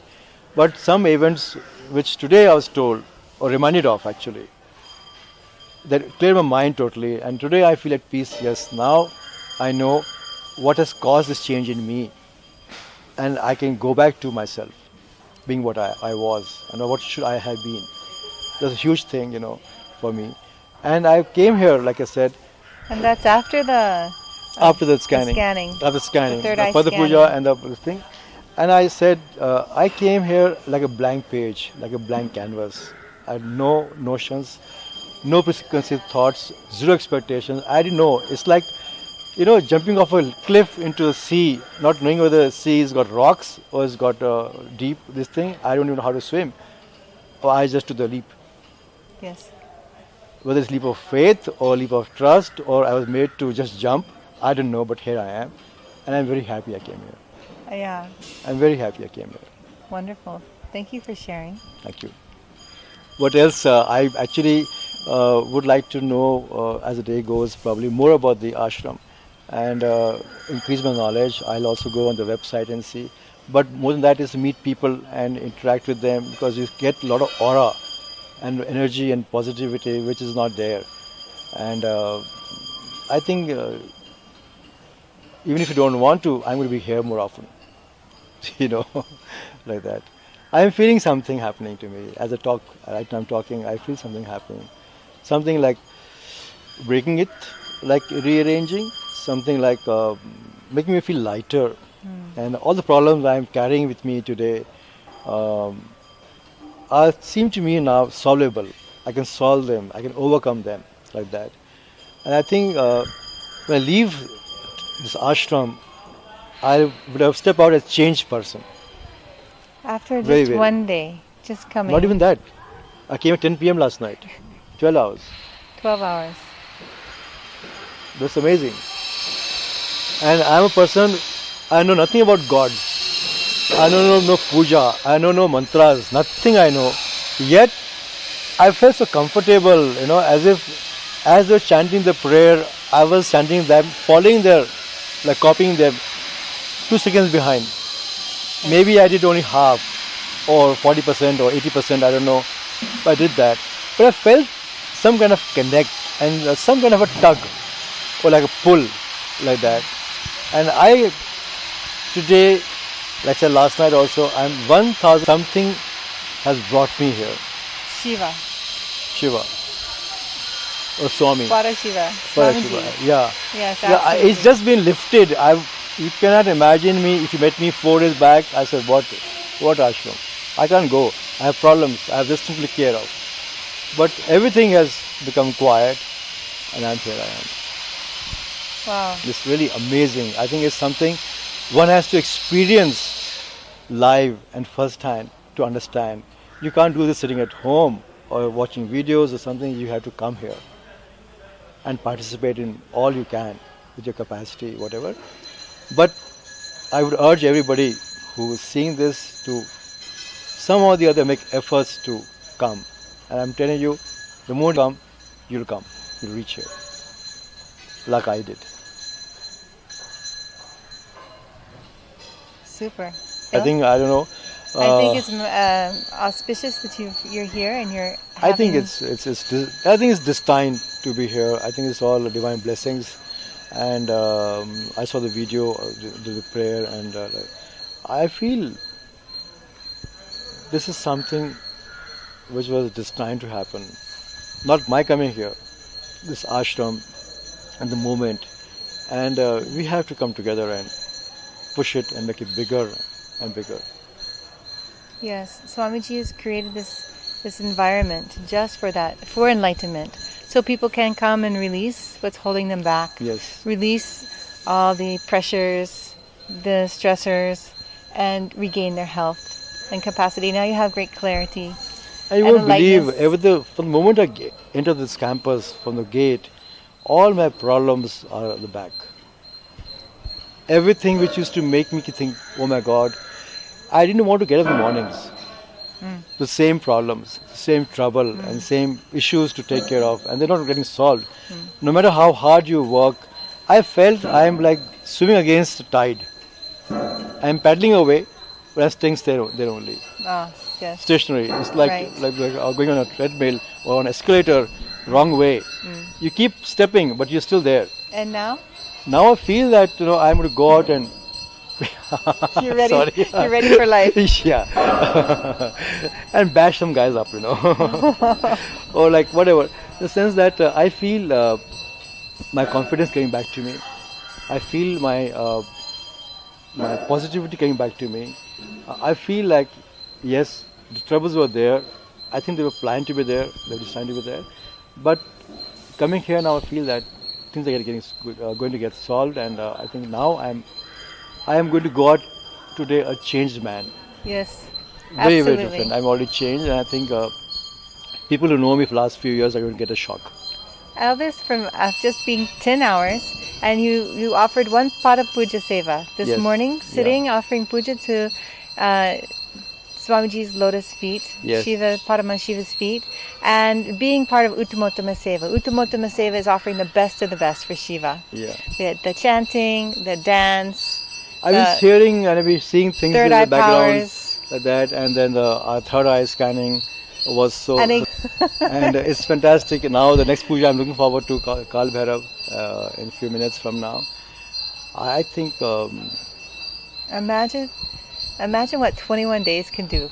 Absolutely. In fact, I have been asked to meet some people in the afternoon, like that. Right now I'm feeling no thirst, no hunger, no appetite, no tiredness. I have a problem in walking barefoot. Here I am walking all around the place my daughters will scream at me. Yeah. My surgeons, if they see me walking here. Oh, yes. It's medically banned to me if I walk like this barefoot. I just felt one sharp pebble, first step, and then no pain. And you know how the ground is. It's just a miracle, nothing else. I know my body, I know what I can do and what I can feel, but it's awesome, And this banyan tree is like Kalpavriksha. Kalpavriksha. Yeah. I wish I could remember what all to ask for, but here I think like, you know what I want. That's it. Thank you.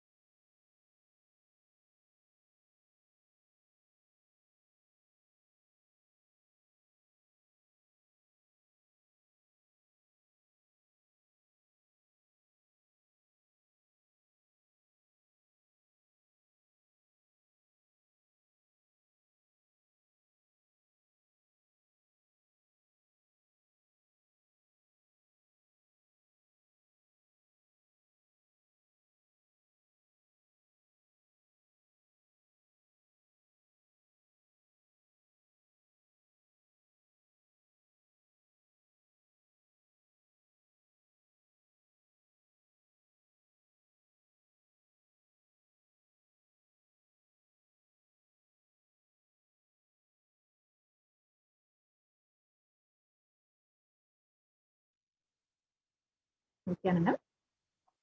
So, as we have heard this beautiful sharing from this devotee, he shared he didn't actually have any intention of coming to the Adinam, but somehow he just had the feeling, I should come. And then he just experienced so many miracles. Literally, he had a divine intervention, he stated. And suddenly, money manifested out of nowhere. And out of his love and his gratitude, he decided to offer this Pratikshapada Puja. And this is exactly how you will experience it. Once you make the decision, yes, I want to offer the Pada Puja or any of the sevas, you will just see there will be literally a divine intervention in your life. And you will manifest everything that you need to be able to make this offering. Because the moment that you say yes, the moment that you decide that you want to offer your love, offer your devotion, offer your gratitude, the whole cosmos will just align itself to be able to give you this opportunity. And when you offer the Pratikshapada Puja, you're literally telling the whole cosmos, you're telling Devi Parashakti, you're telling Swamiji, yes, I want you with me at all times in my life. I want you to guide me, to bless me. And as the devotee shared, he experienced so much of inner peace and so many miracles that he never even asked for, like healing and just feeling that beautiful feeling that anything that he wants in his life can happen, and that all of his past has just been made redundant. Actually, what you can experience when you offer the Pratikshapada Puja at the divine lotus feet of Swamiji, especially when he is continuously manifesting Devi Parashakti herself to guide you, to bless you, and to continuously heal humanity during this time. And it's such a beautiful way to connect with your Guru, with Devi Parashakti. So if you would like to make this offering, you can visit gateway.nithyanandahinduuniversity.org. And as we wait for Devi Parashakti, we will be preparing for receiving Devi and receiving the darshan of Devi Parashakti herself. We will be going through and understanding what exactly it means to have darshan and how we can receive the darshan of Devi herself much more deeply. And if you, as you are getting ready, you're preparing yourself and you feel, yes, I want Devi in my life. I want to manifest Devi in my life. And I want to continuously be in that space of gratitude to Swamiji and you want to offer something, you can go ahead and offer something in the YouTube super chat. You can just offer, how much ever donation you would like to make, then just go ahead and make that in the YouTube super chat. And as you prepare yourself to receive, baby, just by making this small offering, this small contribution, you are telling baby, yes, I'm ready to receive you. Thank you so much for manifesting in my life. And you're requesting baby to manifest in your life. And now let us get ready for the Bhava Samadhi Darshan. Let us understand how we can receive baby, receive the blessings and the grace of the Supreme Pontiff of Hinduism, who has continuously been manifesting baby for us. So let us enter into the preparation for the darshan.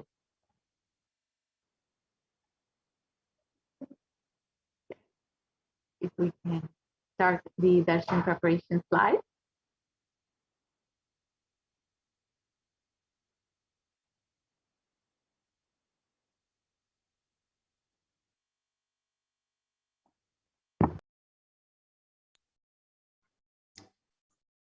Yes, so now let's understand what is the Bhava Samadhi Darshan, the science behind the Bhava Samadhi Darshan.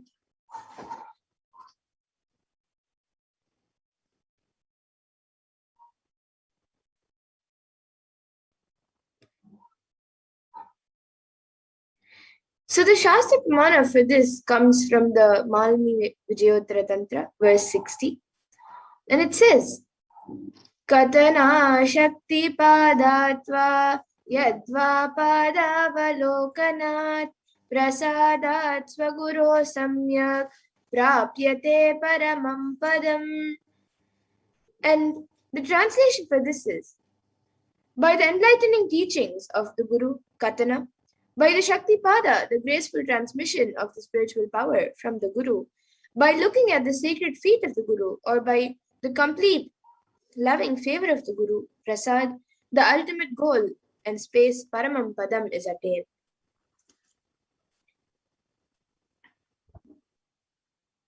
And Bhava Samadhi Darshan is not an event in space and time. Rather, the darshan happens at the moment when we are lifted out of space and time.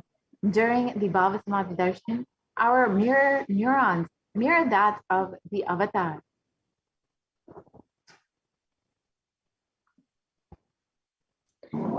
And bhava is defined as directing and activating the emotional and spiritual energy that is created through meditation on the avatar.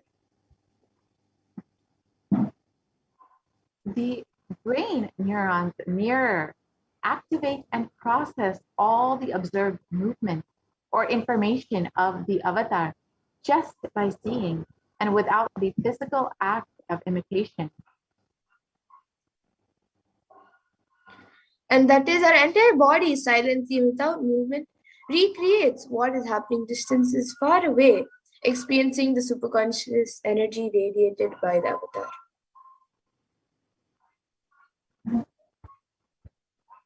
In the science of Bhava Samadhi Darshan knows no distance. It's a phenomenon modern science is just now discovering and terms as quantum tunneling.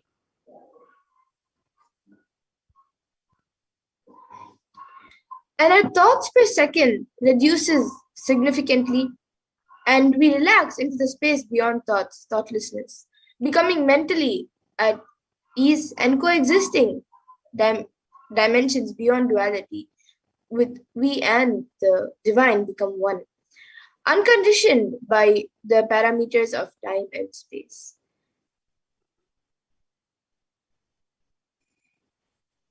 And quantum tunneling is, Bhava Samadhi Darshan is experiencing quantum tunneling. It is the probability of a quantum particle, like an electron with less kinetic energy, to cross over the potential energy of an energy barrier.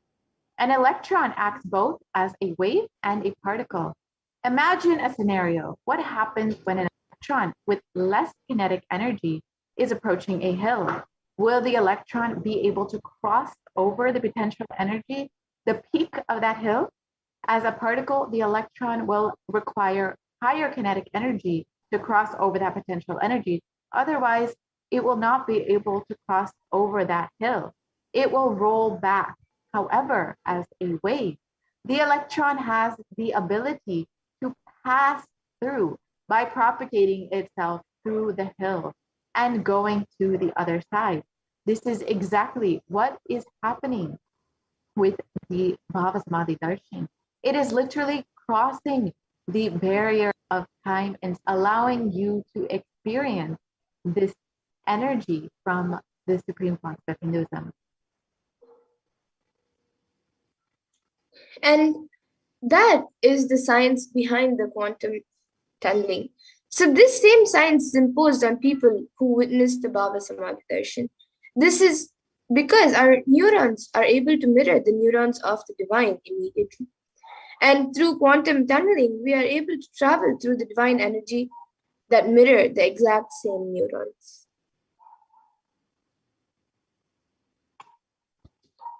Let us understand the science of Bhava Samadhi Darshan.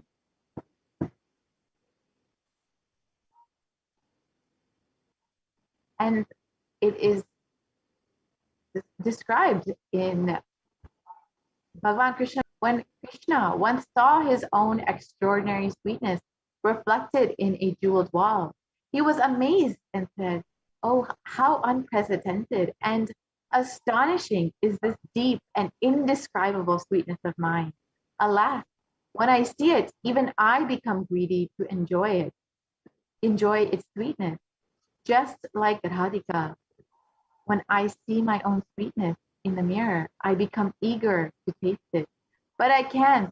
After due consideration, I find that the only way to relish this sweetness is through the constitution of Sri Radhika."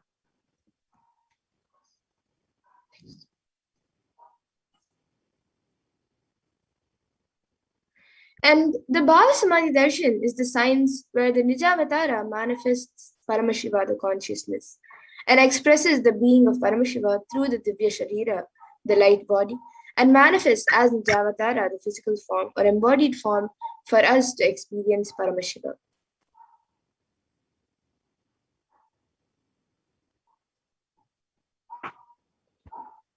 And the Shastra Pramana for this, as we saw earlier, is from the Malini Vijayottara Tantra, verse 60.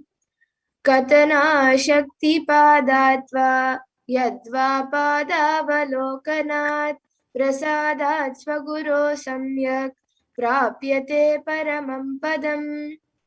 And by the enlightening teachings of the Guru Katana, by the Shakti Pada, the graceful transmission of the spiritual powers from the Guru, by looking at the sacred feet of the Guru, or by the complete loving favor of the Guru, Prasad, the ultimate goal in space, Paramam Padam, is attained.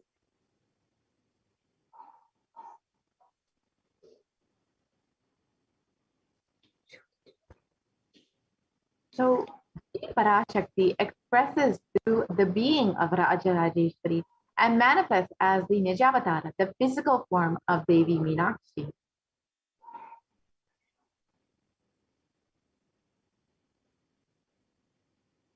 And Bhagavan Paramashiva expresses through the being of Subramanya and manifests as Nijavatara in the physical form of Bhagavan Murga. All of you can see.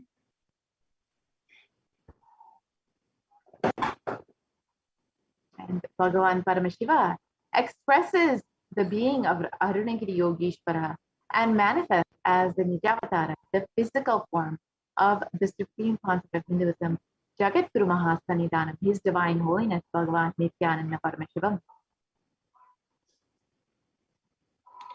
And Bhagavan Parandama expresses the being of Mahavishnu and manifests as the Nijavatara, the physical form, as Bhagavan Venkateshwara.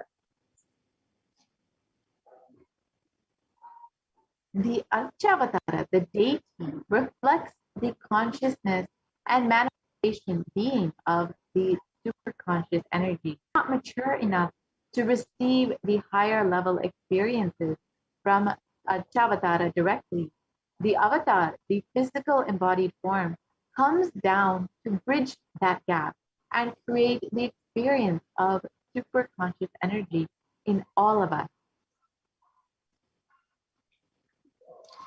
And when we have the Bhavasamadhi darshan of the Nijavatara manifesting beings of various dimensions of Paramashiva, the auspicious components and the powerfulness of those dimensions of Paramashiva is awakened in all of us. So whichever dimension is being manifested through the Nijavatara, that powerfulness is awakened in us, and that helps us connect with the divine in that dimension.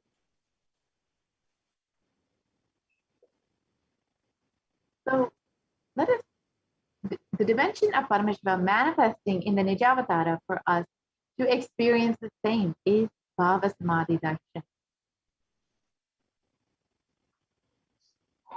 And the Bhavasamadhi darshan is the direct experience of causeless bliss.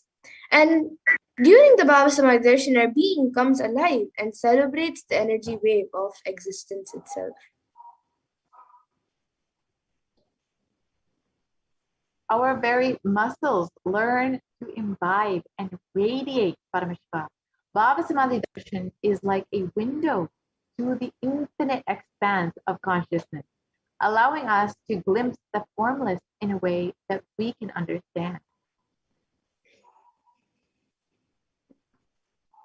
And even without much effort from our side, our very biomemory, our very inner space awakens to the space of Paramashiva, the ultimate consciousness, during the Bhavasamadhi darshan.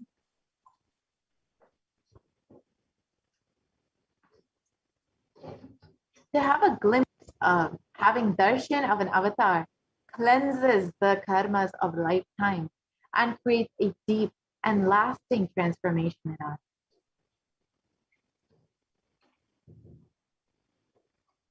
And gratitude is the space which enables the reflection of consciousness in all levels: physical, physiological, psychological, and ultimately the conscious level. Darshan meditation is, as a preparation, helps us to fall into the space of gratitude. And it is during that time when we drop the conscious resolutions, the Satya Sankalpa of anything that we want or need in our life. So be ready to reflect the consciousness of Paramashiva. That is all you need to manifest the best of your life and lives of people around you. So the right context to receive darshan is, I know you are the source of everything. You are everything, and you are in the embodied form of the supreme concept of Hinduism, Jagat Guru Mahasanidanam, His Divine Holiness, Bhagavan Nithyananda Paramashivam. And you are in this body. You are the source for both. Let me connect with you. Let you reveal yourself to me. Let me be in the Bhava Samadhi of you.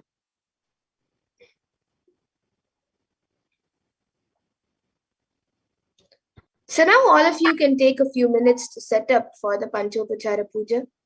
So whoever might be wondering, what exactly is this Panchopachara Puja? So Pancha in Sanskrit is 5 and Upachara means offering.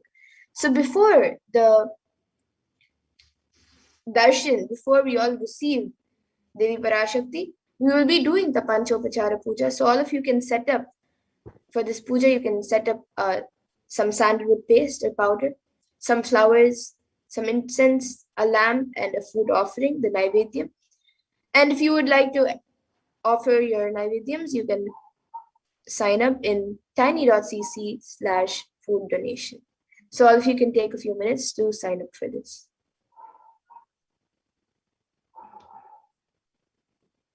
So you can go ahead and take a few moments to prepare your Panchopachara kit. If you would like, go ahead and start making your Naivedyam offering as you get ready for Devi Parashakti manifesting through the supreme concept of Hinduism himself. And as we all know, Devi is continuously blessing us. So if you would like to offer your love, your gratitude, you can make a Naivedyam offering. And You can also offer through the YouTube super chat option in the live YouTube comments. You can offer anything that you want out of your love, out of your gratitude for Devi continuously manifesting in your life. And when you make this offering, you can, when you make offering, literally open your being up to allow for Devi continuously manifest in your life. See, Devi has been continuously manifesting regardless of whether you are making this offering or not. But only when you decide that, yes, I want to open myself up and I want to receive everything that Devi is giving me, and you decide to make this offering, only then will you be able to receive all of the blessings, all of the boons that she is showering upon you. See, Devi has been continuously manifesting for the last several months to bless humanity, to guide us through this pralaya, and to give us so much of healing during this pandemic. As many of us know, this ongoing pandemic has taken a huge toll on humanity, and so many lives have been lost, and so much of livelihood of the people has been lost. Many people are falling into depression, are not knowing where their next meal will be coming from, are feeling insecure about their future. And Devi, for that reason, has been continuously manifesting through the Supreme Pontiff of Hinduism to give that healing energy that only Mother can give. And the Supreme Pontiff of Hinduism has been continuously blessing us with these Devi Parashakti Akashic readings, has been continuously manifesting Devi just for that purpose, just to give that healing energy that only Mother can give. So the best way to receive all of that, to receive everything that Devi has been offering, that the Supreme Pontiff of Hinduism has been giving and showering upon you, is to make an offering, no matter how small that offering, whether it's just $1 or $5. Every time you decide to make that offering, you are giving a declaration to the cosmos that, yes, I want to receive everything that you are giving me. I am opening my whole being up to you, and you are allowing for the Supreme Pontiff of Hinduism and Devi Parashakti to continuously guide you in your life. So if you would like to make an offering, you can go ahead and make an offering either in the YouTube chat. You can make a super chat or a super sticker. You have various options to make a donation at any amount that you would like, or you can make one of the offerings of the sevas by visiting tiny.cc/Devi offerings. And you can make any offering that you would like to Devi. There are various offerings, whether it's the Pratiksha Pada Puja, which we have heard so many people sharing about all of the divine blessings and auspiciousness they have received in their life from offering this Pratiksha Pada Puja. Or if you would like to offer the various other offerings, including the Sastranama Kasu, which are the gold coin inscribed with Devi's various names. Or you can offer a Varna Padma Pushpa, which is the offering of a golden lotus. Any of these offerings, each one has its own divine blessings that you will receive with it. The Sastranama Kasu, when you offer the 1008 names of Devi Parashakti, the names of Devi Parashakti are not just names, but rather the various qualities, the various aspects of Devi. When you offer this, you will be blessed with all of these aspects of Devi herself, and to manifest all of the Ananta Kalyana Gunas, all of the auspicious divine qualities of Devi herself. And if you want to offer any other offering, you can visit the events.nithyanandahinduuniversity.org and make any offering that you would like. So let us get ready to receive Devi Parashakti, who is manifesting through the Nijavatara of the Supreme Concept of Hinduism. If you would like, you can ask any of your questions, any of your boons, any of your prayers in the comments below, and you can have your blessings directly blessed by Devi Parashakti herself, by the Supreme Concept of Hinduism himself, and literally have your life guided by Devi, have your life guided by the avatar himself. Many, many, many people have already received blessings and the boons that they are asking for. So if you would also like to have all of your boons and your prayers answered, you can ask your questions either in the comments below, or you can visit our Instagram page or our Twitter handle, and you can tweet at us any of the questions that you might have. You can tweet at the official handle of Kailasa's HDH Nithyananda, or you also ask your questions on Facebook, or you can ask your questions on WhatsApp as well. And all of these ways you can connect with Devi, have your blessings blessed by Devi. So let us now take a moment to go ahead and ask any of your questions, ask any of your prayers that you want answered, and receive all of the divine grace, the divine blessings of the Supreme Concept of Hinduism, manifesting Devi Parashakti.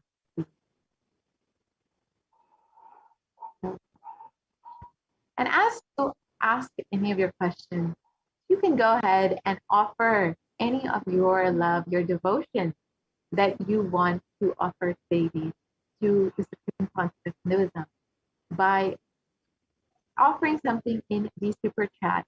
Now, the super chat is a very, very simple way to make a offering to Devi for continuously manifesting in our lives. You can just offer $1, and YouTube has made it very, very simple for you. You can do it directly through YouTube, and you can also have the super chat option where you can directly offer a super sticker as well. And just tell Devi, yes, I love you. And thank you so much for manifesting in my life.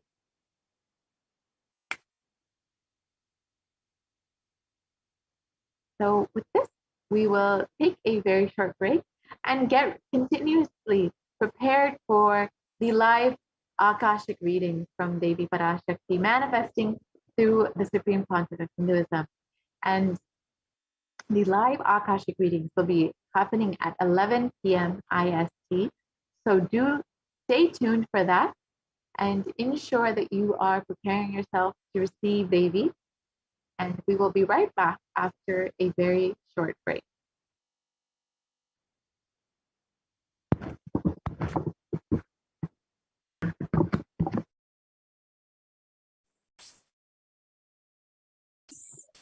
Nityanandam. Thank you, Monica Nityananda and Monica Nityananda. The beautiful session. And now, all of us are eagerly, very, very, very excitedly awaiting the darshan of the Nijavatara. So excited because what darshan we are going to be having. Just today we had the Sundareshwara Bhavasamadhi darshan just in the morning, and now we are having the Devi Parashakti Akashic reading in the evening. It's been so exciting, and we would also love to hear all of your excitement. I'm already seeing so many hearts that are just flying, and all of you are sharing about how excited you are. Because everyone, you can go ahead and post it in the comment section, and we also encourage you to become a member as a part of the YouTube e-Kailashian community, become part of this e-Kailashian family. And as you become a part, and you can also get the chance to post your prayers and request for boons and ask your questions and have a karmic breakthrough directly through Devi Parashakti herself. So how excited are all of you You all can go ahead and comment. Okay, I'm seeing Yogesh, Shri Rajagopal, Shri Nduja, Aditya Kothare, Tanja Deverne. Lot of you, Erez Blazowski, lot of you have started commenting. How excited are all of you? Go ahead and share with us. So what exactly happens to us during this Devi Parashakti Akashic hearing? As we all were listening, you know about this mirroring of neurons that will be happening, where whatever is happening in the avatar, in this brain, superconscious energy, what is happening in him will start reflecting in us. And that mirroring of neurons is so powerful because when that happens, we'll also experience the same manifestation of superconscious energy through our body physically. Actually, as all of us are going to be receiving the darshan of Devi Parashakti, as she manifests to attend to each of our prayers, giving us boons, manifesting powers through us, and giving us the powerful cognitions, leading us to the path of enlightenment, and ultimately even giving us the experience of Paramashivoham self. All these is not just limited to when Devi answers your questions. No, just the sight of Devi. When you just behold her form, her grace, her beauty, her motherliness, her compassion, all of them by themselves will just put you into that space, a very powerful transformation process. Now, how do you receive the best of Bhava Samadhi Darshan? How do you receive the best of having the darshan of Devi Parashakti? Please understand, a very, very powerful method to receive anything, to open up yourself to anything, is to give. Please understand, when you are opening up yourself to give, you are naturally opening up yourself to receive. All places in life, even a mother's love, when she opens up and when she gives, she naturally starts receiving more. Every relationship, every business, every job, every aspect, every facet of life, this is a fact. And when it comes to the divine, this becomes even more intense. This becomes even more powerful, even more subtle, and even more powerful and divine. When you are going to be sitting in the presence of Devi Parashakti, and just to let all the viewers know, whether you're here for the first time or whether you're here after listening to the exciting announcement that Devi is coming live, you have joined back, you have gathered. Please understand, Devi, the supreme pontiff of Hinduism, out of his extreme compassion, is manifesting Devi and making himself available in all the social media platforms, including YouTube, Facebook, Instagram, WhatsApp, and Twitter. So in each of these platforms, you can ask your questions and Devi herself will be guiding, asking you, and she will be manifesting your boons. She'll be granting you your boons. She will be blessing you for your prayers, and she herself is manifesting to guide you. And we will be quickly taking you all through also how you can post your questions in each of these 5 platforms. Please understand, these questions that you can ask to Devi, the prayers that you want to ask, the questions that you can ask to Devi Parashakti can range anywhere from asking your past, present, or future, from asking boons for good relationship, from asking for her to manifest your desires, to asking global solutions for global issues, solutions for natural calamities, solutions for war, solutions for violence. Any of that you can just ask to Devi Parashakti, and you can get the guidance from it. Now we will be taking all of you through a quick segment of how you can ask. So just I would like to repeat for all of your ease and comfort. There are 5 platforms in which you can ask Devi Parashakti, which is inclusive of YouTube, which you can ask after you join as a member on the YouTube channel, like right now. And you can post your comments and you can ask your questions as comments. And then there is Facebook, where you will go to our official page, SPHJGM HDH Bhagwan Shri Nithyananda Paramashivam Facebook page. And for your ease, that page is an official page which is recognized also. So you can just make sure you go to the right page and you ask your questions.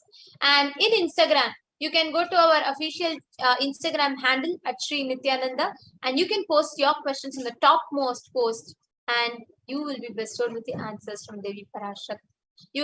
And in Twitter, you can reply to the topmost tweet on Twitter with a reply tweet and put your question with hashtag AskTheAvatar, hashtag Nithyananda, and tagging at Sri Nithyananda. And these are the few simple steps that you can do, and you will be able to ask your questions to Devi Parashakti. Now, as all of us are preparing ourselves, as all of us are going to be receiving the darshan of Devi Parashakti,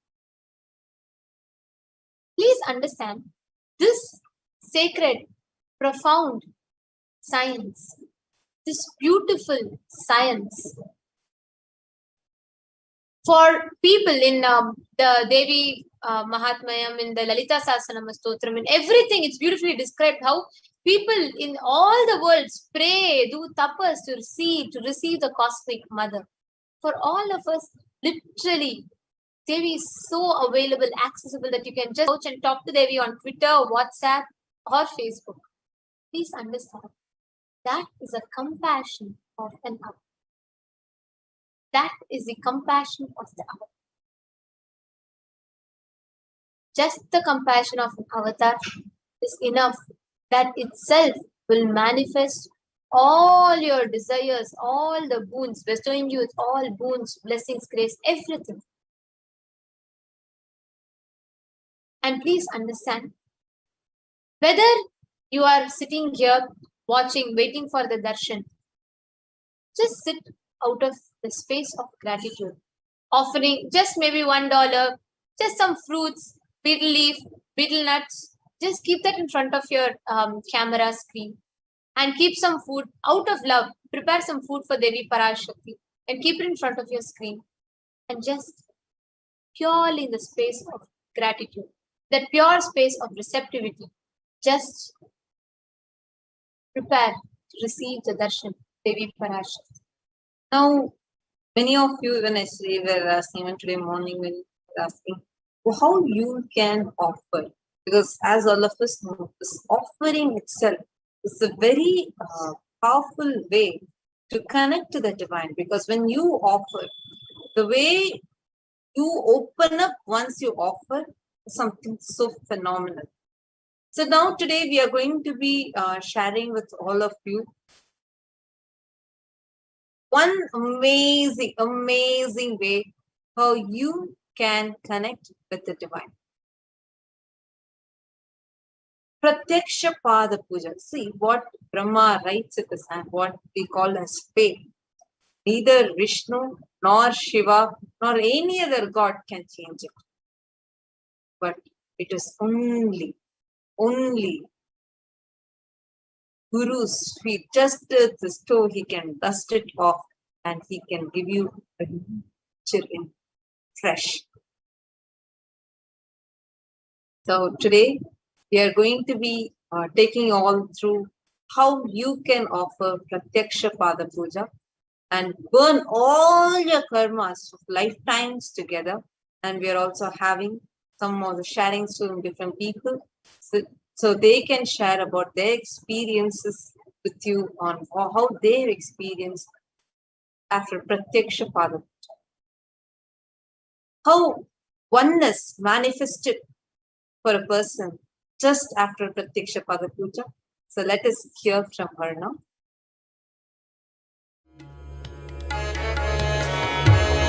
I'm a Hindu, but had no idea about. I'm a Hindu, but I had no idea of rituals and the sacred Rudra Abhishek rituals that we were requested to do in the mornings. A rebel in me had to be overcome by total will persistence. It helped because I didn't manage to miss a single puja day. However, what I noticed was that it's not a routine puja. Even while you're doing the puja, there are little occurrences either with you or around you that can really annoy you, nag you, and it doesn't help you to have an enjoyable, wonderful experience.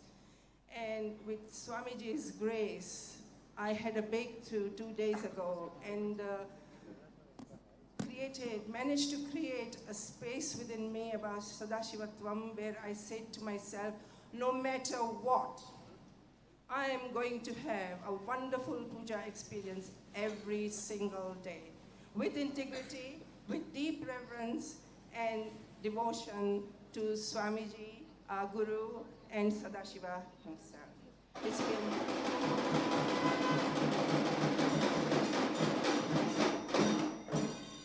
It's been 2 days. Everything has unfolded so beautifully, and I would love to continue this magical entangle of puja every single day.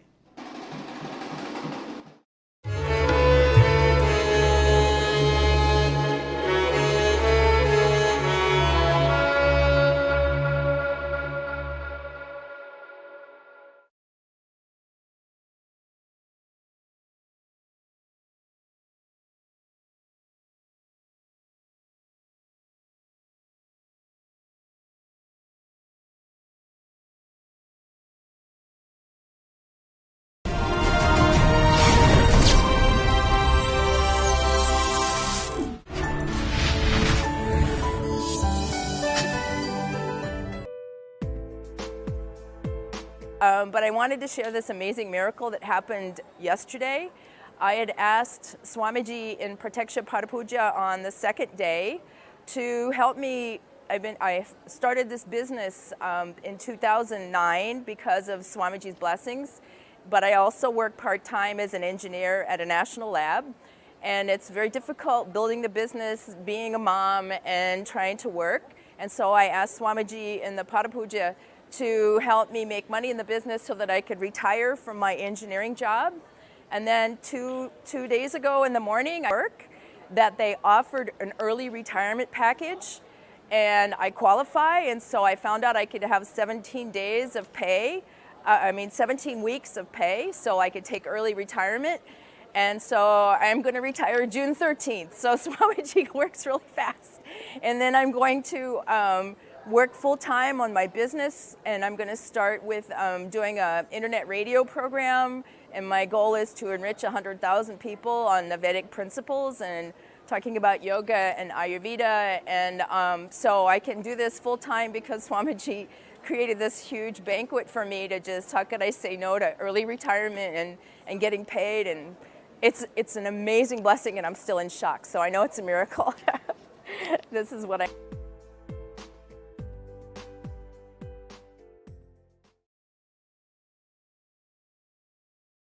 Like each of these devotees shared so beautifully, connecting to Swamiji, connecting to the avatar, connecting to the cosmos is one of the most profound things, because that is a formula to manifest almost anything instantly. Like how just out of her connection to Swamiji, she had manifested her whole early retirement fund, just out of Swamiji, that boon that she got from Swamiji, just out of that gratitude, when she experienced that space of that gratitude and devotion in Pratyaksha Pada Puja, and just that boon, just that one word, just that one blessing that she received from Swamiji. Actually, I hope all of you are hearing. She just offered Pratyaksha Pada Puja to Swamiji and got one boon. She asked for getting the wealth, for getting enough money for retirement. And Swamiji worked really fast. In the next day, she's getting a call from her office for the same reason and saying that they're going to give it early. So understand how the whole thing manifests, as we were sharing with you. What your fate is. Brahma writes with his hand. No other God can change it, but Guru's feet is enough. He'll just dust it off and give a new future for you. And how many of you that are listening here right now, you have had such amazing experiences offering Pratyaksha Pada Puja? Do share your comments. You can post the comments here. Share with us, how do you feel about it? Like what are the amazing miracles, experiences that you have had offering Pratyaksha Pada Puja. And if you also want your sharing to be played and for your sharing to be shared with the whole world, you can email us at contact@kailasa.org with your video. And also for each and every one of you that are connecting to this, and you feel like, if I'm hearing this now, there must be something. I think I need to do it. I need to offer the Pratyaksha Pada Puja. Swamiji, you all can visit Nithyananda Hindu gateway.nithyanandahinduuniversity.org. The link is projected as a scroll here. gateway.nithyanandahinduuniversity.org, and you can experience the same, manifest the same space, the same powerful space, powerful connection, and get your boons and everything manifested just by offering the Pratyaksha Pada Puja, the feet of Swamiji. The Pratyaksha Pada Puja is one of the most profound offering, the most beautiful offering, where just you experience a space of gratitude. There is just pure, costless gratitude. There is no transaction, there is no business deal, there is nothing. There is no negotiation with the cosmos. Just where you enjoy your existence, you enjoy the manifestation of cosmos as Guru. You just sit at the feet of the Guru and enjoy. There's a very beautiful chant where Sri Adi Shankaracharya sings beautifully. He says, Shariram surupam tatha va kalatram yasascharu chitram dhanam merutulyam manaschena lagnam guru rangri padme tata kim tata kim tata kim tata. Beautifully he says, you can have a beautiful body, you can be very handsome, you can have a beautiful looking wife, you can have a beautiful spouse, you can be very intelligent, you can have all the name, fame, knowledge, power, everything. You can have wealth as enormous and as stable as Mount Meru. But if you do not have the space of sitting at the feet of the Guru, just the space, the connection with the Guru, then of what use is it? What use? What use? Tata kim, tata kim. What then? What then? Guru is the ultimate. In the Guru Padaka Stotra, beautifully it is told, Ananta samsara samudra para naukarikabhyam guru bhakti kabhyam. Means just to cross this whole ocean of samskaras, all the whole samsara sagara, the whole ocean of suffering, pain, maya, delusion that we create. The only boat that can make you cross the whole ocean is the feet of the Guru. Just Guru Bhakti, offering your gratitude at the lotus feet to experience Pada Puja, space of gratitude. To experience that joyful space. Just offer Pratyaksha Pada.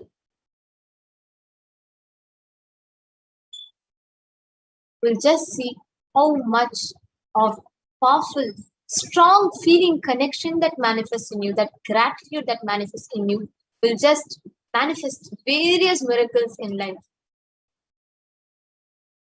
And you all can also keep posting in the comment section. Prabjot Gill has posted saying, I don't think I have offered Pada Puja, but I still had auspicious happenings. When if I just requested with open heart. Beautiful. I really recommend if you offer Pratyaksha Pada Puja, the way how things will start manifesting in your life, because janmas of karmas that you have, right? It gets cleansed completely, it just gets burnt during Pratyaksha Pada Puja. That is why when you just go and sit at the feet of Guru, you'll see a whole being will just melt. Whole being will melt. You'll experience something the way you experience about yourself, the way whole thing you will see everything is manifesting for you. Everything will be so auspicious for you in your life.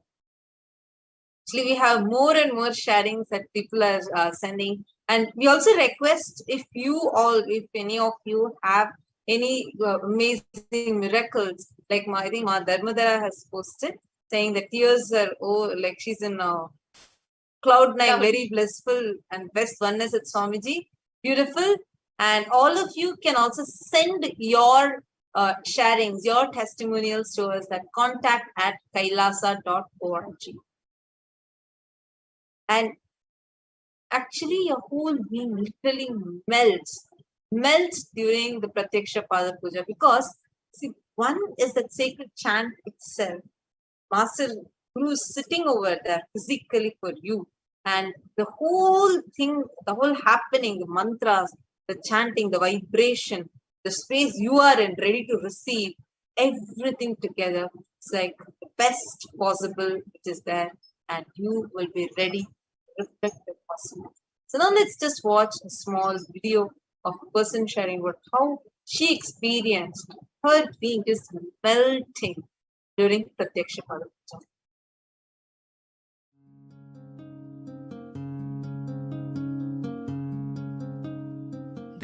My name is Debbie, and I'm from St. Louis, Missouri, and I just want to talk to you about a Pratyaksha Pada Puja experience that I had. Actually, it was my very first Pratyaksha Pada Puja.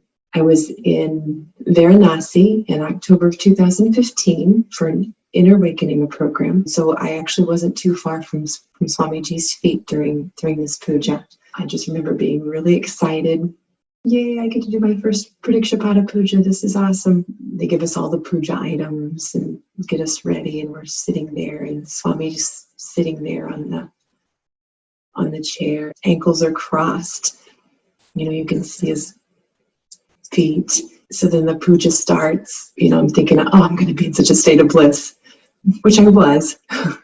But the tears just started coming, and they just kept coming. And I was basically just sobbing during the puja, through most of the way, probably 3/4 of the way through the puja. I finally got myself together towards the end. Such a release. I mean, I had no idea that I would actually have that reaction while doing the puja. I had never experienced anything quite like it. And it wasn't tears of sadness at all. And it's just such a beautiful place to be, beautiful space. And hopefully you can someday enjoy that as well. There are many opportunities to do Pratyaksha Pada Puja with Swamiji via two-way video conferencing, which is still very powerful, even though you may not be physically at his feet performing the puja. It's still a very, very strong space to be in. And that's what I want to share today. I just want to share that it's a powerful, powerful ritual connecting with the divine in that space of gratitude. And I just hope that those of you who have not offered Pratyaksha Pada Puja could actually experience that. Thank you very much for letting me share this. Nithyananda.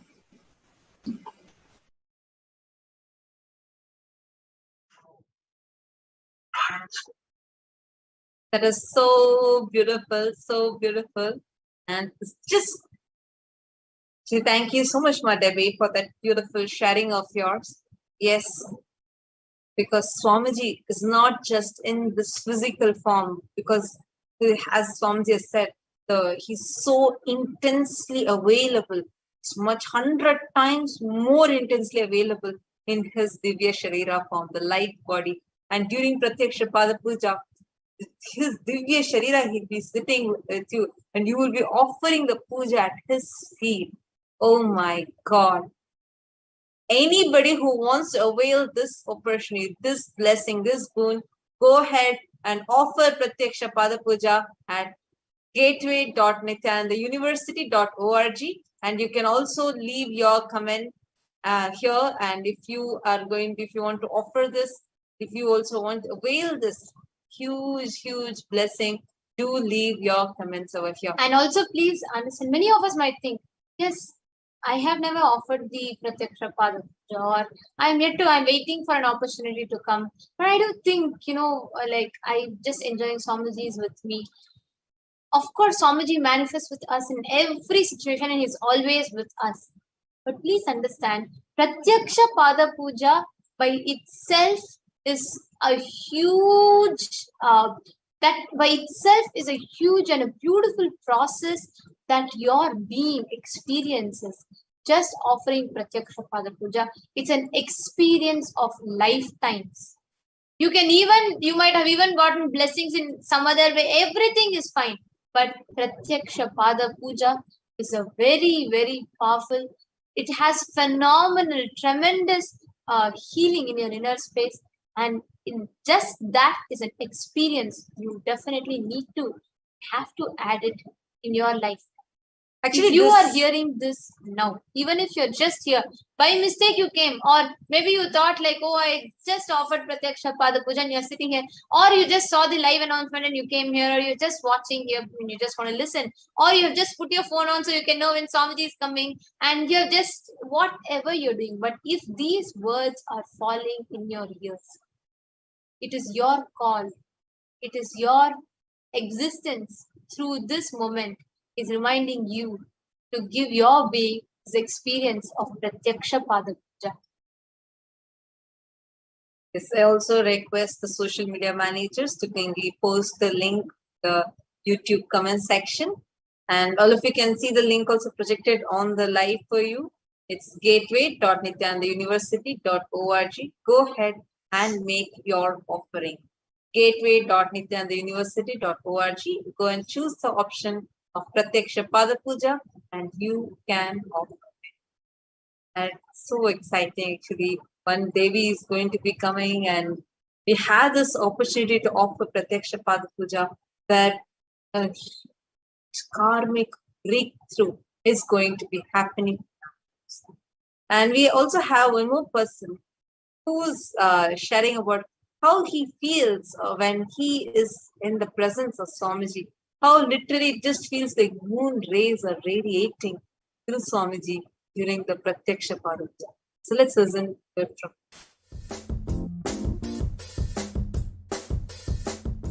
Doing the Pada Puja with him in the morning is something very special, very unique. You know, being in his breathing space and being so close, just the radiance. You know, I did it on Chitra Purnima, and the radiance emanating from him is something that you could see it on the camera a little bit, even during two-way, you know, satsang. But being actually physically in his presence, it's just like almost like moon rays. It's so bright, but it's so calm and gentle. It's really indescribable.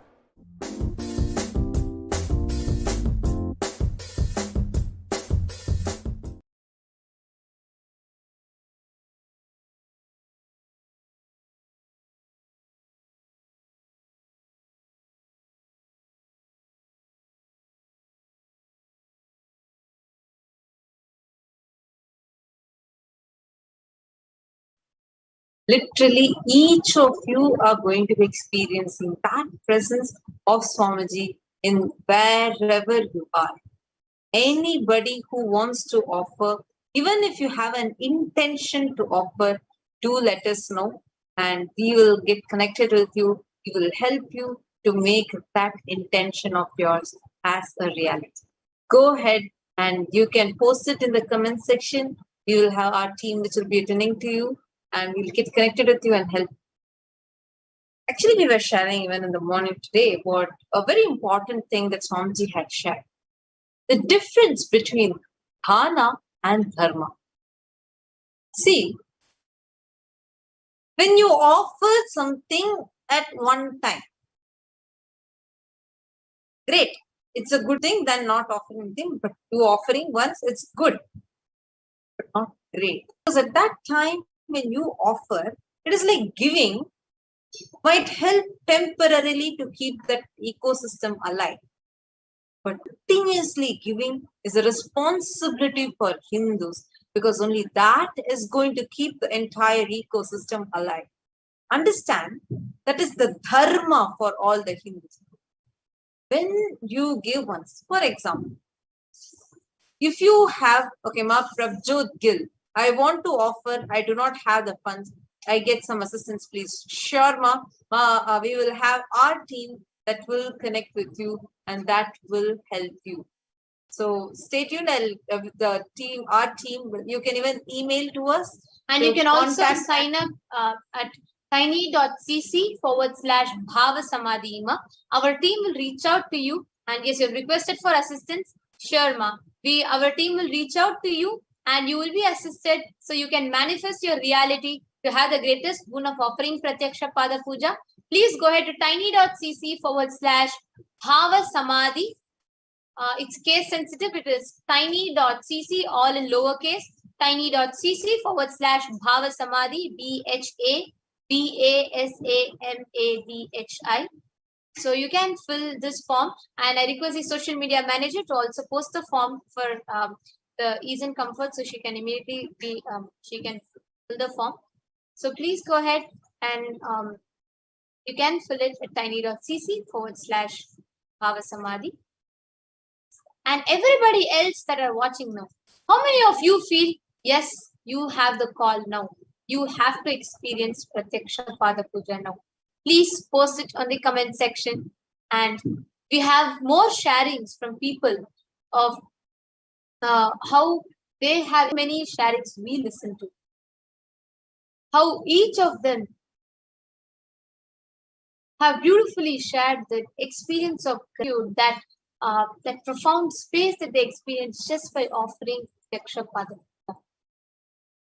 And we are going to be also sharing with actually anybody who wants to do this and you have the intention, go ahead and you can just let us know. And as I was sharing, I would like to continue to share about the difference between dana and dharma, because it is very important for us as Hindus, as responsible Hindus, to understand this difference.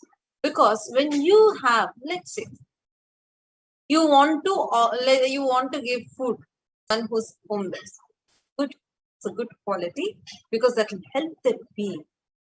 You giving once, that homeless person might be happy at that time. He might feel really satisfied at that time. Will bless you even for you to help him to get rid of this hunger. But so that is dana. That is like charity.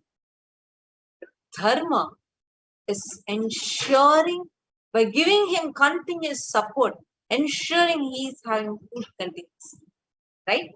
Because that is the real help that you will do to keep him alive. Same way, to keep anything alive, it is the continuously offering and keeping it alive is the real dharma.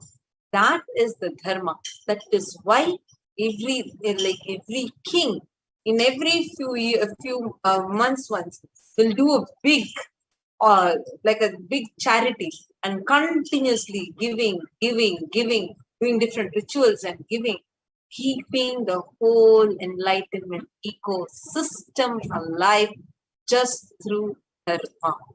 This is dharma. This is what will help you. This is what will make you manifest what you want and make you give what you're manifesting. Give the same experience, what you are experiencing, to others also. And we are having a lot more of you who are joining. And I just have one more quick sharing that we have. But how when a person had dialed the call from Swamiji after offering Pratyaksha Pada Puja, directly hearing Swamiji's voice, talking to them personally, what was their experience? Let's watch it now. And just to let all of you know, we are going to be having live Parashakti Akashic reading starting directly through the Supreme Pontiff of Hinduism, the living avatar, the 1008th living avatar of Paramashiva, Jagadguru Maha Sannidhanam, His Divine Holiness Bhagavan Shri Nithyananda Paramashivam at 11 p.m. IST. And in a few more minutes, we'll also be beginning the Paramashiva Dhyana Mantra. So get prepared, get ready, and let us get ready for a spiritual feast. Now, just before we enter into the Paramashiva Dhyana Mantra, I also request everyone to go ahead and call more people. Let's inform people about this amazing blessing that we are having. So I'm going to be, now we are going to be sharing with you about the person who had experienced that ultimate feeling connection. Any one of you, well, just recently you got connected to Swamiji, and you just wanted to like really deepen your feeling connection. Pratyaksha Pada Puja is amazing for that, amazing. And we are just now going to be sharing with you a person, but how they experience after hearing Swamiji's voice, and after that we're also going to be sharing with you how a person experience that strong feeling connection with Swamiji directly after Pratyaksha Pada. So stay tuned, and we are going to be starting very shortly.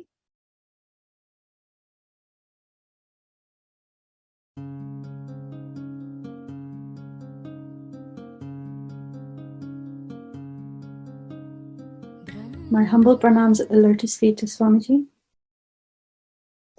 My name is Anjali Oza. I'm from the UK, and I would just like to share a small snippet of my connection with Swamiji.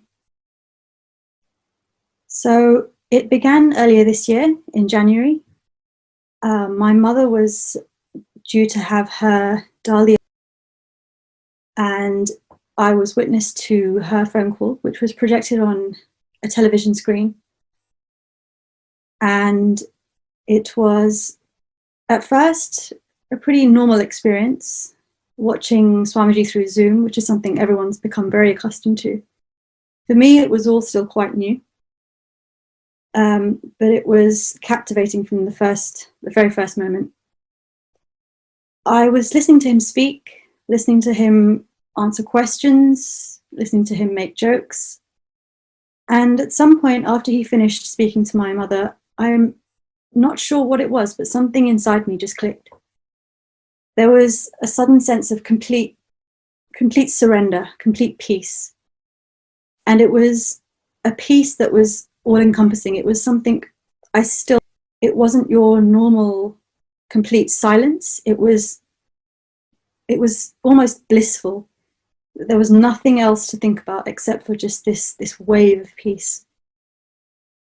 And I've always been someone who's always believed that in order to feel something, to feel connection to something or to someone, you need to see something happen, or you need to understand how things work. And that evening just proved to me that that's completely untrue. So I know for a fact that if someone like me, who has a tendency to shy away from not believing in things before you can see them, that cognition has been completely shattered and turned into one of the most beautiful feelings I can't even put into words. Going forwards, I mean, from that day, it was just, I wanted to be a part of everything Swamiji was offering, satsangs, workshops, etc. And this program today, this Ganas program, has been an absolute blessing in so many ways. I can only hope that it helps me to expand and grow. It has done in the last month, and even more so as it has done from the beginning of this year as well, before the program even started. Just knowing Swamiji's grace, having his blessings, has meant the world to me. Nithyananda.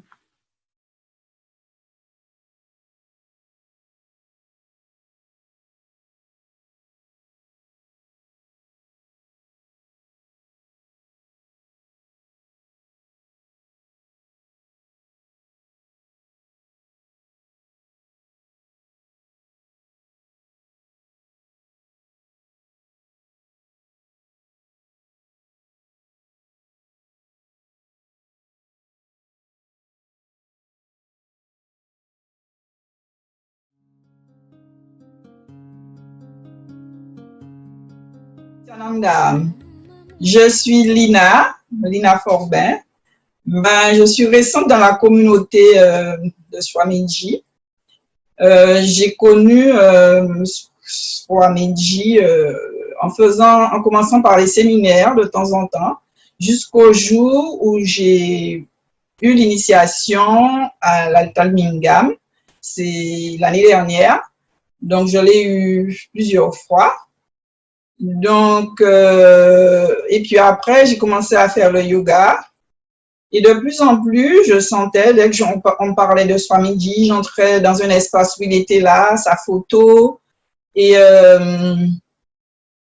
à travers les satsangs, les datchangs, je sentais que tout mon corps bougeait. Donc, j'avais même peur au début, je comprenais pas. Et j'ai su que c'était la connexion avec Swamiji qui se faisait en moi. Donc, de plus en plus, j'ai eu envie de proposer, pendant le confinement, je l'ai fait le premier programme Paramashivoham, numéro 1, saison 1. Donc, je l'ai fait.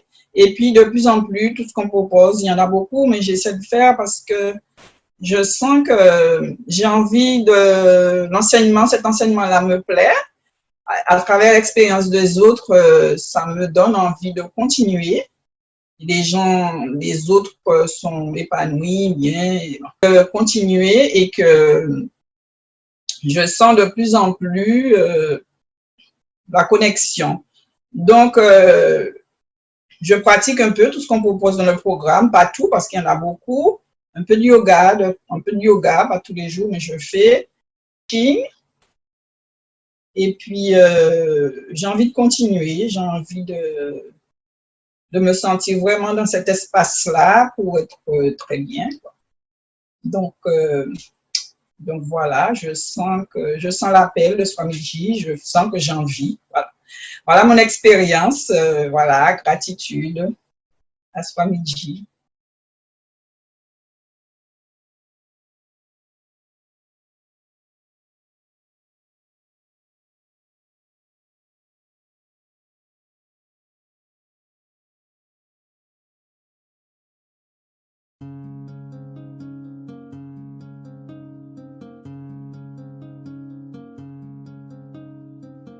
My humble pranams at the lotus feet of Swamiji.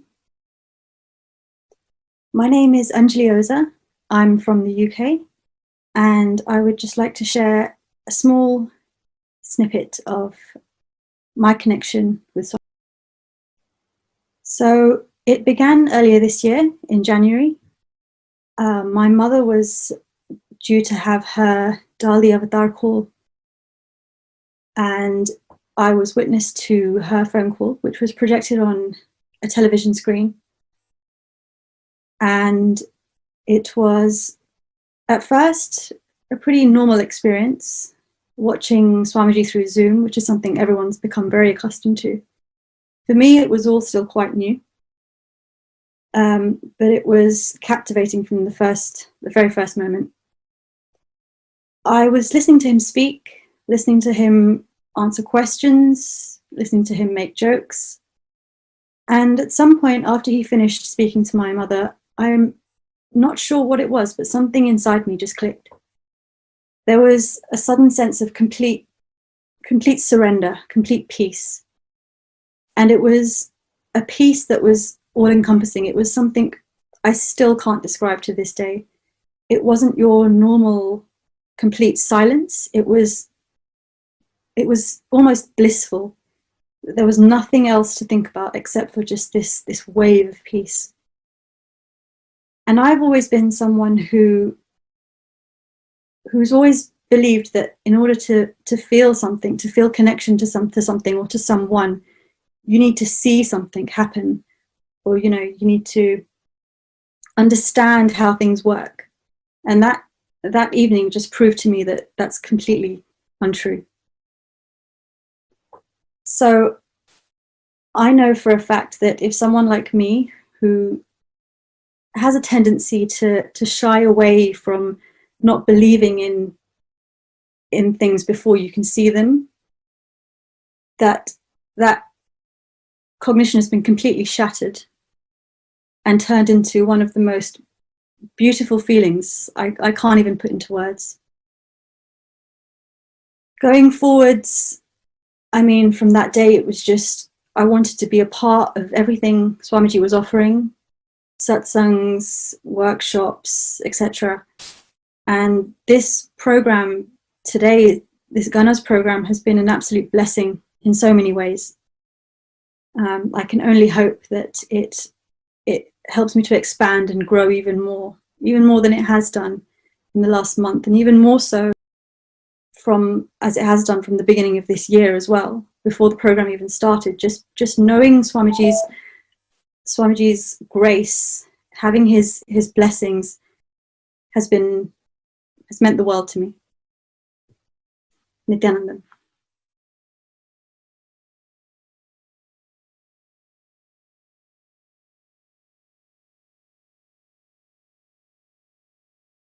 Listening to each of these sharings is extremely powerful, just so beautiful. Like Anjali was beautifully sharing. Just the call when she was just receiving the blessings from Swamiji, when she was just seeing her mother receive the blessings from Swamiji, she had a strong click, a strong experience of peace in her. Understand? Actually, when I was just listening to that one sharing, it is so beautiful. See, anything in life for you to be successful, only a non-violent, peaceful inner space, a peaceful inner infrastructure will make you make the right decisions and handle any situation in life.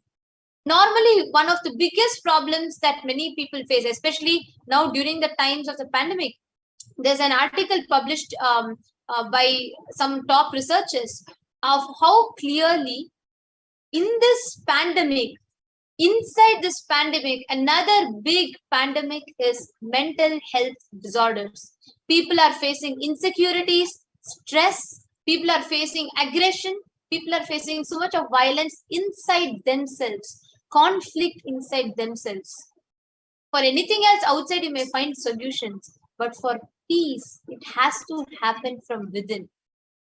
Like Ma Anjali was beautifully sharing, effortlessly, just when you're in that space, that pure non-violent space of an avatar, naturally the peace happens in your inner space as a byproduct.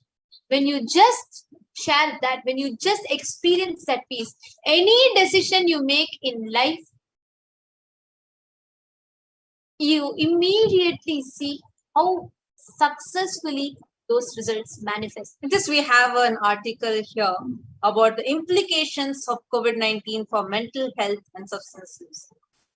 So all of us can see here how much